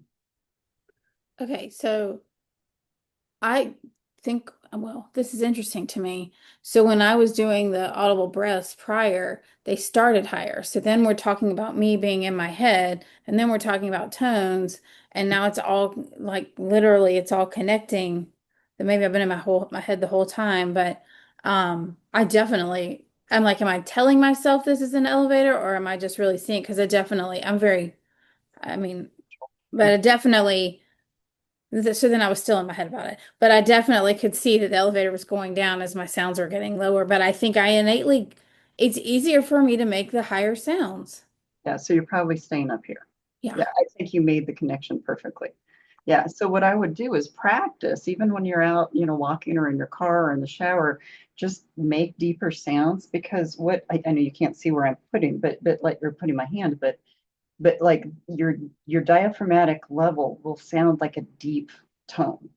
So Yeah, that, and I do love a French press so that I just need to keep that visual and I need to remember I need to get my thinking back in that I know. So it's very interesting. So thank you for this insight. yeah, Yeah, anybody else? And this is exactly why I wanted to do this, because it's fun to play with, but then it's like, oh, wait, I'm getting there. So, and everybody learns differently. So anybody else have an experience they want to share? So I'll share that it was interesting because when I heard myself with I guess the higher tones, it reminded me of times if I've been emotional or upset about something, um, because of my perception or my mindset around it. That's exactly what it felt like and reminded me of, instead of like responding to something from the deeper place. Anything happen for you when you were making the lower tones? The lower tones just felt more at home. I had to work to get up to the higher ones. Yeah. Yeah, I'm kind of an alto anyway, so I have to be mindful of making higher voices. But man, when I'm in that bathtub, I can make some really high noises. Speaking of the high noises, I could get to a like vocally hearing, you can get to a certain level, and even though I couldn't hear it, I could feel it. Can you feel the sound? Yeah, I know you can like feel the vibration, but it was like way high, like dog whistle high. Yes. So I It's felt all, it. yeah, so it's all energy. And that's why I like to teach energy, because everything is energy. And so if you're really wanting to know your soul's wisdom, it's a deep energy, it's a deep tone. If you're having intuition for someone, it's usually a higher tone. Yeah, that deep one, it just feels good. It's just like, Yeah, yeah, yeah. It's like swinging in that chair and I care. Yep. yeah, perfect. Okay. Anybody else want to share? And then anybody else? Yet I don't want to pick on you, but I'm curious what this was like for you. I have a very deep voice, as you probably can notice. So that's more my natural state. But I could go high. I can put one way up there, but I feel it mostly between my diaphragm and my upper chest. Okay. All the noises Okay. I feel right through there, and I don't know what that means, but um, What I would say is maybe that's then, maybe, and I'm just going to say this, I don't know this to be true, but maybe that's kind of the difference between like getting you, if you should choose, getting you to the point where you want to do intuitive work for someone else. I do. It's probably learning how to get to that space where it's coming through you and you're not generating it. And Got it. that might be the thinking part, but I can get everybody there. And it's just, and the other thing to think about and is that everybody probably has a different scale anyway. Everybody has a different scale for where it probably sits. Right. So I don't want to assume that it's always going to come up here for people, but I think that's a matter of getting people to be able to do the intuitive work, is just sensing within you where you can access that. So Does a person's astrology have anything to do with this too? with which part? How you feel these things and where you feel these things. Like if I'm stuck in here with it all. I don't know that it's the astrology. I would probably say it's the gender heritage. Gender heritage. Okay. I would say if you were male in most of your past lives, you probably have a harder time being intuitive, because again, males were not the intuitives for the most part. It was Got it. females. Yeah. Yeah. So, but we can crack that. That is not something, that is not something that has to hold you. Yeah. Yeah. Okay. Anybody else want to say anything? Okay. So what I would I'm your token male for this class, okay? That's hilarious. It'll be very interesting once I do have a male in this class to see what happens, because it will be a very different energy, but maybe not. Who knows? Okay, so I actually want to I am going to take you on a journey, and then I want us to do a group thing because we have time to do the journey, and I want to make sure we do this. During the second half day, I had you meet your souls. I want you to meet them again, but I want you to see if there's more information or different information that you need to get today versus then. Because you've had time to integrate a whole lot of information, and your soul's probably like doing this little happy dance, being able to incorporate this. But you may have a message come through, you may not, but I want to take you to that space. We're going to keep this at like 20-ish minutes, something like that. It may go a little longer. I'll just use my own kind of intuition with that. And then I want to do a group thing, which again, the group thing won't take long, but it's energetic. But does that sound okay? Does that sound okay for people? Okay. So again, get yourselves seated however comfortably you need to want to get. So we're just going to go talk to your soul for a little bit.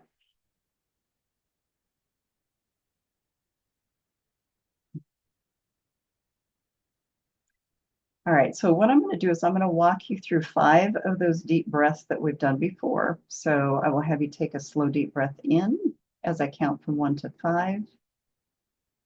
I'll have you hold it briefly. And then I'm going to have you release as I count backwards from 5 to 1. You'll breathe naturally, and then I'll do it again 4 times. And with each successive breath, you're going to be going deeper within you. You've had some practice at this already, so you'll probably get there a little quicker. And then we're going to just do a soul journey to have that conversation. Okay, so take that first deep breath in. 1, 2, 3, 4, 5. Hold it. Release. 5, 4, 3, 2, and 1. And just breathe naturally. Just allowing your body, your mind, and your soul to just settle in, surrender, get more relaxed, letting go. You're going to notice your body get a little heavier, your mind quieting a little bit more.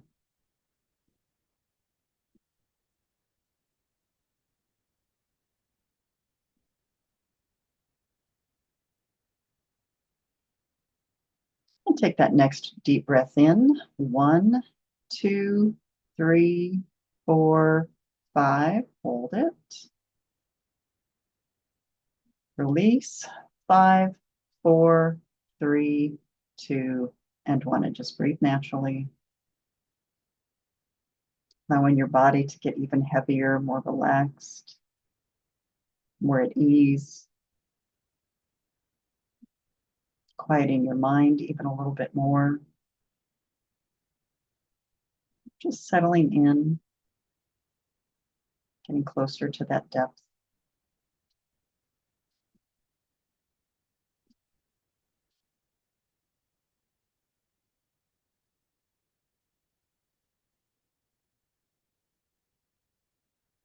Take another slow deep breath in. 1, 2, 3, 4, 5. Hold it. Release. 5, 4, 3, 2, and 1. And just breathe naturally. Allowing your body to relax into that deeper space. Finding yourself go within, even as we speak.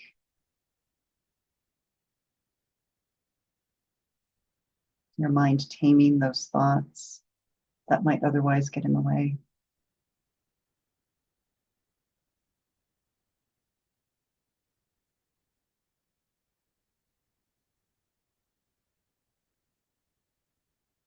Take another slow deep breath in. 1, 2, 3, 4, 5. Hold it. Release. 5, 4, 3, 2, and 1. And just breathe naturally. Allowing that natural cadence of your breath to return, but noticing your mind even quieter and calmer. Body more heavy. more relaxed.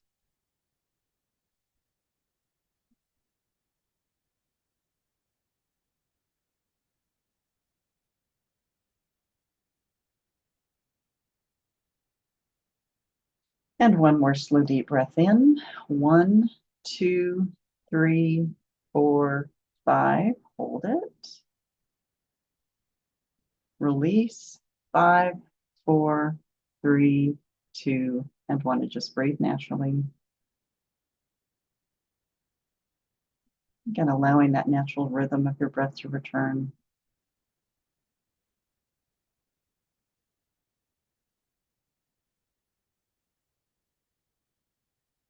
Now we're going to work on going deeper within.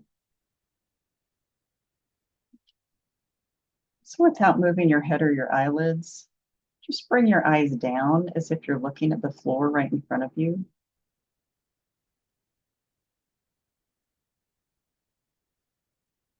You're going to notice your mind get even quieter and calmer,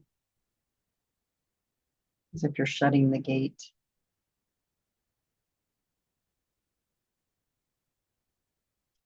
Now again, without moving your head or your eyelids, bring your eyes down to the top of your knees.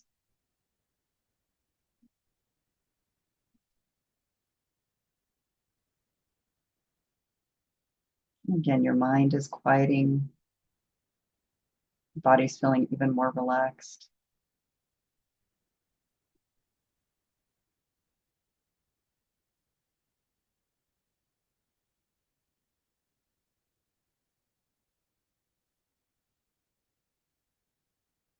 And without moving your head or your eyelids, just bring your eyes down, now as if you're looking at the top of your legs.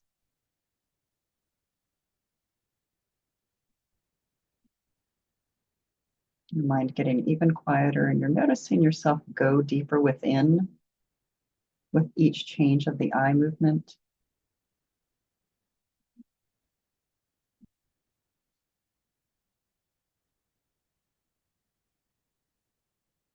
Now, one more time, without moving your head or your eyelids, just nudge your eyes downward just a tad more. And this time it's almost as if you were looking from the outside in. And you're re-entering that tunnel or that corridor or that hallway. Traveling inward.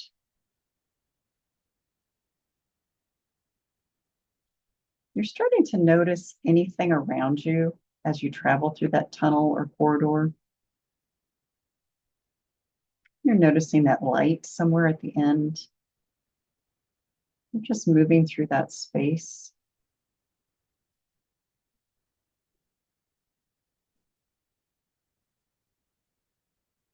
And as you reach that opening, it's going to open up into a wider space or room, whatever comes into view. And it may or may not look like it did the last time. Just let it come into view. Just gently noticing anything around you, anything notable that you're supposed to pay attention to. And again, it could look exactly the same or very different than the last time.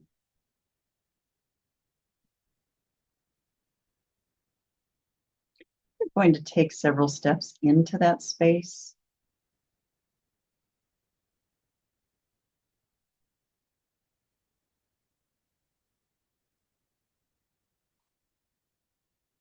As you're doing that, you are going to use that energy to sense where your soul is within that space, drawing you near to it. Again, it may look like you, it may not look like you. It could be a younger version of you, it could be an object, it could be an older version of you.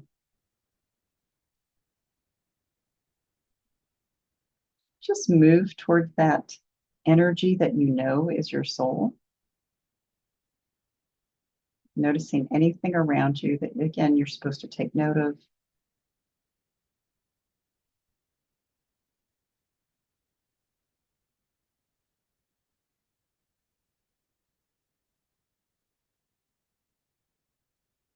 And when you get to that energy that represents who you are, just take a look, just really study it, notice it. Is it sitting? Is it standing? How do you know that it's you?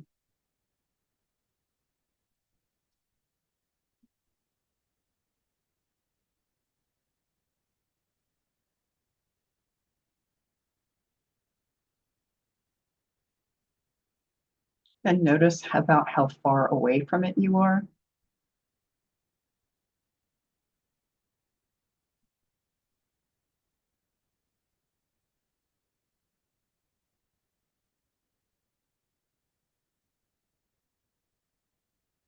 And then ask it if it is okay for you to move closer so that you can have a conversation with that image that is your soul.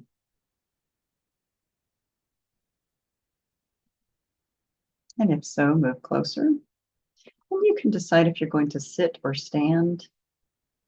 Just notice yourself settle in whatever way that makes sense to you, somewhere close to that energy.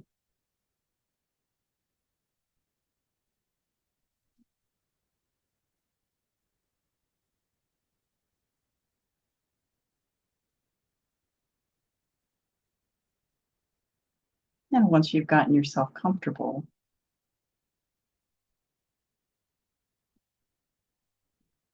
ask your soul, what is it that you would like to share with me today? What is it I need to know today? Just listen or watch.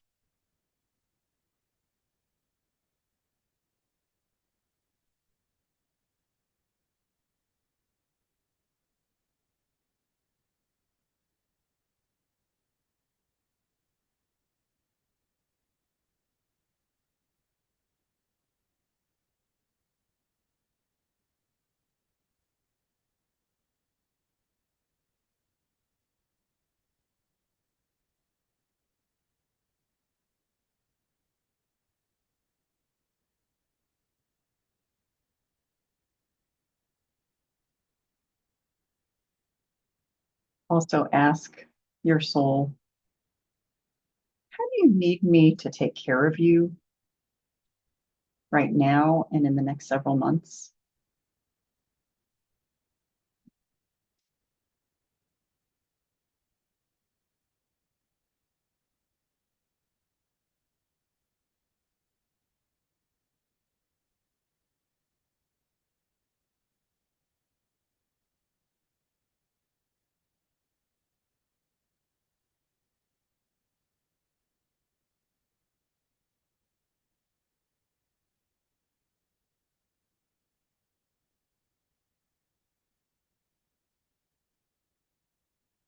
Ask it, is there anything you need me to know as I evolve in the next several months?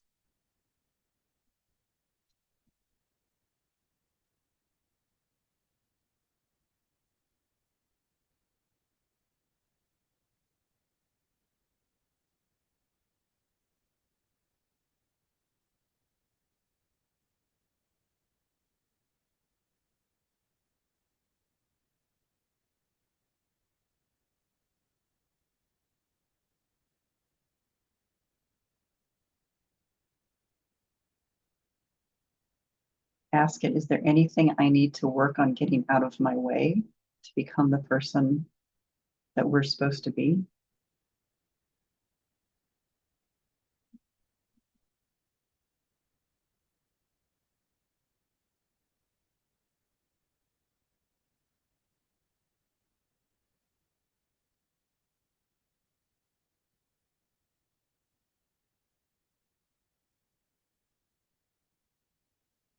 And ask it any other questions you would like to ask your soul at this point. And just wait and listen and watch.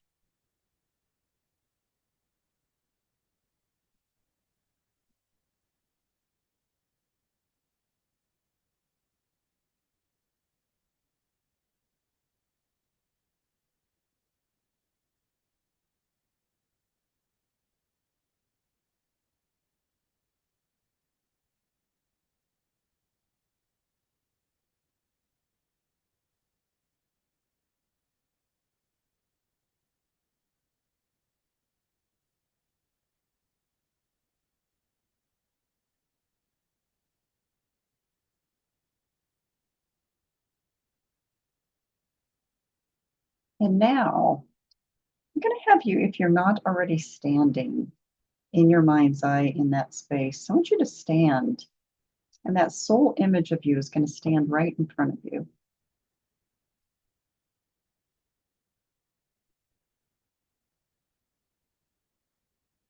And that image is going to hand you a box.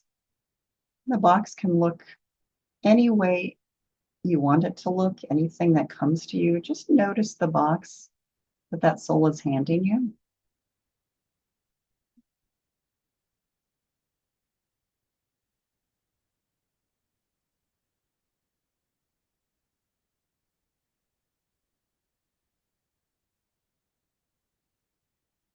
And when you perceive the box, when you're ready, I want you to open that box and see what's inside of that box and also see what it represents.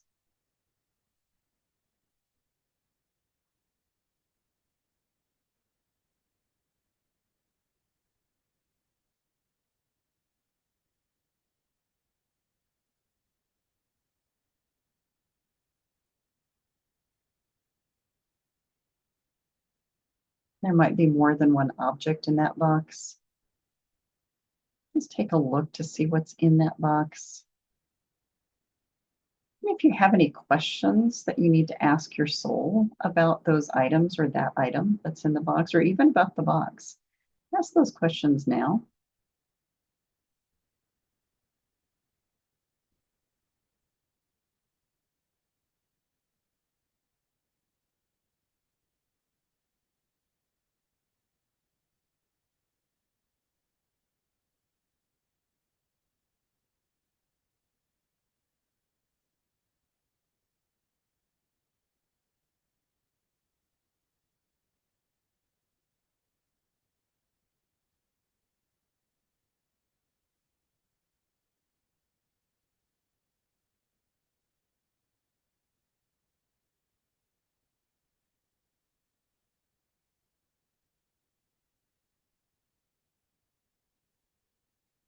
You've asked the questions you've needed to ask. You can either put those items back in the box or put them on yourself, however that might need to happen. But those are your gifts from your soul.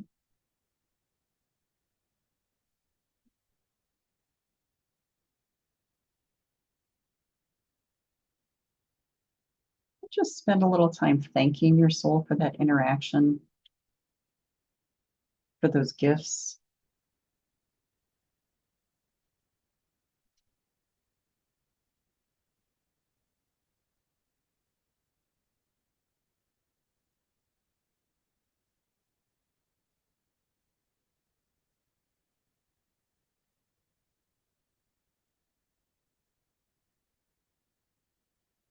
And then look around one more time in that space and notice anything else that you're supposed to notice.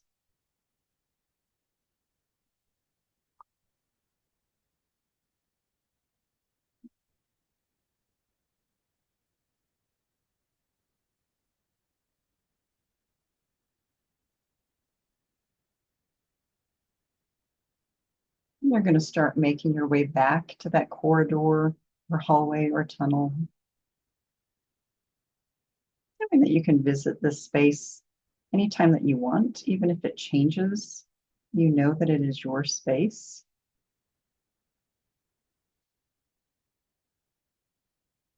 And you're re-entering that tunnel now, or that corridor or hallway.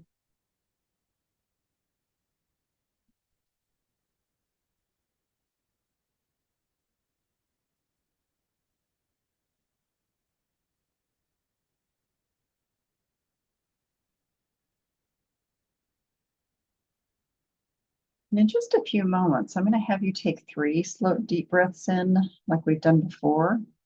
And I will do the counting as you inhale and exhale. And this time you're just bringing your self back into an alert state in the present, in the now.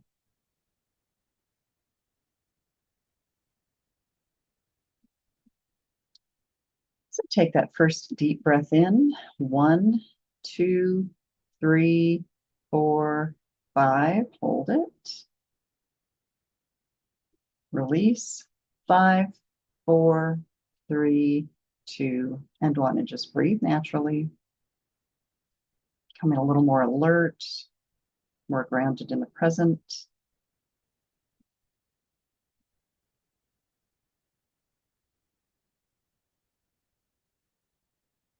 And take another slow, deep breath in. 1, 2, 3, 4, 5. Hold it.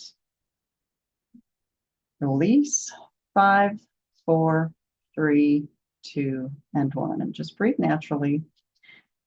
You're noticing yourself even more alert, more aware, sensing your environment in the now even more.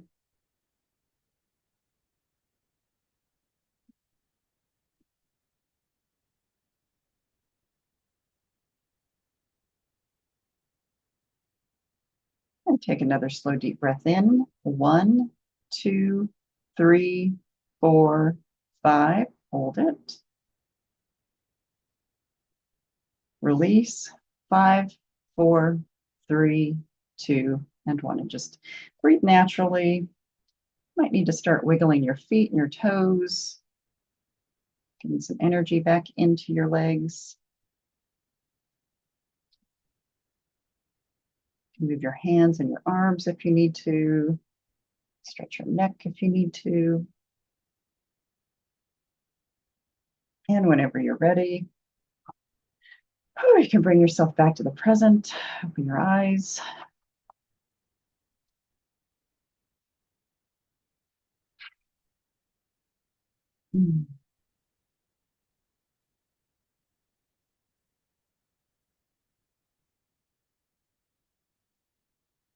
Everybody back. Anything notable or important happen for you as you had that brief conversation with your soul this time?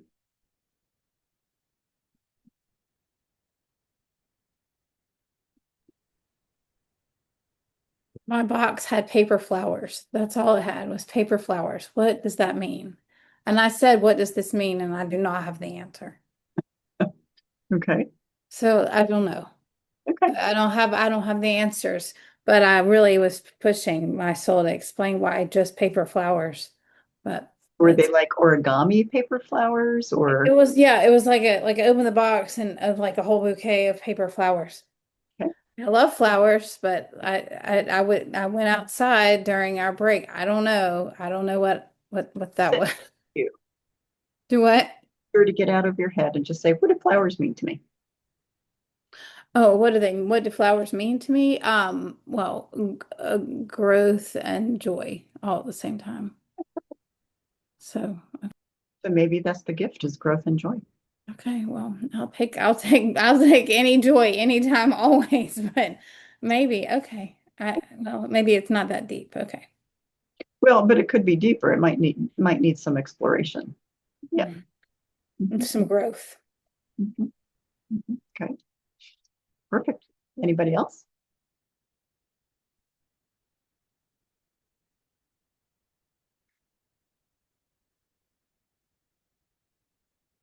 Anything else happen that was surprising?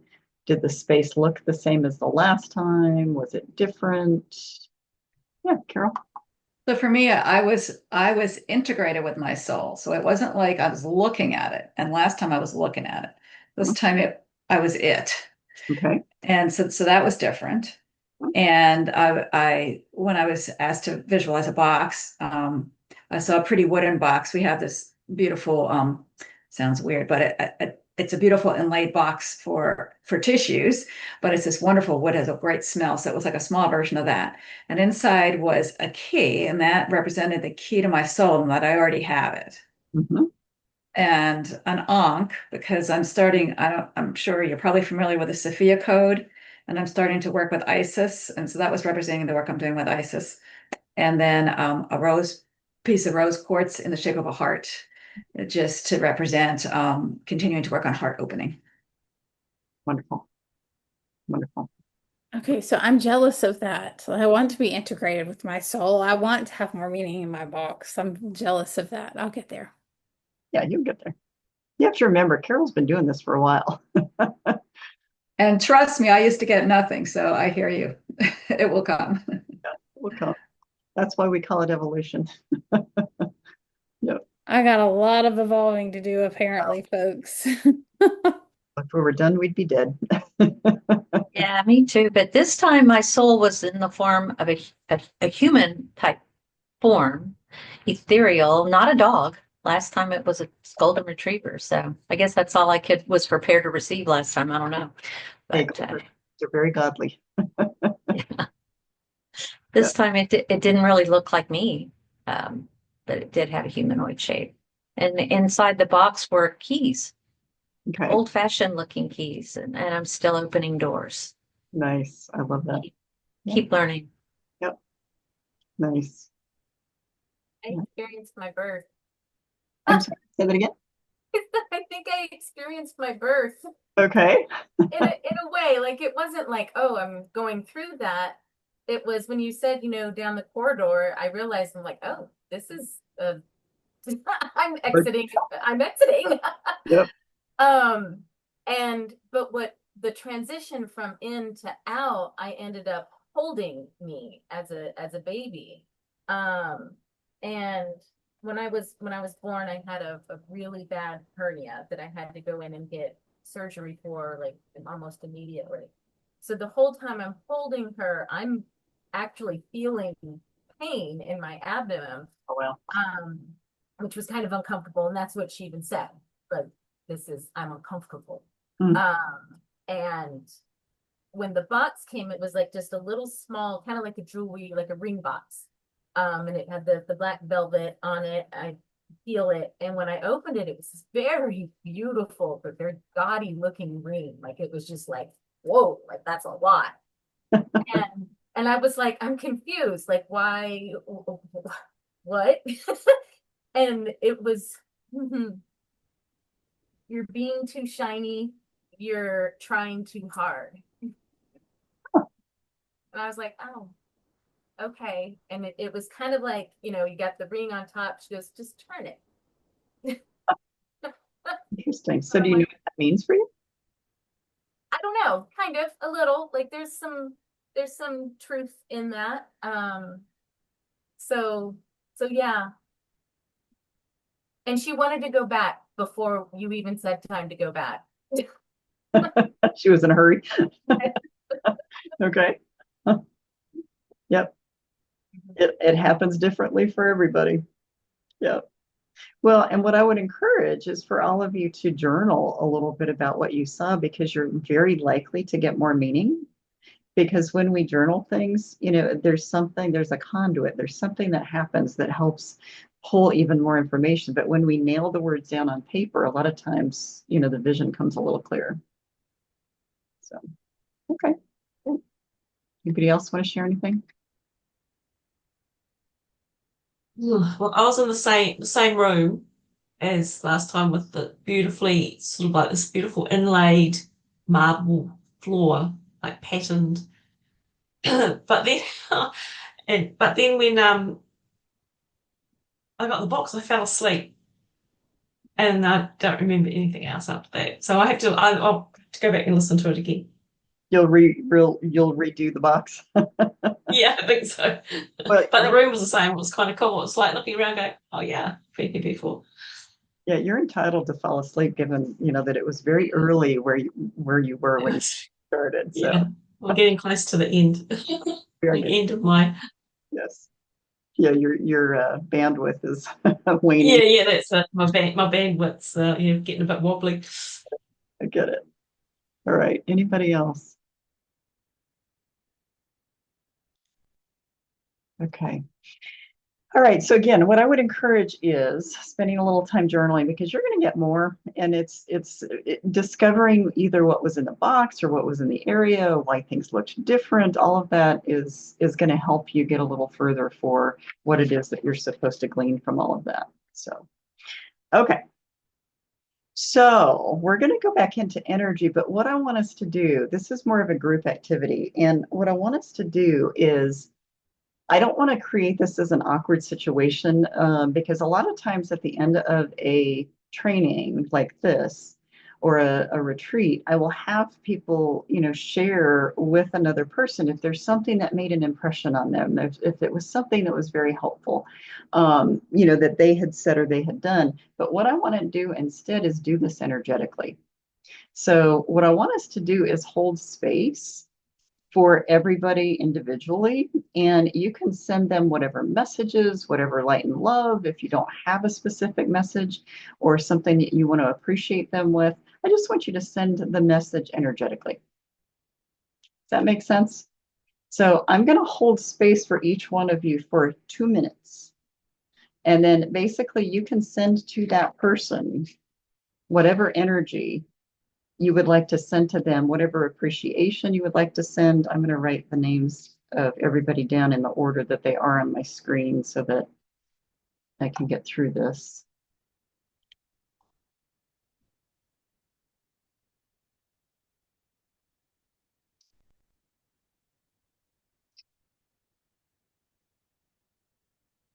And I'm going to actually add Jenny to it at the end because I want to make sure that we share energy with her as well.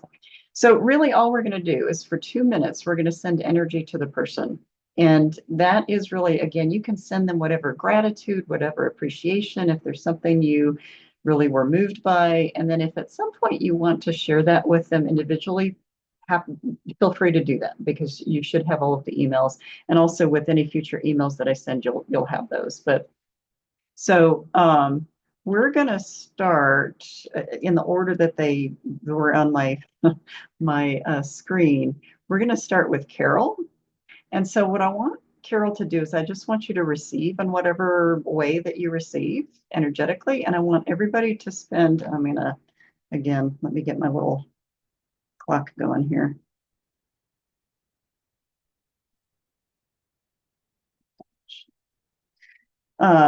Just want you to spend this time. Again, you can have your eyes closed, you can, however you want to do it. But I want you to just send the energy and appreciation or thoughts, feedback, whatever, to Carol. Okay. So we're going to start right now. So just energetically send Carol whatever energy you would like to send her.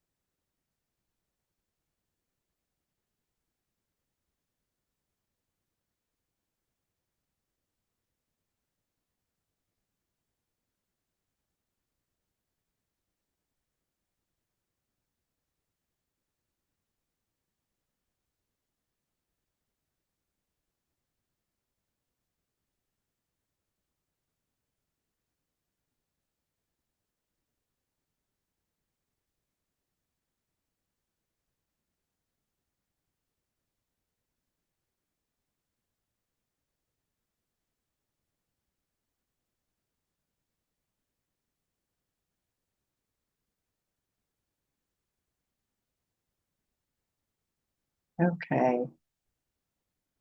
All right.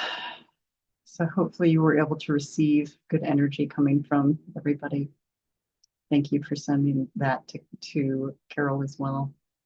Next person on the list is Kim. So Kim, if you can just receive and allow whatever energy to come to you. And all of you, you can start now and start sending whatever messages, thoughts, energy.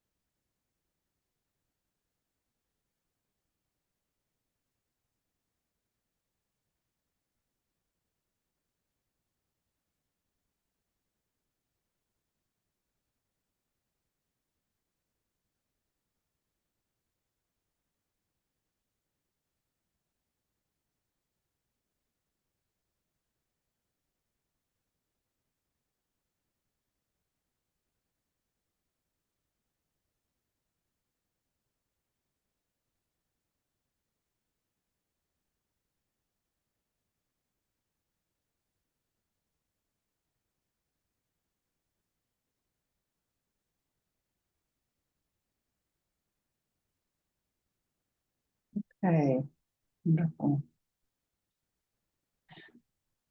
All right.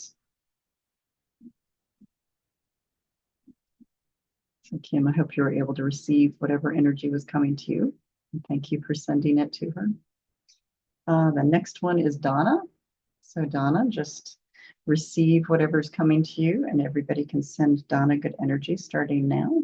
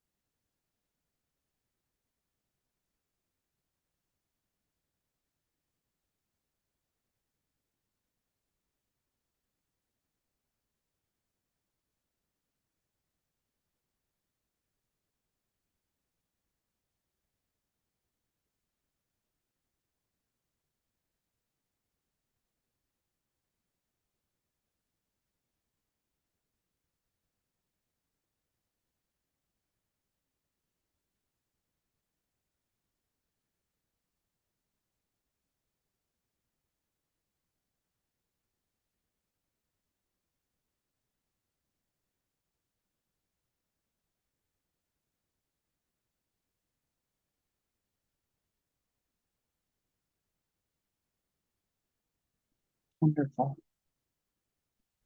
So keep enjoying that energy that is coming to you, Donna. And thank you for sending it to everybody. Next one is Susan. So Susan, prepare to receive. So everybody send her thoughts, appreciation, good energy, whatever you need to send to her today.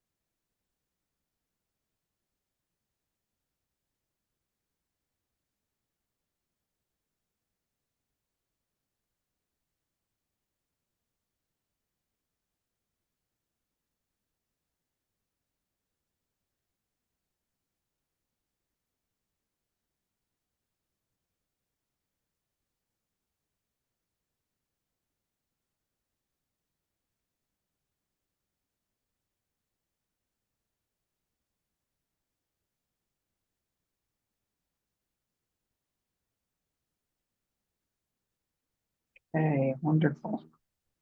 Wonderful. Okay. Now Yetta is next. So receive in whatever way and how you need to, and we'll start sending her energy right now. Thoughts, appreciation, good energy.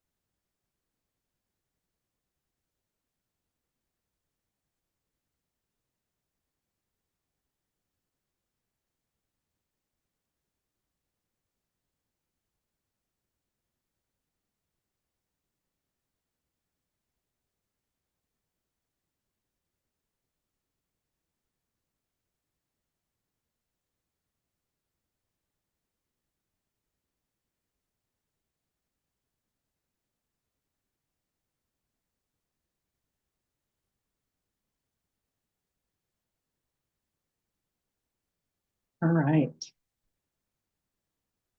Nice. Nice. Okay, the next one is Krista. So Krista, you are here to receive now. And so let's send Krista whatever energies and messages and thoughts, light and love we need to.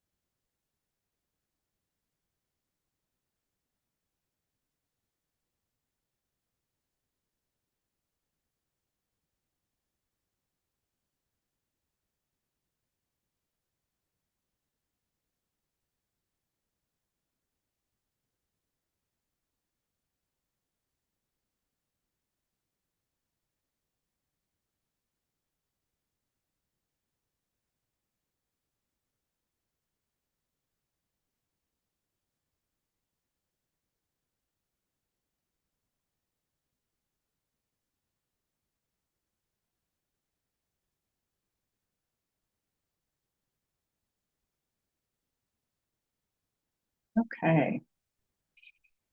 Nice. Okay, Mara is next. So Mara, just be willing to receive and open your energy centers, and we are going to start sending energy and thoughts and appreciation right now.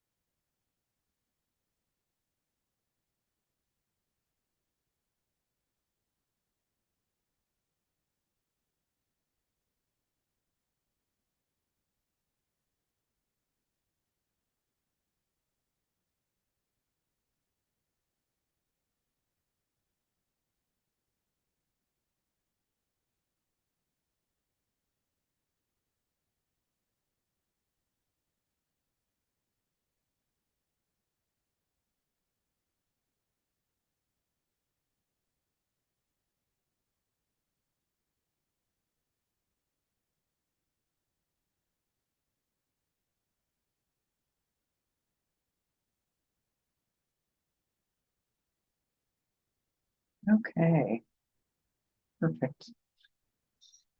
All right. So we're going to move on to Sherry. So you can stay awake and receive. We're going to start now. Send Sherry some energy to stay awake and also whatever appreciation, light, and love messages.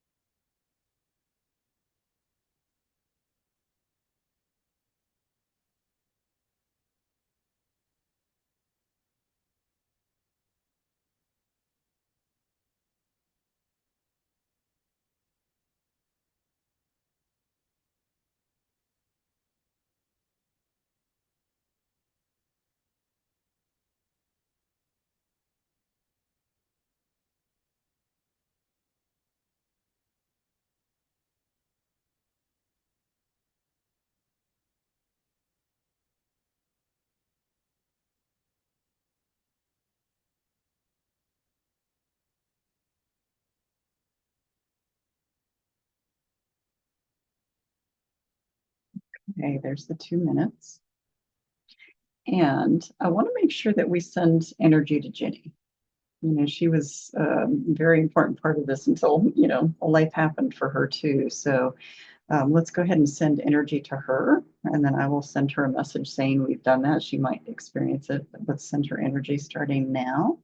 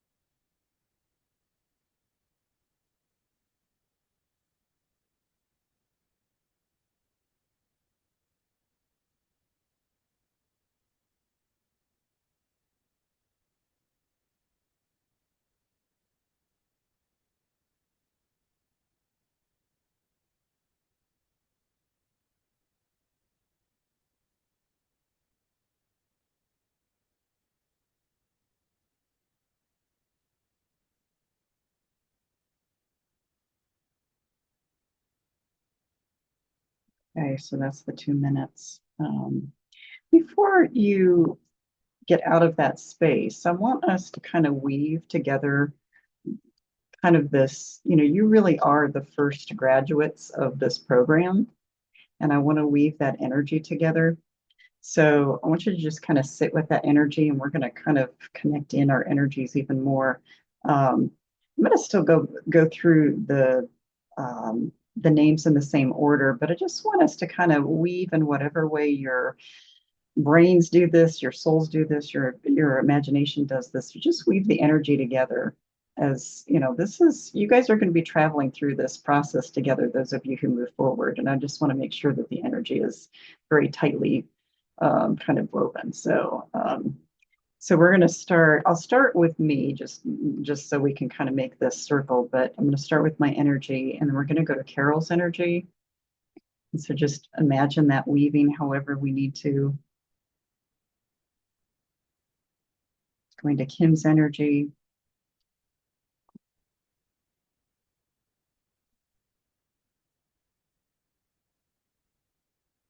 Donna's energy.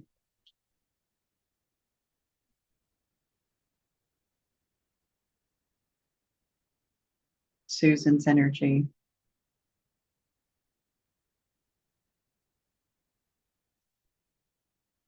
Yetta's energy.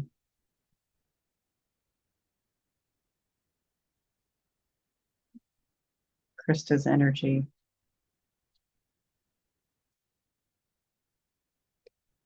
Mara's energy.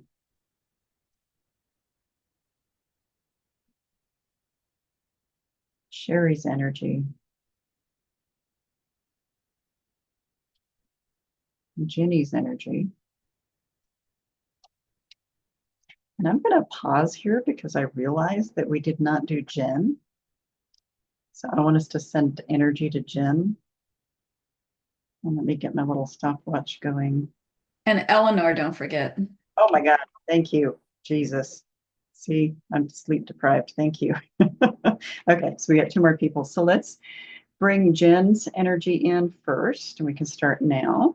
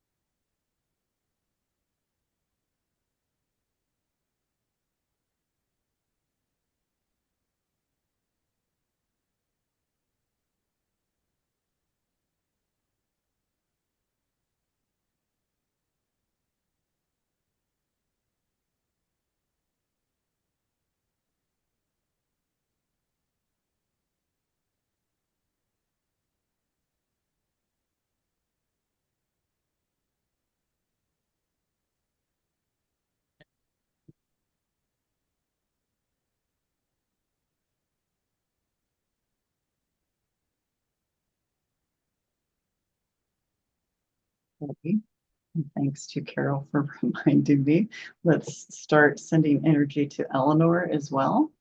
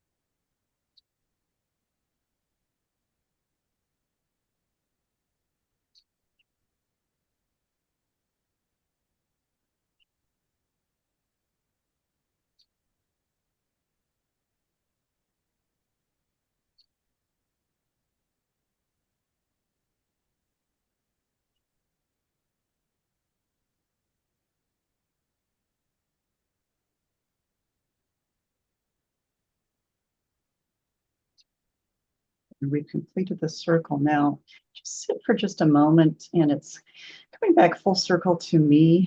And yet, what we're going to do is we're going to create somewhat of a spiral with this virtual circle we've created. And it's just basically going to solidify up to source, all the way down to the center of the earth. We're going to ground this energy, and then we're going to expand it out. Because the more we can teach others how to do soul healing, the better. So let's just hold space and expand that for just a moment.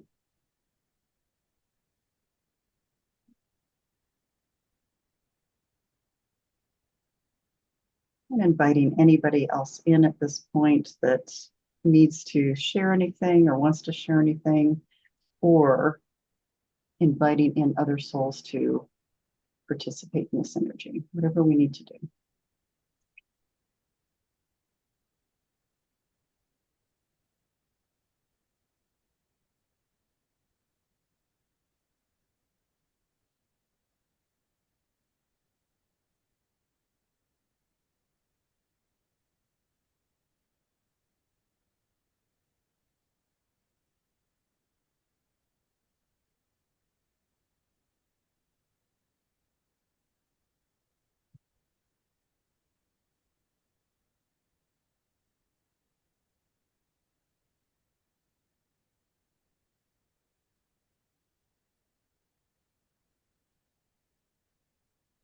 While we're holding this space, and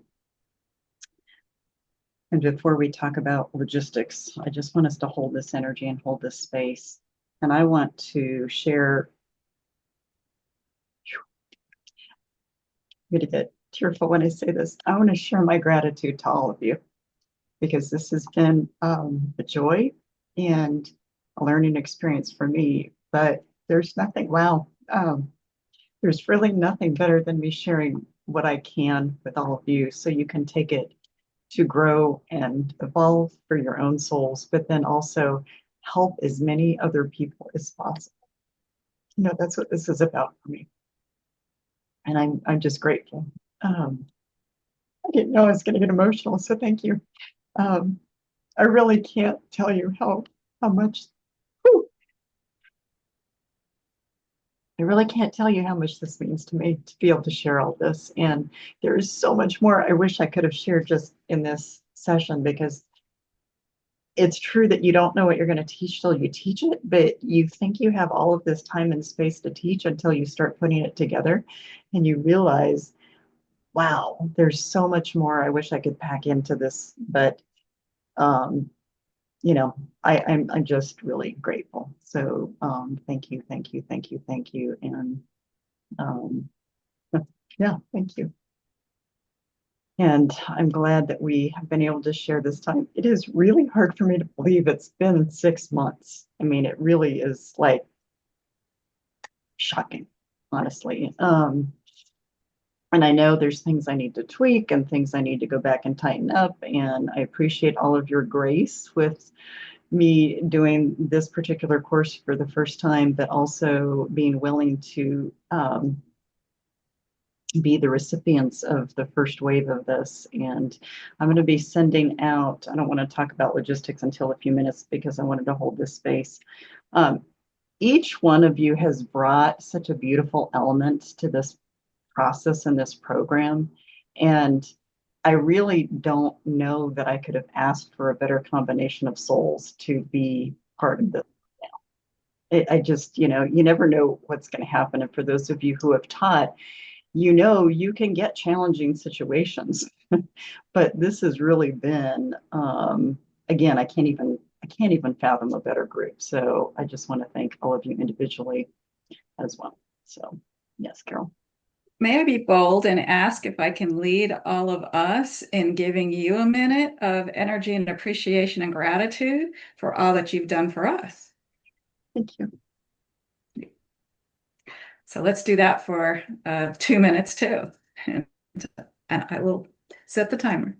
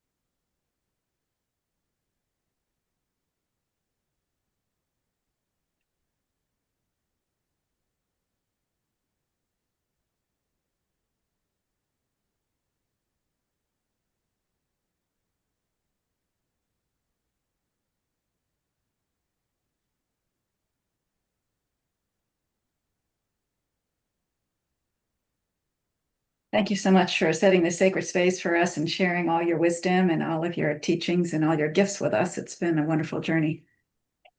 Thank you for And doing will it. continue to be, of course. But Yeah, thank you. I appreciate that very much. And I'm an ugly crier. I'm not one of those people that tears just fall down my cheeks. So yeah, thank you. It really, I don't know. It's just one of those things where I'm I'm I know I'm about to go through another upgrade, and there's no better way to enter that upgrade than to have this first set feeling complete. So thank you. I appreciate that. Thank you. Thank you. Whew, that was big. Thank you. So I want us to, is there anything anybody wants to say in general? I don't want to move this space into logistics until it feels like it's complete.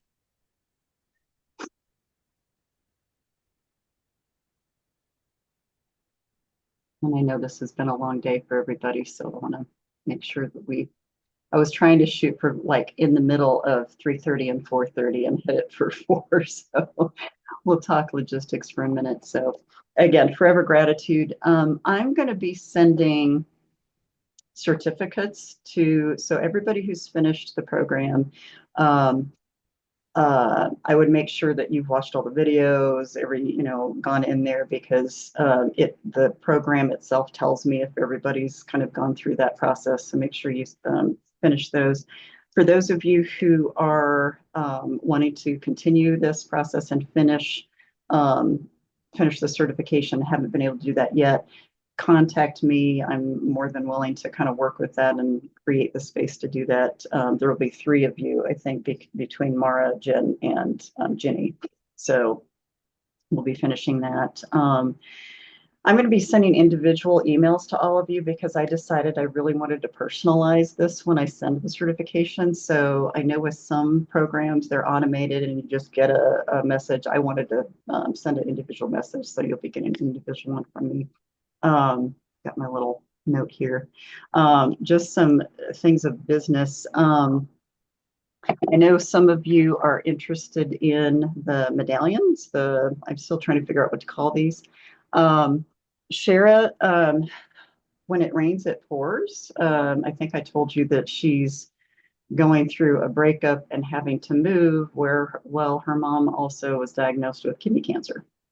So her mom had surgery on Friday, and so I'm trying to give Shara a little bit of grace and not push her on some of that stuff. So that's partially why even the copyright thing got pushed off, because she's been dealing with that.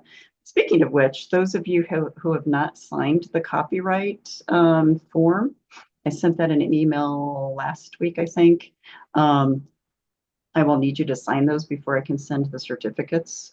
So make sure that you've done that if possible. And if you, for some reason, that email has gotten lost, I can send it again. I'm going to write myself a note for that form. Let's see here. You will be receiving, so I had talked about an informed consent form, like a sample informed consent and a few other things. I am still going to get those to you, even though technically this course is complete. I'm going to get those to you. I will tell you, these last 3 to 4 weeks, I literally have had like no energy at the end of the day. So I've done everything I can, but it hasn't shown up to be as much as I would like it to be. So you're still going to get those. The other thing I'm doing, I'm kind of in the process of, had I thought about it sooner, I would have done it, and I will do it for the next wave of this course.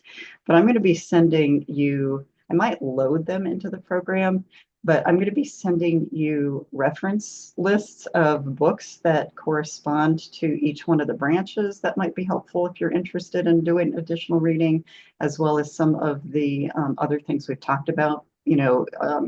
So I'm going to send you a resource list just to kind of keep that going. I know I shared things like the metaphysical encyclopedia and things like that, so I'll send those to you.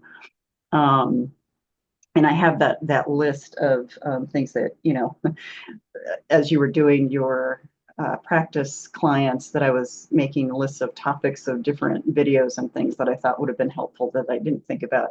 So I will probably send you links to those too, so that you have those. Let's see here. I wrote notes and I want to make sure I can see what I wrote. Okay.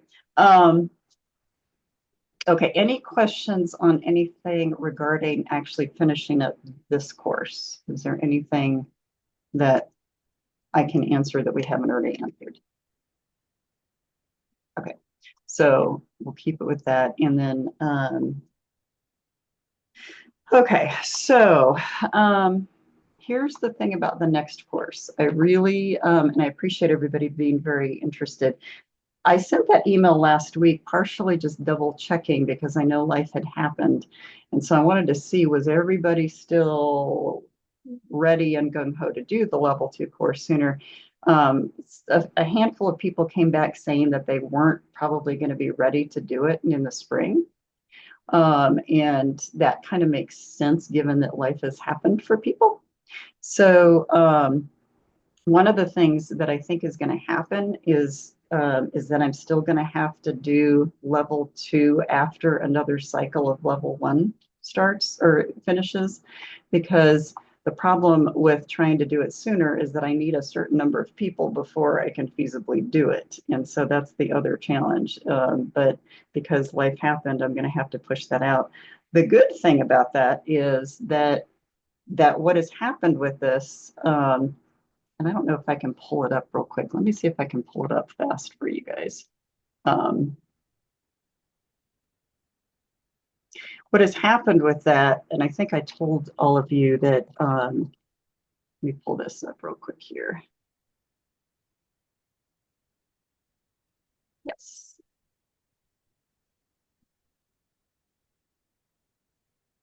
So in the midst of,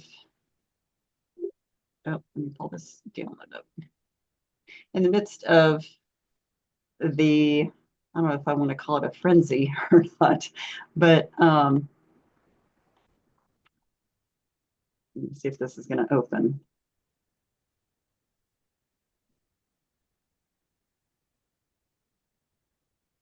Perfect. Okay. Let me get back here. In the midst of rethinking and realizing that the certifications could probably be done online, but that I'd have to add sort of the specialization retreats, it put me through this process of expanding kind of my thought with how this was all going to look. And sorry, I just got a couple. Okay, I just want to make sure I saw some stuff in the chat that I hadn't seen before. What I had realized is that, it kind of expanded things for me. So I want to show you this. Because now I do think that I can do all 4 of the certifications as online versions, adding basically that there will be a number of other webinars that are kind of offshoots and informational things like how do you create a soul healing practice, how do you do self-care work, all that kind of stuff. We've got a list of those going. Specialization retreats, which is what we talked about. And then basically creating for anybody who actually really wants to work with soul health from a teaching perspective, that, after basically the first 4 certifications are done, creating somewhat of an apprenticeship program so that if people want to really delve in and help me teach and help me kind of work, with different groups and do different retreats, that I can create that as well. So I wanted to throw that out there because, some of you have already expressed interest in, wow, we want to keep doing this and teaching, doing workshops or whatever. And then of course there's going to be, from a personal soul health institute perspective, there will be lots of retreats and things. You already have access to the Recipe for Radiance, but there's going to be others. So does this all make sense with how this has expanded? Because before, again, the specialization retreats were not a part of this. It was going to be woven in, but this is going to give people more access for being able to actually do these from afar but then pick and choose kind of from an a la carte perspective, the kinds of in-person trainings that they want to do. The other thing, honestly, that's going to do is it's going to make it more affordable, because the thing when you do in-person trainings and online trainings, you still have to pay for travel, you still have to pay for housing, you still have to pay for, my part of teaching. So the good, eating, all of those things. Lots of different things. So it's actually going to make it more affordable and accessible for people for me to do this. But it also gives you the option to, come to a retreat when you want to. So that was not my original vision, but honestly, because of your enthusiasm, it has all changed the process of how it makes sense to do this. So let me say this though.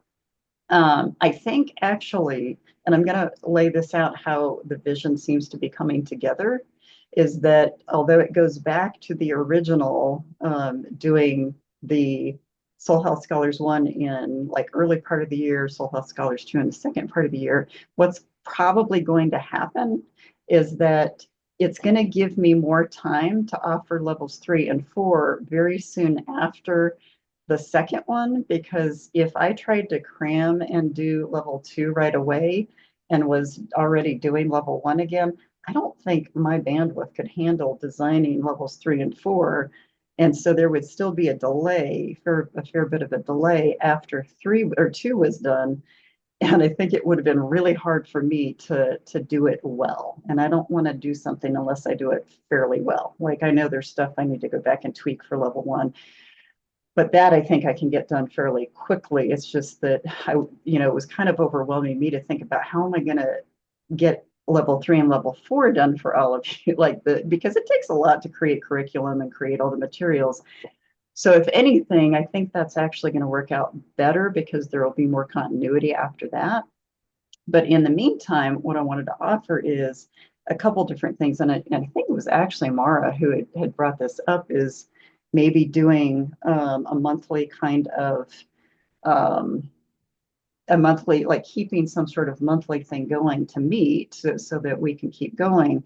But then also it actually opens up space for me to be able to do maybe 2 or 3 all day or half day kinds of trainings that can be all online, but that I think I have the bandwidth and space to do before level 2 would start, but it just gives options. Whereas I think and I would have tried to make it happen, but when a few of you were like, I don't think I can do spring now that, life has happened, it just has felt like it's opened up space for me to be able to do this in a way that's actually probably more workable.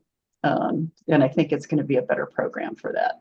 So any thoughts or reflections on any of that? Because of course you want to please, but it just did not seem like it was going to work out. I like that idea of the monthly meetings. I had another deep dive practice I did in the Akashic Records in the quantum field, and that was modeled that way too. After the 6 months, then it was another 6 months of once a month to support us through, learning the new practices and integrating everything. And I think that sounds really cool. I would like that too.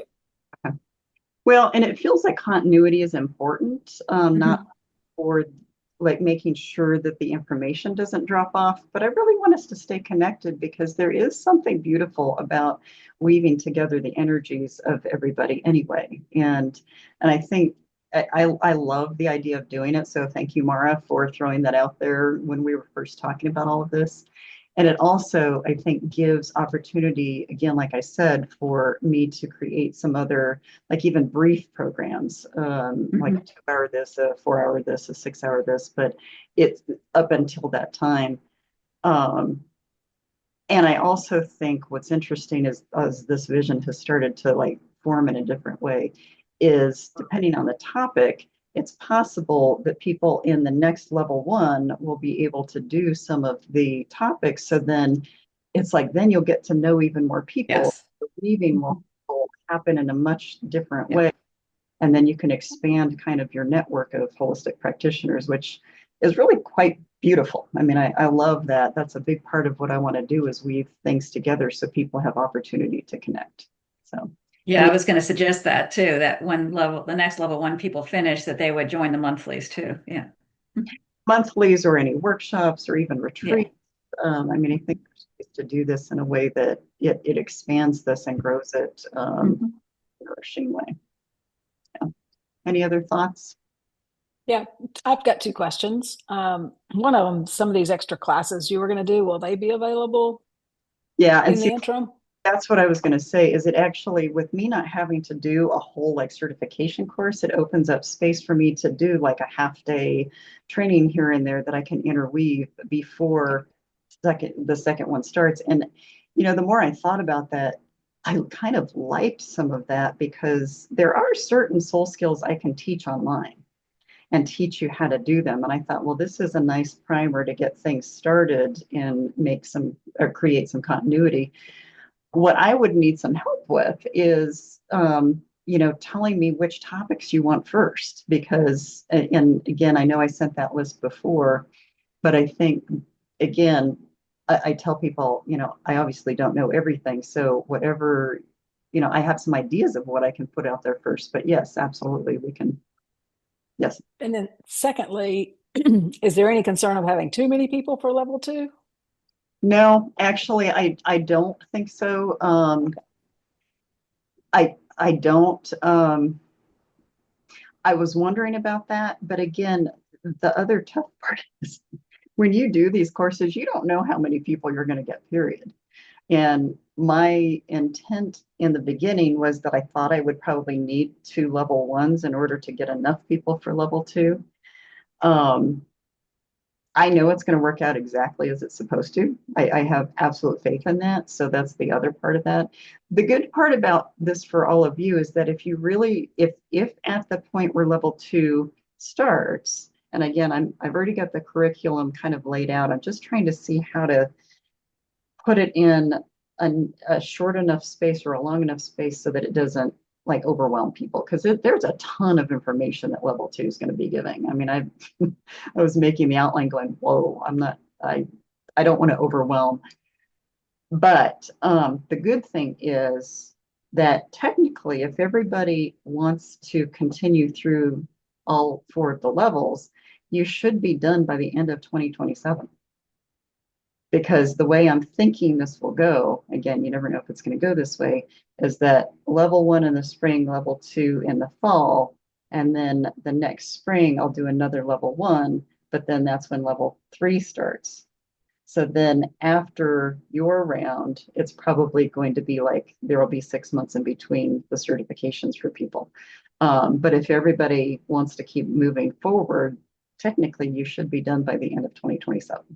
I mean, with all 4 of the levels. That doesn't mean, if you want practice sessions or things like that, because a lot of the stuff that will be coming in the online certifications is more learning, didactic kind of stuff rather than the experiential. So then it's a matter of how do I intersperse enough experiential stuff in there so that if you actually want to do particular soul healing techniques, it'll just have to weave in there in a different way. So I'm trying to get the main structure going and then figure out what the sort of the offshoot trainings will be. It's a lot to try to plan. it's really, when this kind of expanded, it was great, but at the same time, I have to plan it in a way that doesn't overwhelm you or me. And the other part of it is knowing that I need space in between to recover, because it's a lot. It's like, since I'm a traveler, if I do these back to back, I have to make sure I've got time in there to travel and do my own retreats and my own work. And otherwise, I will not be healthy enough to do these programs, which is, in the long run, it would be great to have people help me teach so that I can, mix and match who does what. And then I've got a little more space, if that all makes sense. Yeah. Any other questions or thoughts? Does this sound appealing the way that this is turning out? I mean, I know it's not ideal compared to like jumping right back in, but how does this sound for people? This sounds really good. I actually think it sounds like let's let the information kind of sit and work with what we already know for a minute, it actually maybe sounds better to me in a way, even though you don't want to have, speaking of teaching, I don't want to have, you don't have the lag, the summer lag that we all had when you had to relearn everything. But if we do the check-ins, monthly check-ins, we're gonna continue to keep that fresh in our minds. But I think without overwhelming our systems with too much information, I think it's a really good. It feels very balanced. I think where we can still continue to integrate it, use it, process it all, and then but still be connected. I do think it's good that we all stay connected, and then we'll really be fresh and ready for a new influx of information when we start. I Yeah. like it. Yeah, and that's the other thing. I'm trying to build these and schedule them and really look at the calendar in a way that there's enough space in between like level 1 and level 2 where you can breathe a little bit because yeah, it's a lot. And it's just going to be it's a lot. It's like creating an entire college department and not just a course. So it's a lot of development, but if anything, I actually like how this is turning out more now because I can see the vision much more clearly and compared to what I thought it was going to be. So even though I had to really kind of shift my brain, I think it's going to give more people opportunity because I think for you, Sherry, it's like it would be hard for you to travel every time. But if I'm doing the certifications online, but then have specialty retreats depending what you want to learn and what you want to integrate, I think it's just going to open up options for people. So, do you have any comments from your side? I know you're really tired, but I don't know if there's anything from a distant traveler perspective. And if not, that's fine. You can also email me later when you've had some sleep. Okay. Yeah. Anything else? I think what I'd like to do is maybe so I'm going to be on again, I know I'm about to go through like a major upgrade. And so I'm kind of bracing for that a bit. I never know how they're going to feel and what they're going to be, but I do know that they usually zap my system. But I'm going on a retreat/training back to Vancouver Island in 3 weeks, actually 3 weeks from yesterday, which I know is going to be big, but I'm kind of wondering about maybe doing an information session like soon after that, just to kind of keep the ball rolling. How does that feel? Okay. So, any questions, thoughts, reflections? Okay. Yeah, I think this is probably going to work out better in the long run, but I'm really excited about continuing and getting you all connected with other people as well. I want to throw this out there. I don't know if all of you have heard about Alignable. Have you heard about Alignable, the networking group Alignable? That's how I found you. Okay. I wondered. Yeah, I wondered. Yeah. And Sherry, I've never asked you, how did you find me? Just from a marketing perspective. By accident, I was Googling something. I was looking at different websites that had Akashic records on them to look at some wording for my website. And your website popped up and I thought, who's this lady? And you had the banner across the top, I think, about the training, and that's what made me click on that. And then I was like, oh, I just need to know more about this. So from there. Well, I never asked you, so that's helpful. You know what's interesting is we've never like advertised from the Akashic Records perspective, but my website comes up like for people around the world for Akashic record reads. We don't even really know why. I'm not arguing it, but it's like the SEO must be catching exactly as it's supposed to. So yeah. So thanks for letting me know that. Actually, the interesting thing was I normally put NZ on the end when I'm Googling, so I get the New Zealand sites, but this time I forgot. I didn't do it. Otherwise, I wouldn't have found you if I didn't. Well, I'm a believer nothing happens by accident. And I'm really glad to have had you in the program. So I'm glad you forgot the NZ. Yeah.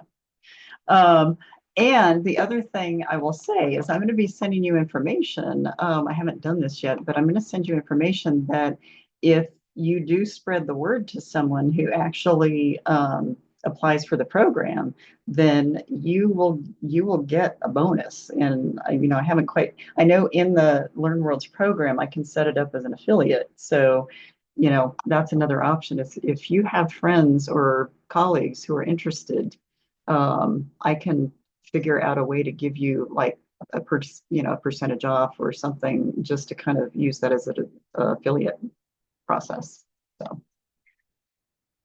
So yeah, you'll be getting more information on all that next week. I just didn't want to do too much detailed stuff today since the energy was in obviously a soulful space. All right, any other thoughts, questions, reflections? I know it's been a long day. I know it's been 6 months. I know this is a lot to process. I'm excited to move forward. I have some really cool images that I've created for level 2, and I'll probably send those during when I send you that email. Yeah, so it's actually been a lot of fun to get the ball rolling on that. But yeah, lots more to learn, lots more to evolve through. I'm open for feedback. I'll be sending you an email about, asking for whatever feedback you want to provide so I can make this better, and we'll go from there. But I have been so appreciative. Thank you, thank you, thank you. And you can email me at any time. If you need something, let me know, and we'll keep the ball rolling. Okay.